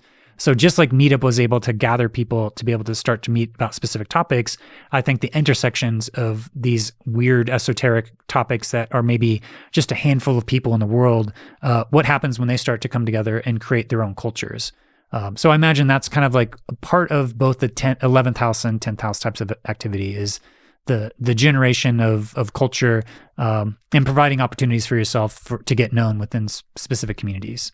Yeah, that makes sense. And it makes me think of how I once went to an organization for professional astrologers retreat. And part of what we did is all the speakers in preparation for it, we all had to fly out to this place for like a week and do some professional training. And part of that, or one of the things that we did is got into a small breakout group of like 5 or 6 people. And then 2 astrologers would read each other's charts and do an actual consultation with another professional astrologer. And part of that was like seeing how another astrologer would do a consultation, as well as having the experience of having a consultation from another astrologer and then provide feedback. And the group would like discuss the different styles of consultation. Like I could see something like that because it was a good experience, but it was also a hassle to like fly out to this place for like a week. And I could see people doing that within a virtual reality context. Yeah. I mean, the big 10th house type of social networking site right now is LinkedIn. And I don't know to what degree the astrological community even uses LinkedIn as a way of professional networking. It's sort of independent, it's sort of its own thing. So what would the LinkedIn of the astrological networking in the virtual immersive world look like? It's kind of up to the community to start to think about if it's those different types of professional, it kind of gets into the 9th house things of professional training, but also just, just connecting to other professionals, I think is, it's an interesting idea. I haven't seen much of that. I mean, I'm sure most of the stuff that professionals gathering together happens in alt space VR, which also happens to be the same. It's owned by Microsoft. It's the most enterprisey. So, but there's also Burning Man VR, which is kind of a weird juxtaposition to have enterprise and Burning Man in the same context. But yeah. Right. All right. 11th house. We've already talked about conferences. I mean, making friends with other astrologers, the social component of astrology, which is actually pretty important. And this just being an additional way that people could build social connections. Yeah, social VR, I think, is the domain of having things like Rec Room or Altspace or Neos VR, or, within the context of the open metaverse, there's Mozilla Hubs and lots of other, decentralized crypto-based worlds. But let's just say once you're in a world where you have a shared environment, you're able to hang out with your friends and go do things that only you would want to do with your astro buddies.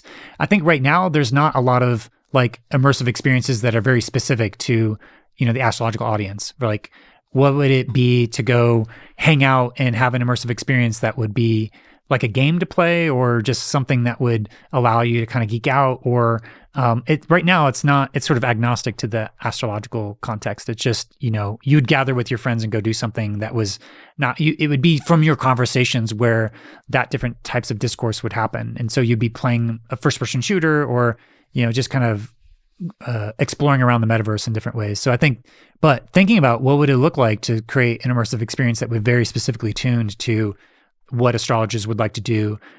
Mostly when you go to a conference, it's just sitting around and talking about different stuff. But like, if you kind of think about the chat roulette or other ways of introducing yourself to other people within the community, just to set an existing context. And so, I mean, maybe this is a part of an 11th house thing of like, let's say you wanted to get together with everybody who is going through a Saturn or a Neptune conjunction to your ascendant. Like, I have Neptune square my ascendant right now.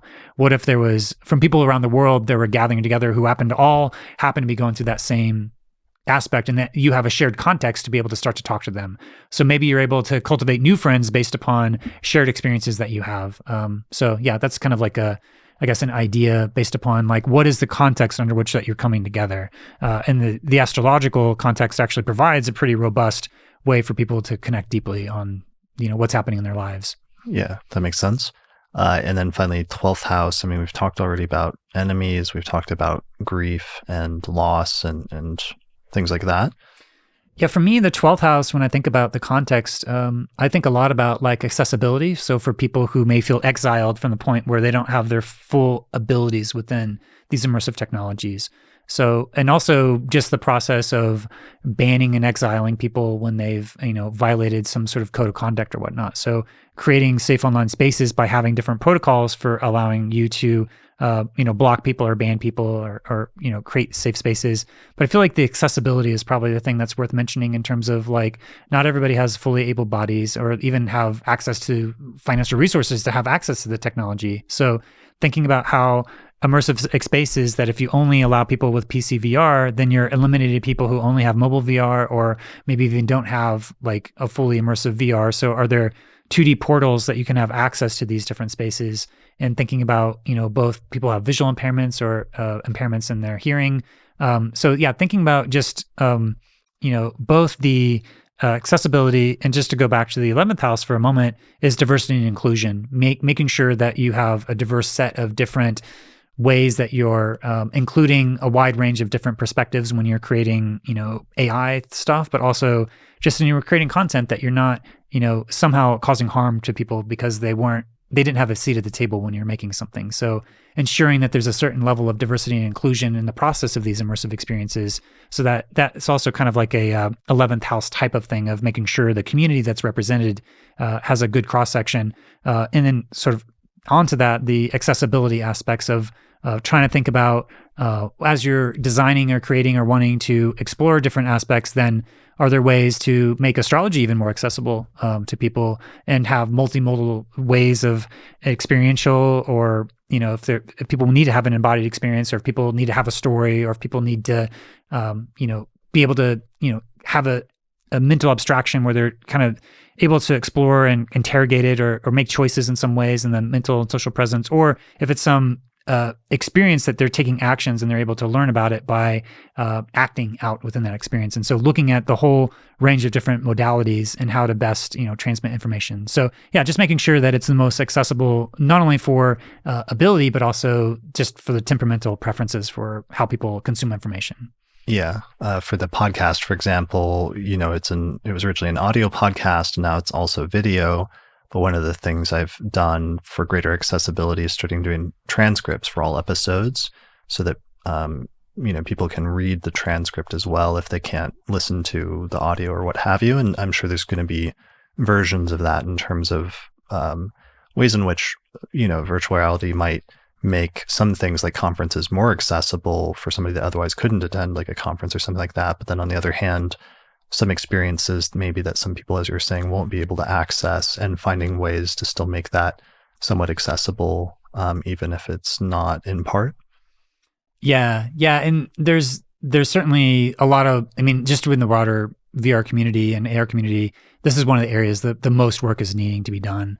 And just to say briefly about, there's other significations of the 12th house that are a little bit more weird, like enemies and exile, or just like really bad experiences. And so also just thinking about how some people may have just experiences where they, just have, things that may be triggering a seizure as an example, or just in general, if people are going through a 12th house transit, they may want to kind of just retreat and have more of a kind of solitary spiritual experience. And so, yeah, thinking about like mental health and ways to have people kind of like tune down the level of stimulation that they have. So, but there's a lot of the negative aspects of the 12th house that I think, are probably worth just brainstorming how you could either commiserate with people or make it like better in some ways. Right. Like if you have social anxiety and like your friend throws a headset on you and thrusts you into the middle of a party, that might be a 12th house experience. Correct. Yeah. Yes. Sorry about that, no by problem. the way. All right. It's all right. Despite that being my first experience, it was still largely positive, and I'm willing to overlook that, even though I now understand some of the potential downsides. But I think I might go get a headset, like the same headset that you use, which is what again? It was properly called the Oculus Quest 2, but now being rebranded as the Meta Quest. But most people call it the Oculus Quest still because the boxes still say that. But because Facebook rebranded to Meta, it's now officially called the Meta Quest 2. Okay. Yeah. Well, I'm intrigued enough, and I was interested enough by the experience last night that I'm interested in, and I've always been interested in new technologies and emerging technologies, and that's just part of my interest. I don't know. I have Aquarius rising and Uranus conjunct the midheaven. And especially the ways in which new technologies, astrologers are often at the forefront of new technologies and finding ways to use them for astrology or in order to enhance things that they're doing with astrology. So I'm curious about some of those applications, and we'll probably begin exploring it a little bit more sort of based on this experience and based on this conversation.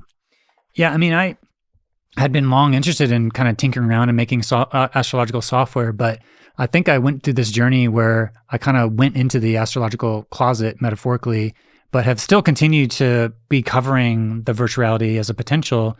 And I feel like for me, I'm very excited to start to continue to tinker around with, I feel like there's enough of the open web stack, that the open metaverse to start to build these different types of immersive experiences, just all the stuff that we just were talking about here and brainstorming. We're kind of dreaming into the future that doesn't quite exist yet. And we're kind of at the precipice of trying to, create these embodied immersive experiences that go above and beyond what you could experience IRL. And I know there's a lot of skepticism probably within the astrological community about VR, and there's also a lot of skepticism about astrology within the VR community. So I feel like I've been sort of in this weird liminal state where I've just continued to do my thing, kind of continued to have and maintain interest in both communities. But I do foresee that there will be some interesting convergences, and that especially when you start to think about the data visualization of like the spatialization of music and being able to look at like those concepts of the celestial spheres and trying to coordinate different ways of having an embodied spatial experience of the harmonies and the frequencies of music within an immersive environment. There's a lot of ways in which that we're going to be living into a future where you're going to have an embodied experience, but it may be able to deeply tune you into these underlying patterns. And I do kind of have that strand of the Pythagorean, Platonic ways in which that there's these underlying structures of reality that we're somehow mysteriously interfacing with. And that in these virtual environments, you can kind of think about it as overlaying those Platonic realms of ideal forms on top of our experiences. And from there, are we able to kind of tune in even deeper into these deeper structures of reality?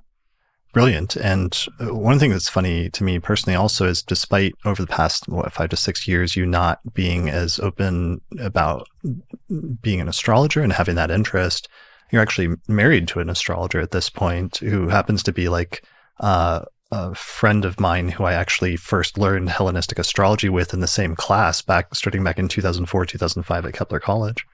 Yeah, Wonder Bright is an amazing astrologer that I originally met in 2014 at ESAR, but and then we have a mutual friend of Jen Zart. And so, yeah, I actually met, and I stayed with her when I was going to Oculus Quest, or the Oculus Connect 2 in Los Angeles in like 2015. And then, we've been together ever since, and we got married in 2018.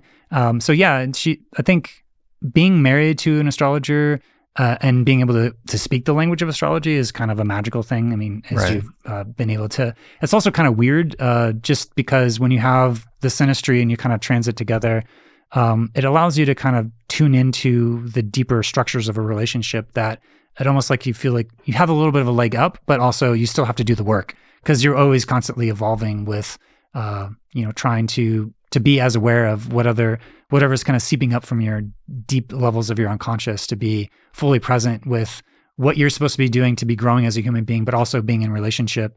And I find that, just being in relationship with an astrologer is like someone able to not only mirror you in that way, but also to be able to identify the underlying, astrological transits or progressions or, solar arcs or whatever favorite techniques you have, to be able to start to kind of geek out with the language in a way that allows you to, it feels like it's a great experience to be able to do that. And Wonder herself is an amazing astrologer who gives me lots of deep insights into, not only my own unfolding, and she often is noticing things that's happening. And so we kind of go back and forth and reminding each other of things that we may not be consciously aware of at any given moment. But yeah, Wonder actually was with you at Kepler College and would tell me stories about how when you were at the very first school, I mean, now you're well known as a pretty staunch Hellenistic traditional whole sign advocate. Well, and she actually took the headshot of me, the picture of me that's on the back cover of my book, Hellenistic Astrology.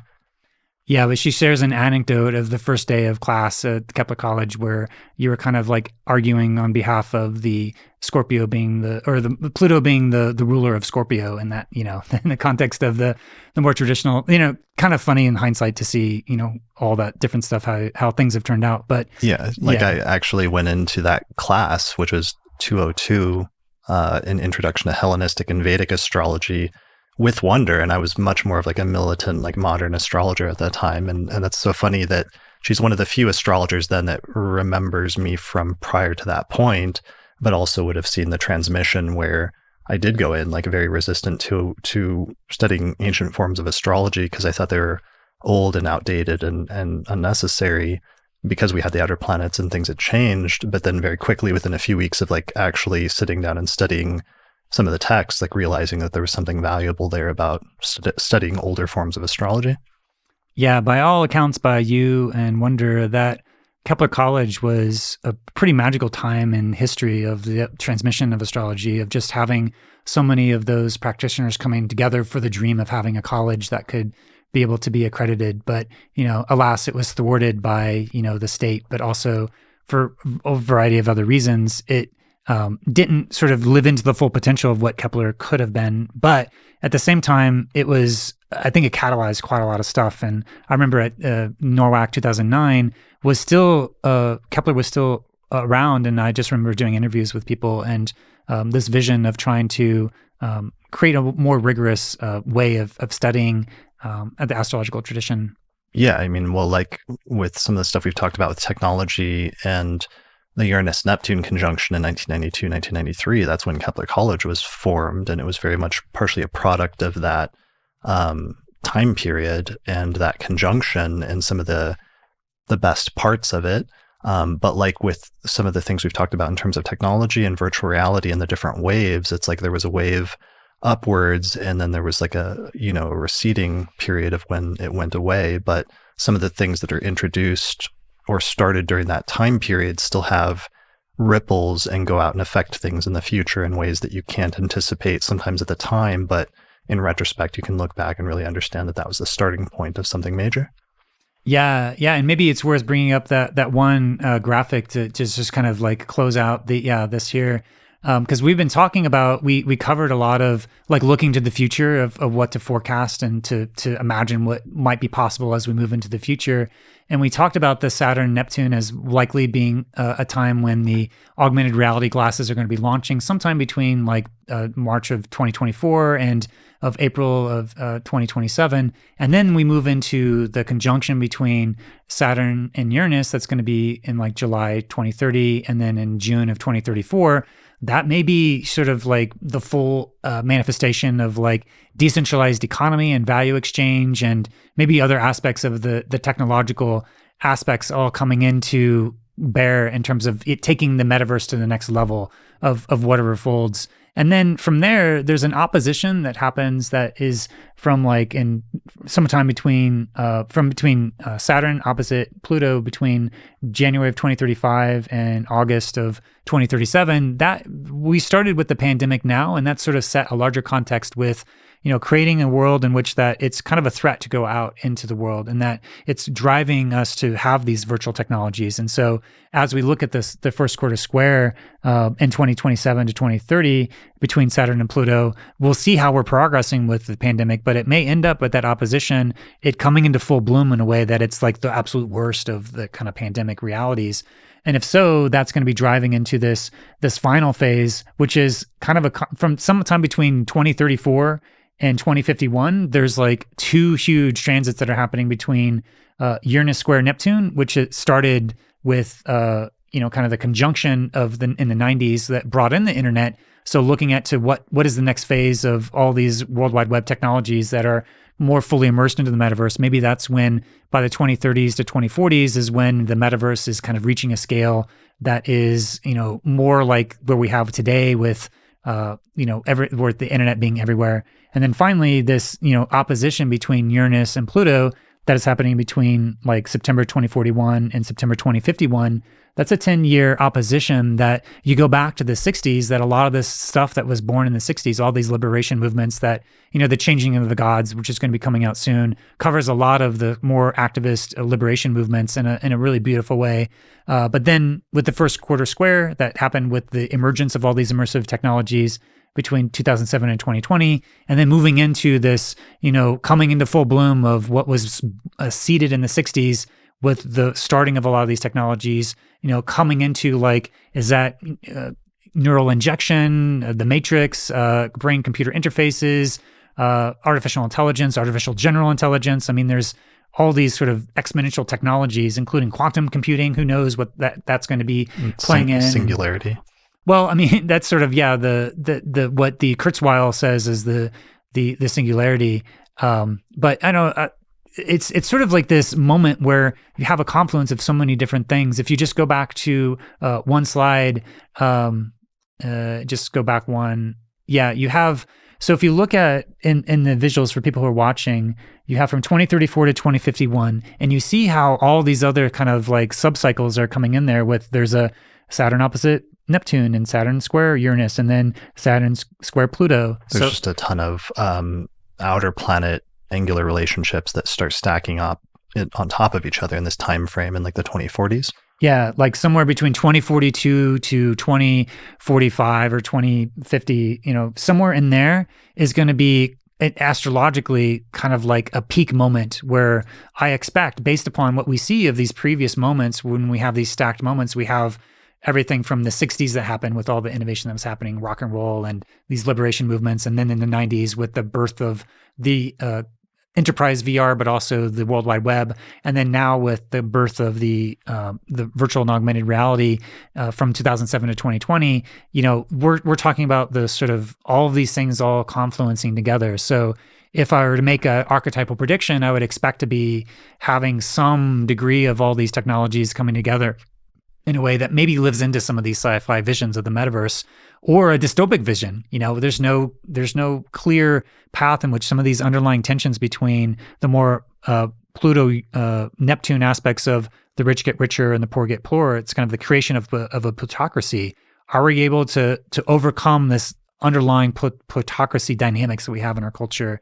Is that something that we see big actual movements for?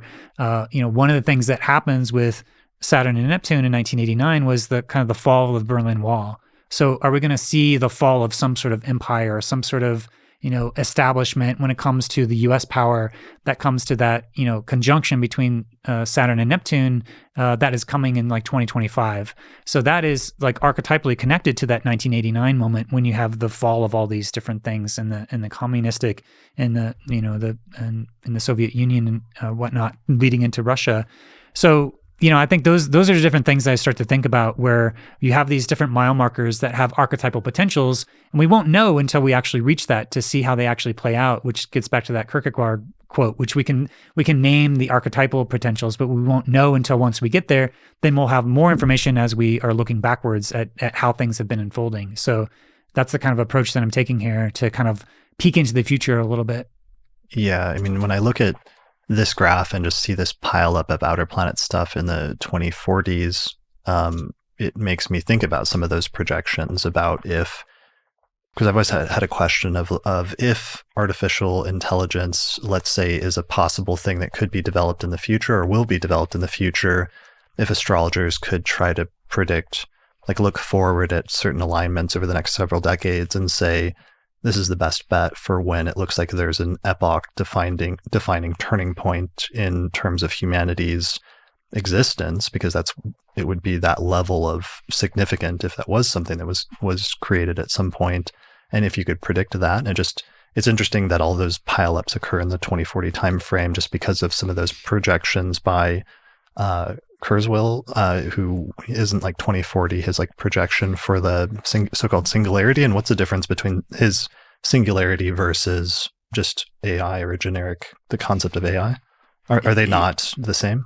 Well, I mean, there's a sort of the Moore's law of exponential growth of technology, and you have a confluence of all these things coming together. So when you have artificial intelligence with, virtual and augmented reality, and, basically the idea with the singularity is that the AI kind of gets the super intelligence to the point where it is so smart that we don't even have conceptual frameworks to understand it. And it starts to change so quickly that we have no fundamental ground to stand on.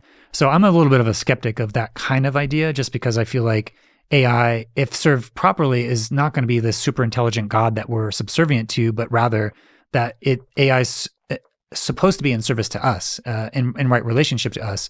And if it's not, then something has gone horribly wrong, where we are kind of living into this AI overlord type of dynamic. Like a Terminator type scenario, like a Skynet? Yeah, almost like that you trust whatever the AI is saying, and that, there's always going to be bias and intention that is embedded into these systems. And so to try to isolate those larger actors from what the intention is that you want, I feel like we need lots of different type of decolonized thought that is trying to put the power back in the hands of people so that they know how to be in relationship to these different algorithms.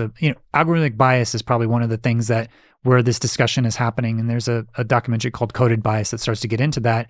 But as we start to project out, there's ways in which that the artificial intelligence is going to start to, as much as it can, extract different elements of our intelligence into the AI entities. And the goal is for it to be in service to us in some ways. And so the big question I have is, what do those things allow us to do that we couldn't do without it? And when it starts to be at this scale where it allows companies to be able to manipulate and control us in ways that they're able to serve their own needs, then you're kind of strengthening these underlying inequities in society that are just problematic. It takes a lot of energy to be able to train these AI, and as the pandemic has started, we basically have a handful of these tech companies that have enriched themselves disproportionately to the rest of the society. So I think as we look at the future from a Hegelian perspective and a Marxist perspective of looking at the sort of dialectical materialism, looking at who the owners is and how much is the kind of cooperatively owned. That's why the sort of decentralized autonomous organizations within the context of cryptocurrency is trying to potentially start to move into more cooperatively driven things that go above and beyond what the owners of capital are doing with these centralized companies. So the centralization, decentralization are going to be huge themes as we move forward. To what degree is the metaverse going to be decentralized? And to what degree is it going to be controlled by Disney and Meta and Netflix and Hulu, where it's basically a Disney-fied experience that is kind of very dry and safe and not really, and kind of benefiting them disproportionately. So in the larger context of our society, when we look into the future, we have to take into all these other aspects. And in addition to making sure that we have equitable access and diversity and inclusion across a lot of people who have no ability to have access to these experiences. So that's another aspect that unless we get that right, then we're going to just amplify the inequities in our world rather than kind of create this more utopic vision. So whether or not we're moving into dystopia or utopia kind of depends on the underlying intentions of the values of the culture that is helping to drive not only what we're supporting as consumers, but also the laws that we're setting to be able to put the good rights on, like say neural rights or privacy, and then the market dynamics, and then the underlying technological architecture and the code. All of these things are kind of feeding together into this kind of feedback loop that is, been shaping society in a way that goes above and beyond what the printing press did. So just like the printing press was able to kind of capture information and knowledge, this kind of printing press of our era are these computing technologies that have all these different communication media from film and TV and radio and video games and the computers and the internet and World Wide Web, the cryptocurrency exchange. And then now with the virtual and augmented reality, they're all coming together to kind of create this new experience machine that's able to capture our experiences and then deliver it in a way that, we can basically have all sorts of ranges of experiences that were never possible before. Right. That makes sense. And is pretty exciting. I mean, obviously there's like you said earlier, there's both extremes of the spectrums of like the utopia visions and there's the dystopia versions of that, but oftentimes like things end up somewhere in between in those two extremes. Yeah, and the issue is that that's this, Monica Bilaskita is a futurist, or she's a futurist researcher that has been creating this protopia futures framework that is really, one of the things she says is that the future is not created by the Elon Musks and the Bill Gates and the Mark Zuckerbergs of the world, that the future is actually created by the science fiction creators who are telling the stories that are allowing us to imagine a future that is not quite yet possible yet. So the science fiction ends up being a roadmap to allow us to imagine where we're going in the future. And so whether it's the, William Gibson or, with the Snow Crash and Neil Stephenson or the Ready Player One, these are giving specific depictions of the future that we're living into. And it's very, specific in terms of like, Ready Player One's all about gaming. So it's like the extreme of gamer culture, but do we really want to live into a world where that type of extreme gaming culture is going to shape everything that we have in terms of our interactions with the metaverse, especially if you're not really into gaming? So I think we have to look at these other storytellers and people who are growing and cultivating these worlds that we want to live into, whether it's indigenous futurism or Afrofuturism. There's a whole set of different movements of people that are showing these work at film festivals like Sundance and Tribeca and the South by Southwest and IFA Doc Lab and the Venice Film Festival that are kind of dreaming into worlds that aren't quite possible yet. So whether it's, indigenous futurism, so imagining 7 generations from now, outside the constraints of what the existing dynamics of colonial thought is, can we imagine a future of a decolonized world that we can live into? So if we see a virtual representation of that, does that inspire us to be able to start to have the cultural values to make the decisions that we need to be able to live into that in some fashion? So that's the idea, is to take the principles of all these different liberation movements and start to create immersive and embodied worlds that allow people to start to cultivate the cultures that we want to actually have. So with Black Panther and Wakanda is a great example of a type of inspiring world building that created a whole movement of people who wanted to actually live into this Wakanda reality. So I think we're going to start to see that type of, future dreaming that happens within the context of stories where people are building these immersive experiences where they can actually start to create both the cultures and the values and the cultural artifacts and the rituals and the stories and the heroes that then from there in the virtual space then eventually gets transmitted into the real world. So it's kind of a model of cultural evolution and transformation that I find is a grand potential of where VR could go in the future. Yeah. And it seems like with the science fiction authors that they sometimes, though, there's guys that could see the potentials and by writing some of those stories were influencing the future, but in some instances it was for things that they would never actually see or live to experience themselves. But nowadays, it seems like it's the people on the ground, especially the early adopters, and in terms of the astrological community, are going to be some of the ones that set the paradigm and, establish some of the trends and the common things of what's appropriate and what's not appropriate by being some of the earliest pioneers to explore that new space. So that seems relevant in terms of thinking about the astrological community and where things are going to be taken in terms of virtual reality with that in the near future. Yeah, I mean, it's really a time it's still really quite early. And like, I think like Beat Saber, the game you played, was built by like 3 people in the Czech Republic. So, and it's gone on to gross over $100 million.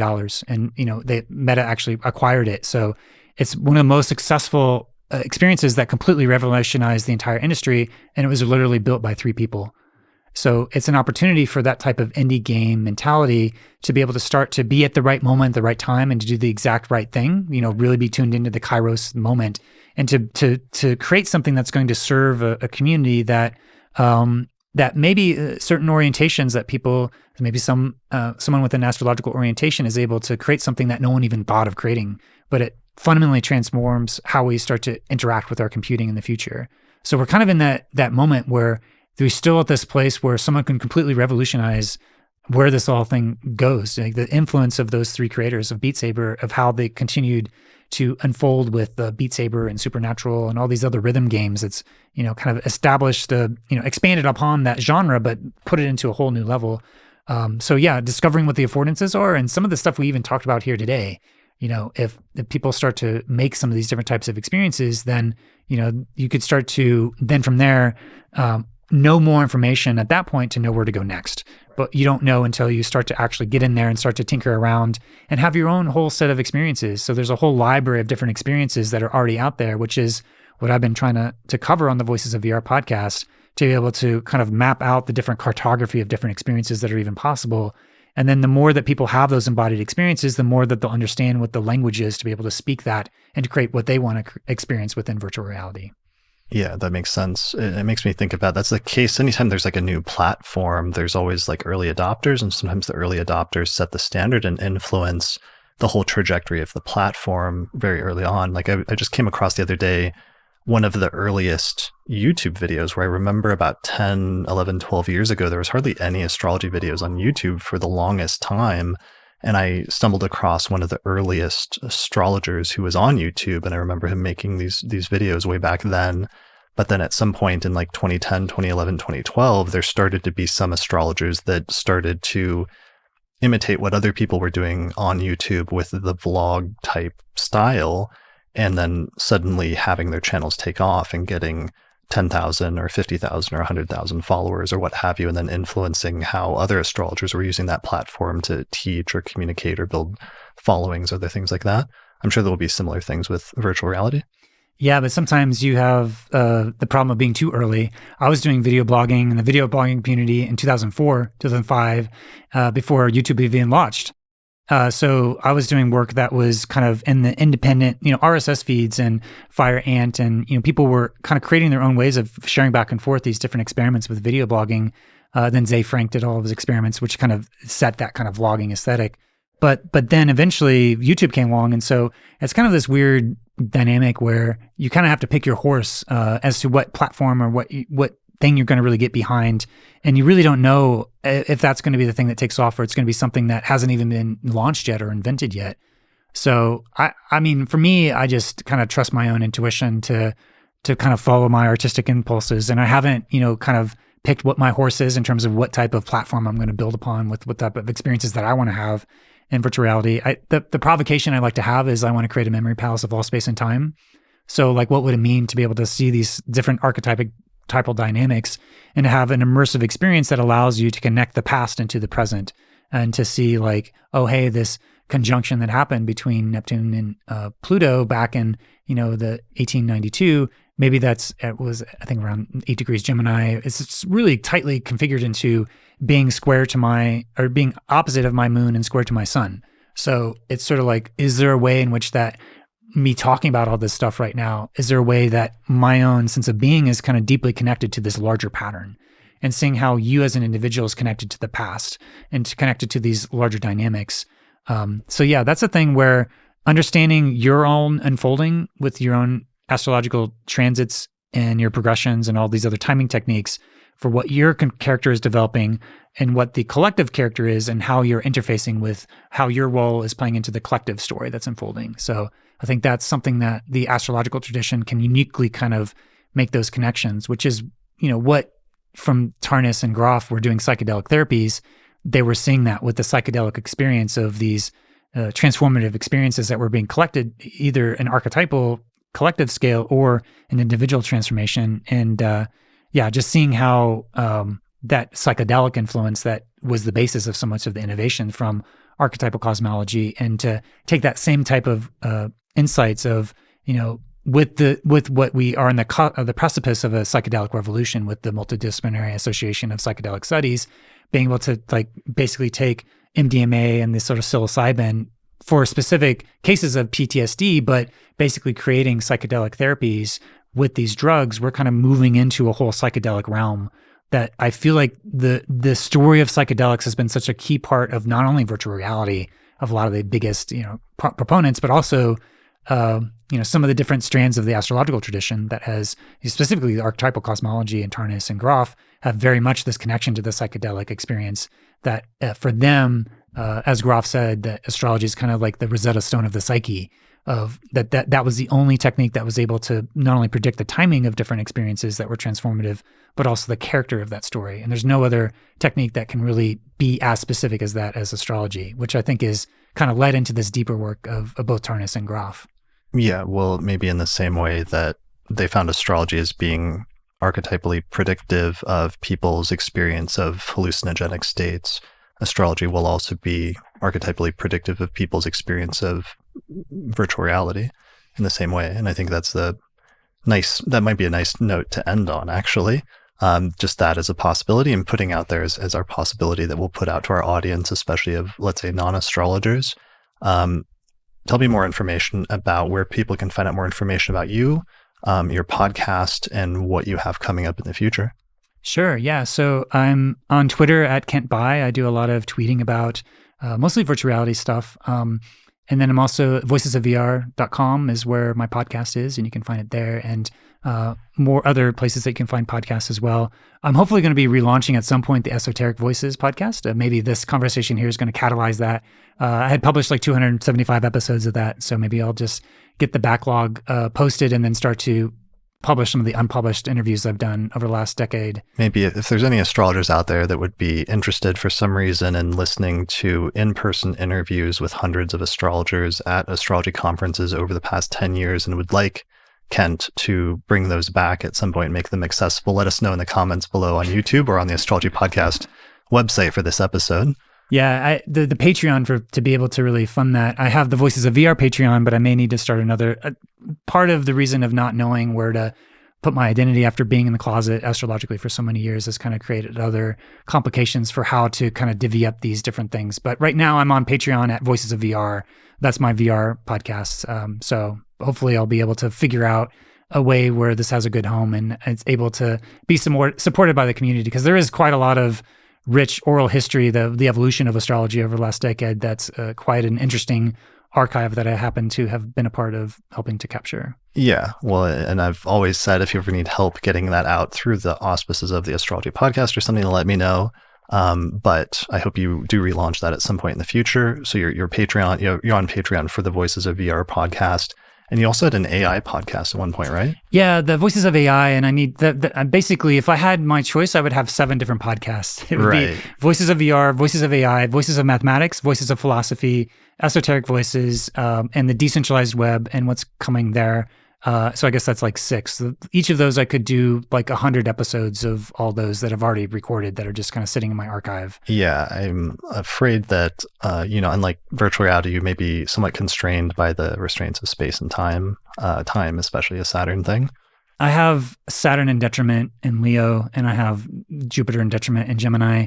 So I think I tend to do things probably not the most way that people do podcasts. And so it's sort of like there's not a lot of existing infrastructure to kind of support it. So I've kind of been, in a way, using things like recording an inordinate amount of information that is quite overwhelming. So I think there may be parts of like the spatial experience of virtual reality that may start to solve that, but that's still to be determined. But my dream is to get all of that stuff out there and to be supported by a community of listeners that is really tuned in. And this is a great opportunity just to kind of like talk about some of my deepest passions of these ideas. And, again, like I said, I'm very driven philosophically, and some of these deeper foundations of astrology are still questions that kind of have these overlaps with virtual reality in a very interesting way. So I think I started kind of wanting to really validate or have deeper information about astrological tradition, but I've moved into more of these deeper philosophical questions that I feel like are still a part of the astrological experience, but also are expanded out into the larger philosophical tradition. So if there's anything, I've been kind of leaning more into like the deeper philosophical inspirations lately. And so with that, I look forward to being able to get into this deeper flow state of taking in all these curiosities and putting out into audiences that are also sharing my own curiosities about all these different range of different topics. Yeah. All right. Well, this is your Saturn opposition, here in the next 3 days right now. So this might be the turning point and time to start putting some of that stuff out or back out, or making a decision in terms of which way to go, in terms of maybe narrowing down that range from, let's say, not 6 or 7 podcasts. Let's do like 2 or 3 podcasts. Even that sounds like a lot to me with just a one podcast, with my puny, one podcast schedule, but that sounds more manageable and maybe making a choice. And I look forward to seeing what you do and where you go with it, both in terms of astrology and in terms of VR. Yeah, and thanks for inviting me out. It's been a great pleasure to be able to kind of really do a deep dive of both VR and astrology. And it's a great opportunity to be able to do that. So I really am grateful for the platform you've created here, and to be able to just have this type of conversation that I couldn't have with very many other people in the world. So I appreciate that. Yeah. Well, thanks for helping as being an instrumental person in terms of the history of the Astrology Podcast, and helping me to do what I do is partially, I owe a debt to you. So thank you. I think if we have time, we might actually be able to get to the store and like buy one of those Oculus headsets to play around with that tonight. And I think we might, before you fly out tomorrow, record another podcast, maybe for patrons of my page on Patreon for the Casual Astrology Podcast or something like that. And maybe continue more of these discussions, or some of the many things that we didn't get to in our outline today. Yeah, you had 4 pages of notes, which I think is above average. And there's a lot of philosophical things I'd love to dive into, actually. It might be fun to kind of dig into both the foundations and some deeper questions of fate and free will and other things. So that maybe for the listeners who want to do, if you've listened to this point, congratulations. Thank you for listening to this so far. In the history, this is definitely the longest episode in the history of Astrology Podcast. I think it's even longer than the zodiacal releasing episode, because we've been recording for like 5 hours and 12 minutes or something when you include the breaks. So thank you, and congratulations for also being my longest guest. And yeah, we'll record more tomorrow, but I guess that's it for this episode. Yeah, thanks for having me. All right. Thanks everyone for watching this episode of the Astrology Podcast, and we'll see you again next time. Special thanks to all the patrons that supported the production of this episode of the podcast through our page on patreon.com. In particular, thanks to the patrons on our producers tier, including Nate Craddock, Thomas Miller, Catherine Conroy, Christy Moe, Ariana Amour, Mandy Ray, Angelique Nambo, Sumo Kopic, Issa Sabah, Jake Otero, Morgan McKinsey, and Kristen Otero. If you like the work that I'm doing here on the podcast and you would like to find a way to support it, then please consider becoming a patron through my page on patreon.com. And in exchange, you'll get access to bonus content such as early access to new episodes, the ability to attend the live recording of the month ahead forecast each month, access to a private monthly auspicious elections report that we put out each month, access to exclusive episodes that are only available for patrons, or you can also get your name listed in the credits at the end of each episode. For more information, go to patreon.com/astrologypodcast. The main software we use here on the podcast to look at astrological charts is called SolarFire for Windows, which is available at alabe.com, and you can use the promo code AP15 to get a 15% discount. For Mac users, we use a similar set of software by the same programming team called AstroGold for Mac OS, which is available from astrogold.io, and you can use the promo code AstroPodcast15 to get a 15% discount on that as well. If you would like to learn more about the approach to astrology that I outline on the podcast, then you should check out my book titled Hellenistic Astrology, The Study of Fate and Fortune, where I traced the origins of Western astrology and reconstructed the original system that was developed about 2,000 years ago. And in this book, I outline basic concepts, but also take you into intermediate and advanced techniques for reading a birth chart, including some timing techniques. So you can find out more about the book at HellenisticAstrology.com/book. The book pairs very well with my online course on ancient astrology called the Hellenistic Astrology Course, which has over 100 hours of video lectures where I go into detail about teaching you how to read a birth chart and showing hundreds of example charts in order to really demonstrate how the techniques work in practice.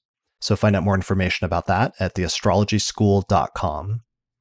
And finally, special thanks to our sponsors, including the Mountain Astrologer magazine, which is available at mountainastrologer.com, the Honeycomb Collective Personal Astrological Almanacs, available at honeycomb.co, the Portland School of Astrology at portlandastrology.org, and the AstroGold Astrology app, which is available for iPhone and Android. You can find out more information about that at astrogold.io.